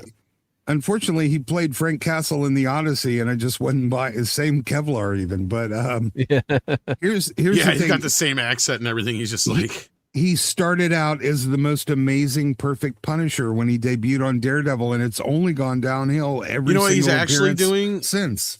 It's actually that accent of the character that he's doing from that he did in The Wolf of Wall Street. Interesting. Because remember that, like, it's like Leonardo DiCaprio's like telling all his guys, "Here, sell me this pen." And the guy's like, well, "This is a nice pen. It's a great pen. Do you need?" And like the guy hands it to him. He's like, "Sell me the pen." And he's like, "Oh, this pen's beautiful. It's the most expensive pen you'll ever find." And then he hands it to Bernthal. He goes, "Now show him how to sell this pen." He goes, "Write your name down." I really liked Goodwill Odysseus in that movie too. He's Supply like, and "Everybody, demand. get out of the car and get on the boat." That movie should have been called "Get to the Chopper." But look, Spider-Man's got this kind of gauntlet. Is that a Tony Stark gauntlet or something's going on there? So he's going to use that to punch some sense into Mark Ruffalo. I mean, into the Hulk. Is that the shocker? I was going to say it was a shock absorber thing, isn't it? The shocker. Something's going on. Yeah, something's going on there. So maybe Mark Ruffalo will get some sense in there in his head. But so Spidey-Man, brand new day. I like that graphic, looking good. Good job there. And this was anybody not impressed by what the Hulk looked like, though? Yeah, I'm just so down on Ruffalo being such a jerk that it just is that the Ruffalo Hulk? Yeah, it's Ruffalo. But he's such a. It shouldn't bother me, but I just can't stand him. He's such a freaking moron too. He's a blithering idiot. Listen, I will say though, when the first trailer came out, it actually made me want to see the movie. And I can't tell you the last time I saw a Marvel trailer that made me want to see the movie. So yeah. and I guess we can credit this last one. So is this, Sony's got its name on it. How much involvement does Sony have in these movies? Do they have like an override or? It's kind of like no, that's Spider-Man. That's they own the rights. They have the rights. No, they get. No, they don't own all the rights. Sony and Disney have different rights. Yeah, but they they own the film Fox rights. Is, what's his face? The other guy. Marvel doesn't make this movie without Sony giving them. They don't have merchandising rights or whatever, but they own the film rights, and they get 75% of the profit on this. So. Right, but the way it works basically is like the Kevin Feige team over at Marvel basically make the movie and deliver it to Sony. That's kind of how they'd have to do something like that because. But I was just wondering, do they Spider-Man? Do they universe is different? But I've heard they have some creative input. Now nobody knows the contract, so nobody's seen it. So this is all supposition. But I would think that Sony has some kind of veto, or like, oh, we want to do this, and maybe they can say no or something. Sony's not letting go. That's for sure. That's what we're saying. I don't see them allowing to do whatever they want, especially when it will affect the other movies they make. They used to, but not so much anymore. Like the New Deal. That's why I don't think. Like I think you guys were right. Like they were setting up like half this cast to go away so they could bring in the real MJ and Harry Osborn and all those characters. Because the original deal was if they used any of the characters outside of Spider-Man, then Sony couldn't use them for X amount of years. So that's why they said, well, you can only use these characters that are basically facsimiles of or similar characters of or reworked versions of characters from like Miles Morales comics and whatnot. Yeah. So that's why they populated his world with that, and like they changed a little bit of the origin. I mean, as far as I know, Uncle Ben still technically exists in the world. It's just that the way it all went down is a little different to where like it's a 25, literally like a 25% different Spider-Man. Yeah. And then what happened was between the second and third movie, a new deal was struck. But you guys are right. Like Sony has zero merchandise in anything, but they do get a cut of any of the Tom Holland Spider-Man stuff because that's part of the deal. And the deal is basically they get we get X amount of characters and you get to use Spider-Man in each one of your films. But in that though, that it basically makes those other Spider-Verse films basically in their own kind of universe. So they're like, which is we were really privileged. We were really privileged to get No Way Home. And I will die on that hill. That was, like however you it's probably the Who Framed Roger Rabbit of this generation. You're not wrong. Like the chances of that ever happening were next to none. And the chances of it ever happening again are probably slim to none. Yeah. But we got a great question here from Heat Sinker. Says, Mark, what do you think Clobby would have thought about the upcoming Spidey and Doomsday from these trailers? Well, of course, never want to, I'll do my best, but, Mike was such an original thinker. I'm trying to remember the last Spider-Man movie that we saw together, or I should say saw together, but he was around. Didn't he see No Way Home? I think he saw. I think he died just right after that. I thought. Yeah, I think he did because I do have his list of favorite MCU shows. So now, if you go to Clobbering Time's channel, let's see, Marvel movies ranked. I think is what I'd call. Let me call that spreadsheet up because I while you're doing that, this is from the Hollywood Reporter. Sony Picture holds final creative control and ultimate veto power over the Spider-Man films set in the MCU. Because they own the movie rights to the character. But while Marvel Studios and Kevin Feige handle the day-to-day creative production, casting, and storytelling, Sony funds and distributes and retains final say on these projects. However, they can't even reference Spider-Man in their own movies while Marvel is making these. That's part of the deal, which is why we get, Morbius and all the other things that we're getting. Crap that we get, yeah. So, Clobby did see, which is exactly what I pretty much just said. Yeah. He did see the Marvels, so he did see. You're right. Yep. He did see Ant-Man and Wasp. So Love and Blunder. And so No Way Home, he ranked No Way Home as number 12. Favorite move is 12th favorite movie, and which is pretty good. It's pretty high, actually. You know. Let me put Claudia's list up here. Yeah. So Forbes said in practice, the relationship functions as a partnership where Sony largely trusts Marvel's creative direction, but the legal upper hand always belongs to Sony. So let me share this screen. So we went through that trailer here. So let's share the screen here. And this was I got to update this spreadsheet here, but this is. I wanted to ask Tom, are you saying that's why we never got a real Mary Jane, because Sony didn't want to give that over to Marvel? No, it's because Tom Holland was in a relationship with with Zendaya.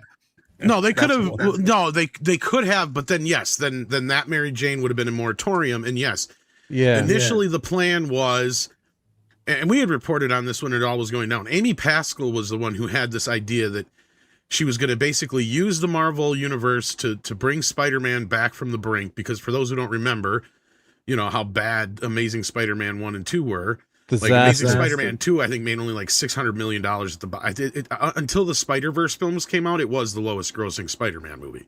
Yeah, it was a disaster film. So like Amy's plan was to basically fix Spider-Man's image by having him in some MCU movies and have some MCU characters in his movies, and then at some point separate. Like, because she did not want to do this deal from the start. In fact, she herself confirmed a fucking story that we heard and told that we couldn't even believe ourselves, but we had heard it from multiple sources. So we're like, we're fucking using it, I guess. And it was that the president of Sony at the time said, Amy, you're going to have a meeting today with Kevin Feige. And she hung up on the president. And then the president called her back and she's like, he's like, you're going to have this fucking meeting, whether you like it or not. And so Kevin Feige comes in the room and she throws a fucking sandwich at him. And tells him to get the fuck out. And she confirmed that she threw a sandwich at him, basically confirming this whole story in a nutshell. I can't believe that she has a job after those hacked emails. She kind of doesn't, really. But yeah, so some of this stuff we found out from the emails, because the end of the emails were when some of this stuff was first getting started.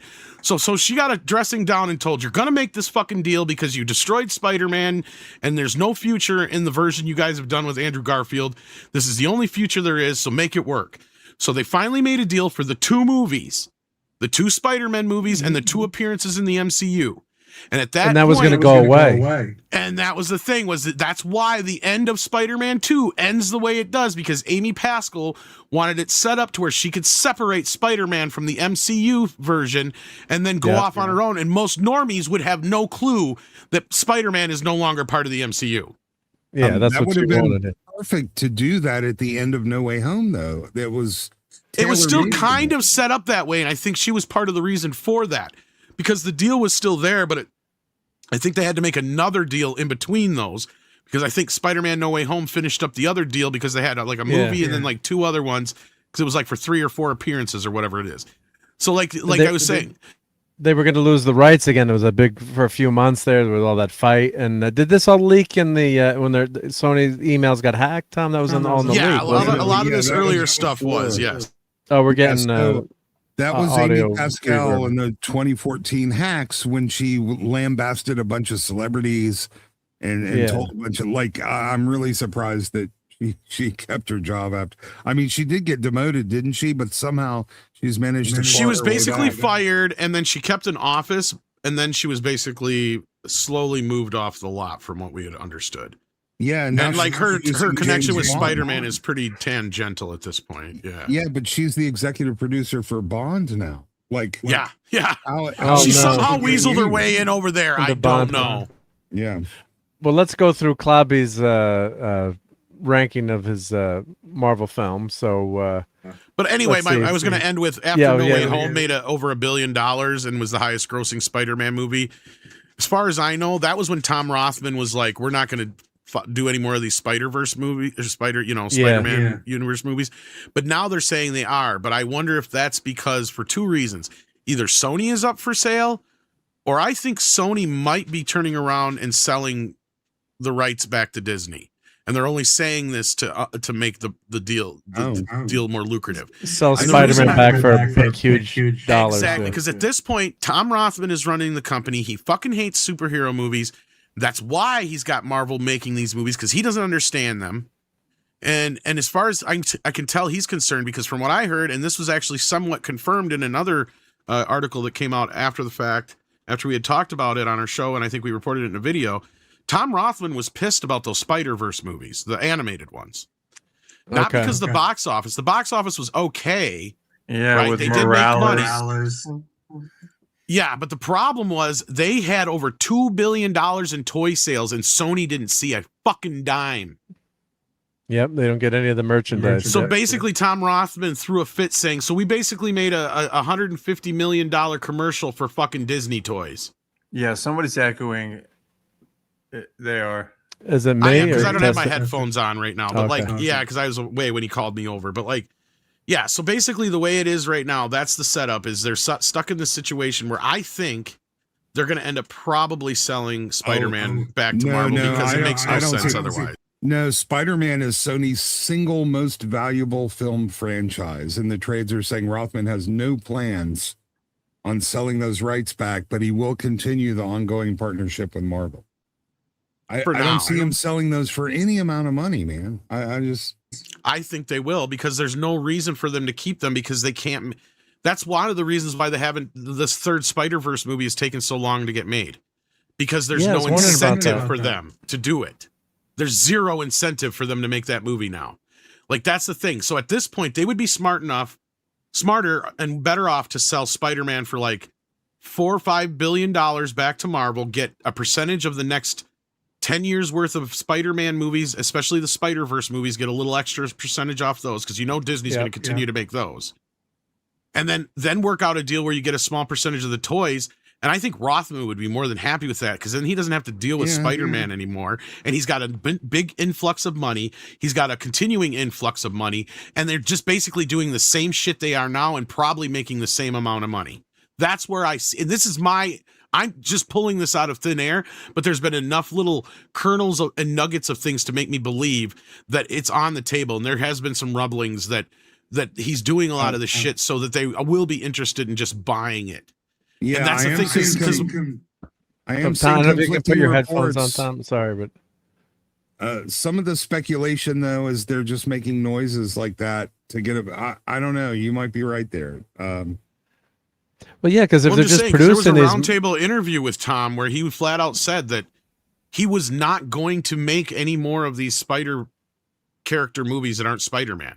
There's no reason to. And then fucking not even 2 months ago or a month ago, there was an interview or an article where he come out and said, yeah, we're going to continue to pursue the Spider-Verse movies.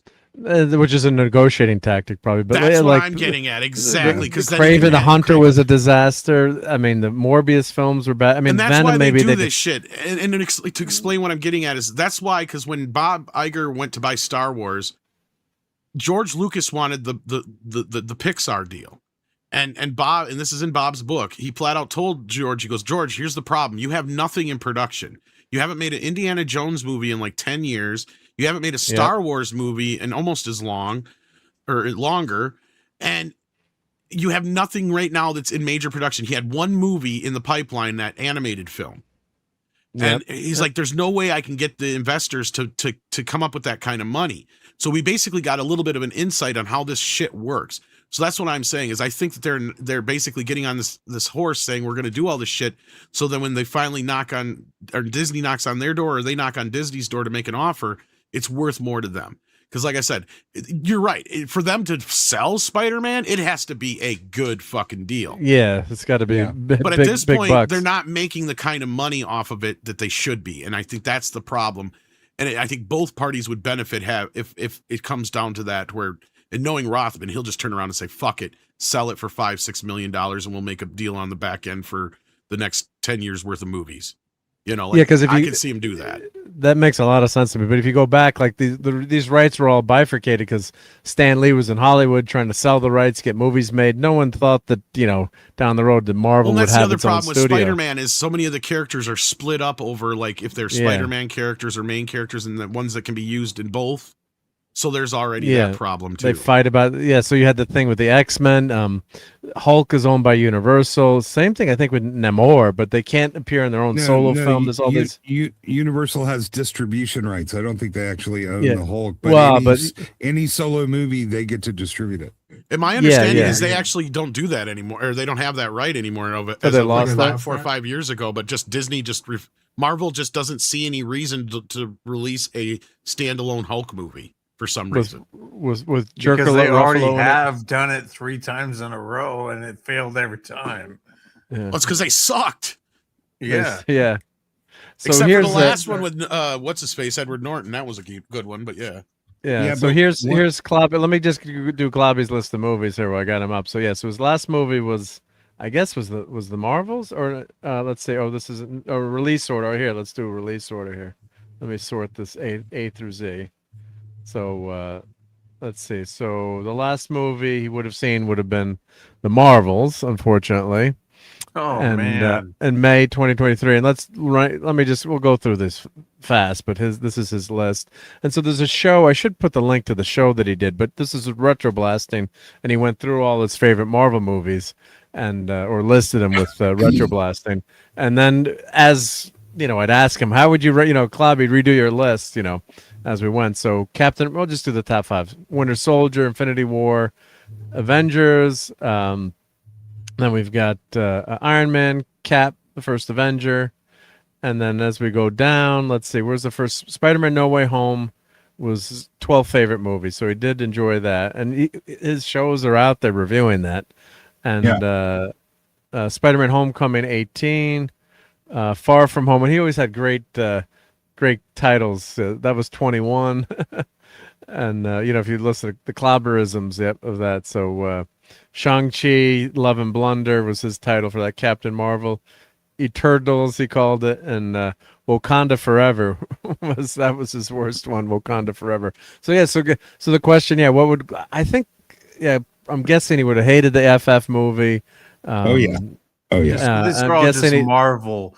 Right, these are all just like Marvel movies that he's rating. Yeah, no, this is ranking Marvel like movies. His favorite of man, all time. That's one thing. Like, I mean, of course, I wish we had him back, but like, I would have loved to have heard his Fantastic Four rant. I would like to see him. Like, I would like to see him rate like Predator. Where does he put Predator in here or something? I mean. But he always said, you can't make a Fantastic Four movie unless I'm the producer director. But God, clobbering times and. I'm guessing he might have been interested in this new Spider-Man movie, but the Doomsday movie. It's just such a, we had a lot of similar tastes in terms of the. I gotta believe obviously. Clobby's first thing he would have said was, I can't believe they would make the smartest man in the Marvel universe the dumbest son of a bitch in the world. Now he wouldn't have said son of a bitch, but you know what I mean. Say the dumbest guy in the room.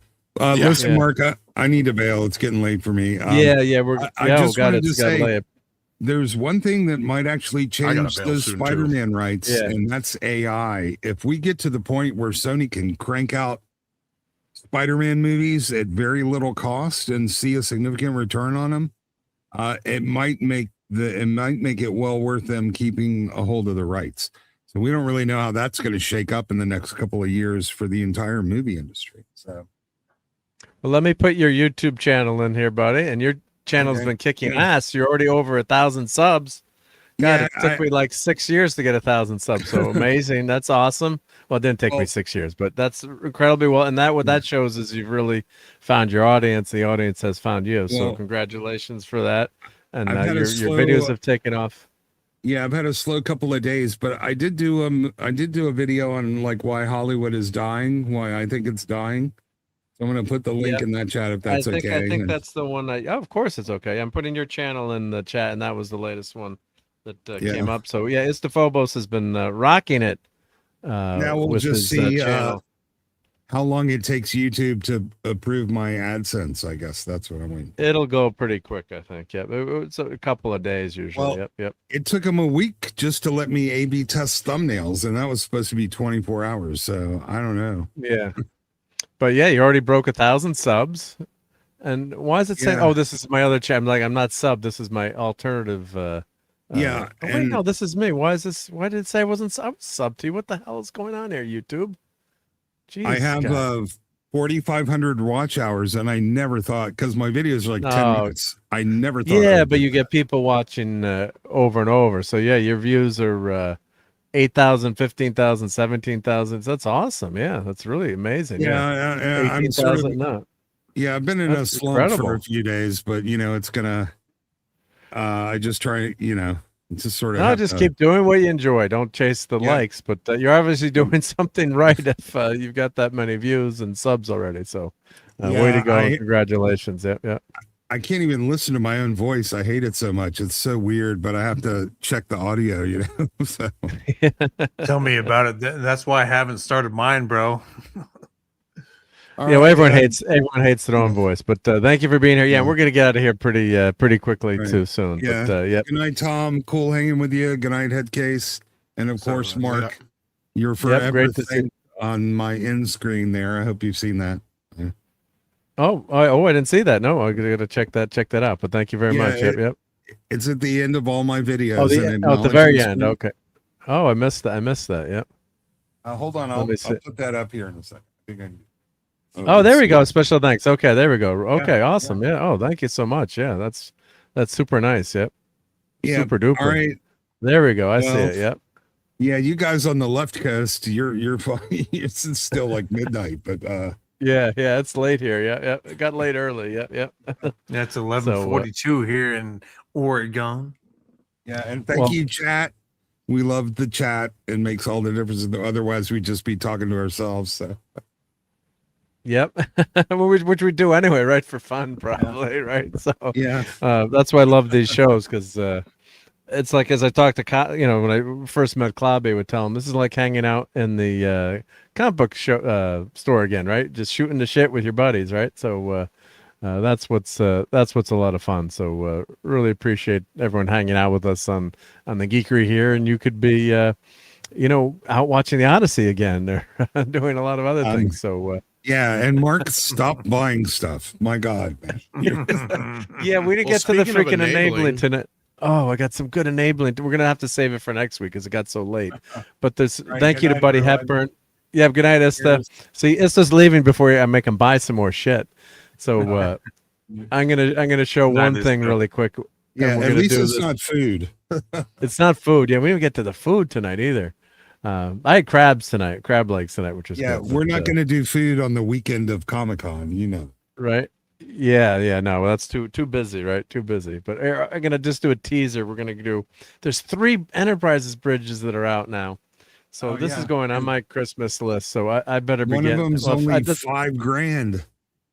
Yeah, the other one, the Master Replica, is $5,000. And they're saying the premium edition could go up as much as $24,000 for the deluxe. So if my business goes bankrupt, then then you'll know why. But I was maybe what can I take a loan for that? We don't need a new car. But anywho, this is the Enterprise. We're gonna do this is like 30 seconds teaser. There's a Enterprise bridge for Lego, and you know what I tell my family too. I'm like, well, you're either gonna buy this for me as a, you either get me for this as a gift or I'm buying it anyway. So you might as well get it for me as a gift, because the Master Replica one looks freaking amazing. This was more approachable at $200. And then the nacelle one is probably going to be the one I'm going to get too with the action figures. But so check this out. This is the Enterprise bridge. So this is going to be cool. The Master Replicas make that seem like a bargain.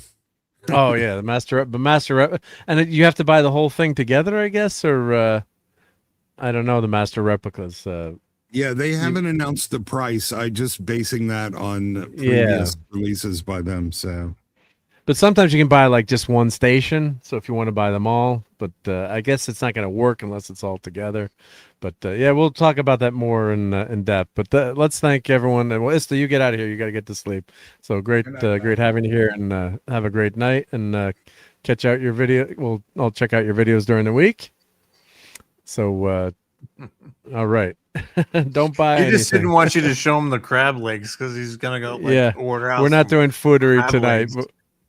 I'm just gonna thank everyone. We had a rocking group chat. We had more than 30 people on the YouTube, so most of the time, plus Rumble and Twitter. So we had top fans tonight: Michael Scott, Heatsinker, Brian Barth, Adcrit, Claude Salane, Dadman, Void King, Nick Weiser, Tim Hayes, Lenrod, Mr. Milktoast, Marks 47, Dale Rodriguez, Darcipio, Gen X, Jamie Lee Simmons, Sajasis 6, Keely Chow, Brian Hepburn, Latino Slant, Corey, Real Headcase. Oh, you're here too. Yep. Istaphobos, Oliver Belmonte, Tomahawk, Power Ranger Downey, Tech Tracker Apathy, Brian Barth, Courtney, Mecca J, Admiral Teague, Buddy Hepburn, the PVFS, Phantom Outsider, Putin, Mr. Taka Madman, Stream Element Spot, RJ Godzilla, Joe's Atmosphere, High Boy, and the Dead Man. And on the verticals, we also had Claude, Man Who Needs Cookies, who likes sniffing bicycle seats. I did not put that quote up. Zach Herrickson, Kinsley, and Thomas Time. So thank you for being there on the vertical side. And also on the Rumbles, we had Dude Man Bro, and I don't think anyone else on the Rumbles, but thank you for being there, Dude Man Bro Seth 420. Gonna work out those avatars there. Okay, so I didn't redo the channel member list. I apologize for that, but thank you again to all our great channel members. Did just do a members only video a couple days ago, so check out the members only chat or community tab for that link. And I got a few more members only videos planned in the works. So thank you to your members there. Thank you to Crimlon for giving out a gazillion members and 6 and. Ista bought a few, and we've got all these cool avatars now, and thank you to everyone. And of course, there's super chats for tonight. I do not want to forget to thank the Dead Man for his amazing $20 super chat. Thank you so much for the Dead Man. And then he also said The Dark Knight Rises sorry, which you didn't have to do, but thank you to the Dead Man. And thank you to High Boy for the jewels. We got lots of jewels tonight, and we figured out how to get the family jewels working. I gave myself some family jewels, a gold coin. Thank you, Headcase, and Joe's Atmosphere as well. God bless Joe. He gave a $5 super chat, so thank you to him. And I think I got everyone covered. Hopefully, I didn't miss anyone. Of course, thank you to Courtney for being here. Unfortunately, her interwebs were not working great. Thank you to Headcase, who was not a Headcase tonight. He was great.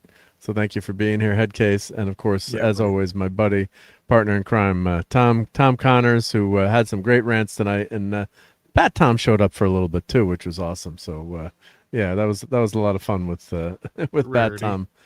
It was a rarity, but having Bat Tom in the house was great. So I'm gonna try to buy tickets to Spidey No Way Home for Wednesday. Hopefully I'll get him. But if not, we'll catch up. Well, okay, wait. Tom needs the watch hours and time too, so everyone check out Tom's new old channel.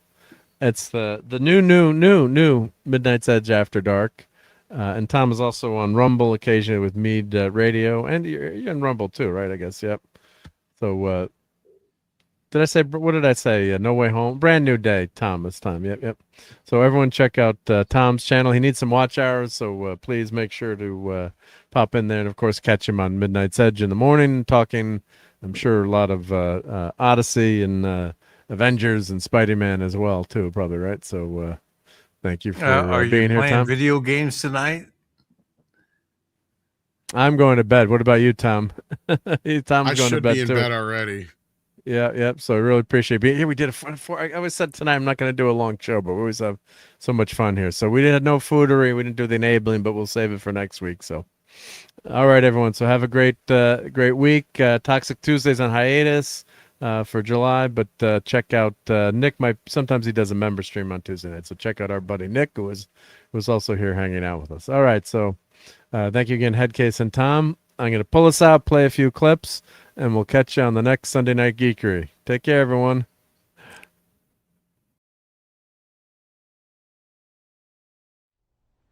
Laddie, don't you think you should rephrase that? Kneel before Zod! Language. He wasn't very old. Well, he was pretty old. He was 41. Oh, yeah? Oh, that's all. You're a dumbass. Well, a double dumbass on you! And Callie in your place, would you? Probably not. What about you? What about me? Why don't you go? You are expendable. And you're not. No, I'm not. I am not expendable. I'm not stupid, and I'm not going. Inconceivable. Inconceivable! Inconceivable! Inconceivable! Inconceivable! You keep using the word. I do not think it means what you think it means.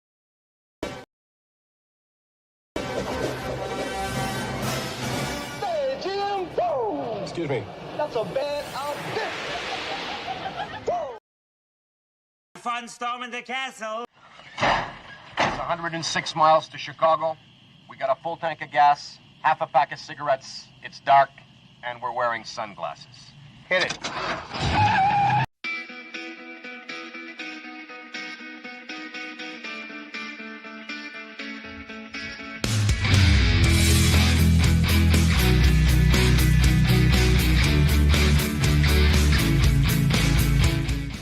You're still here? It's over. Go home.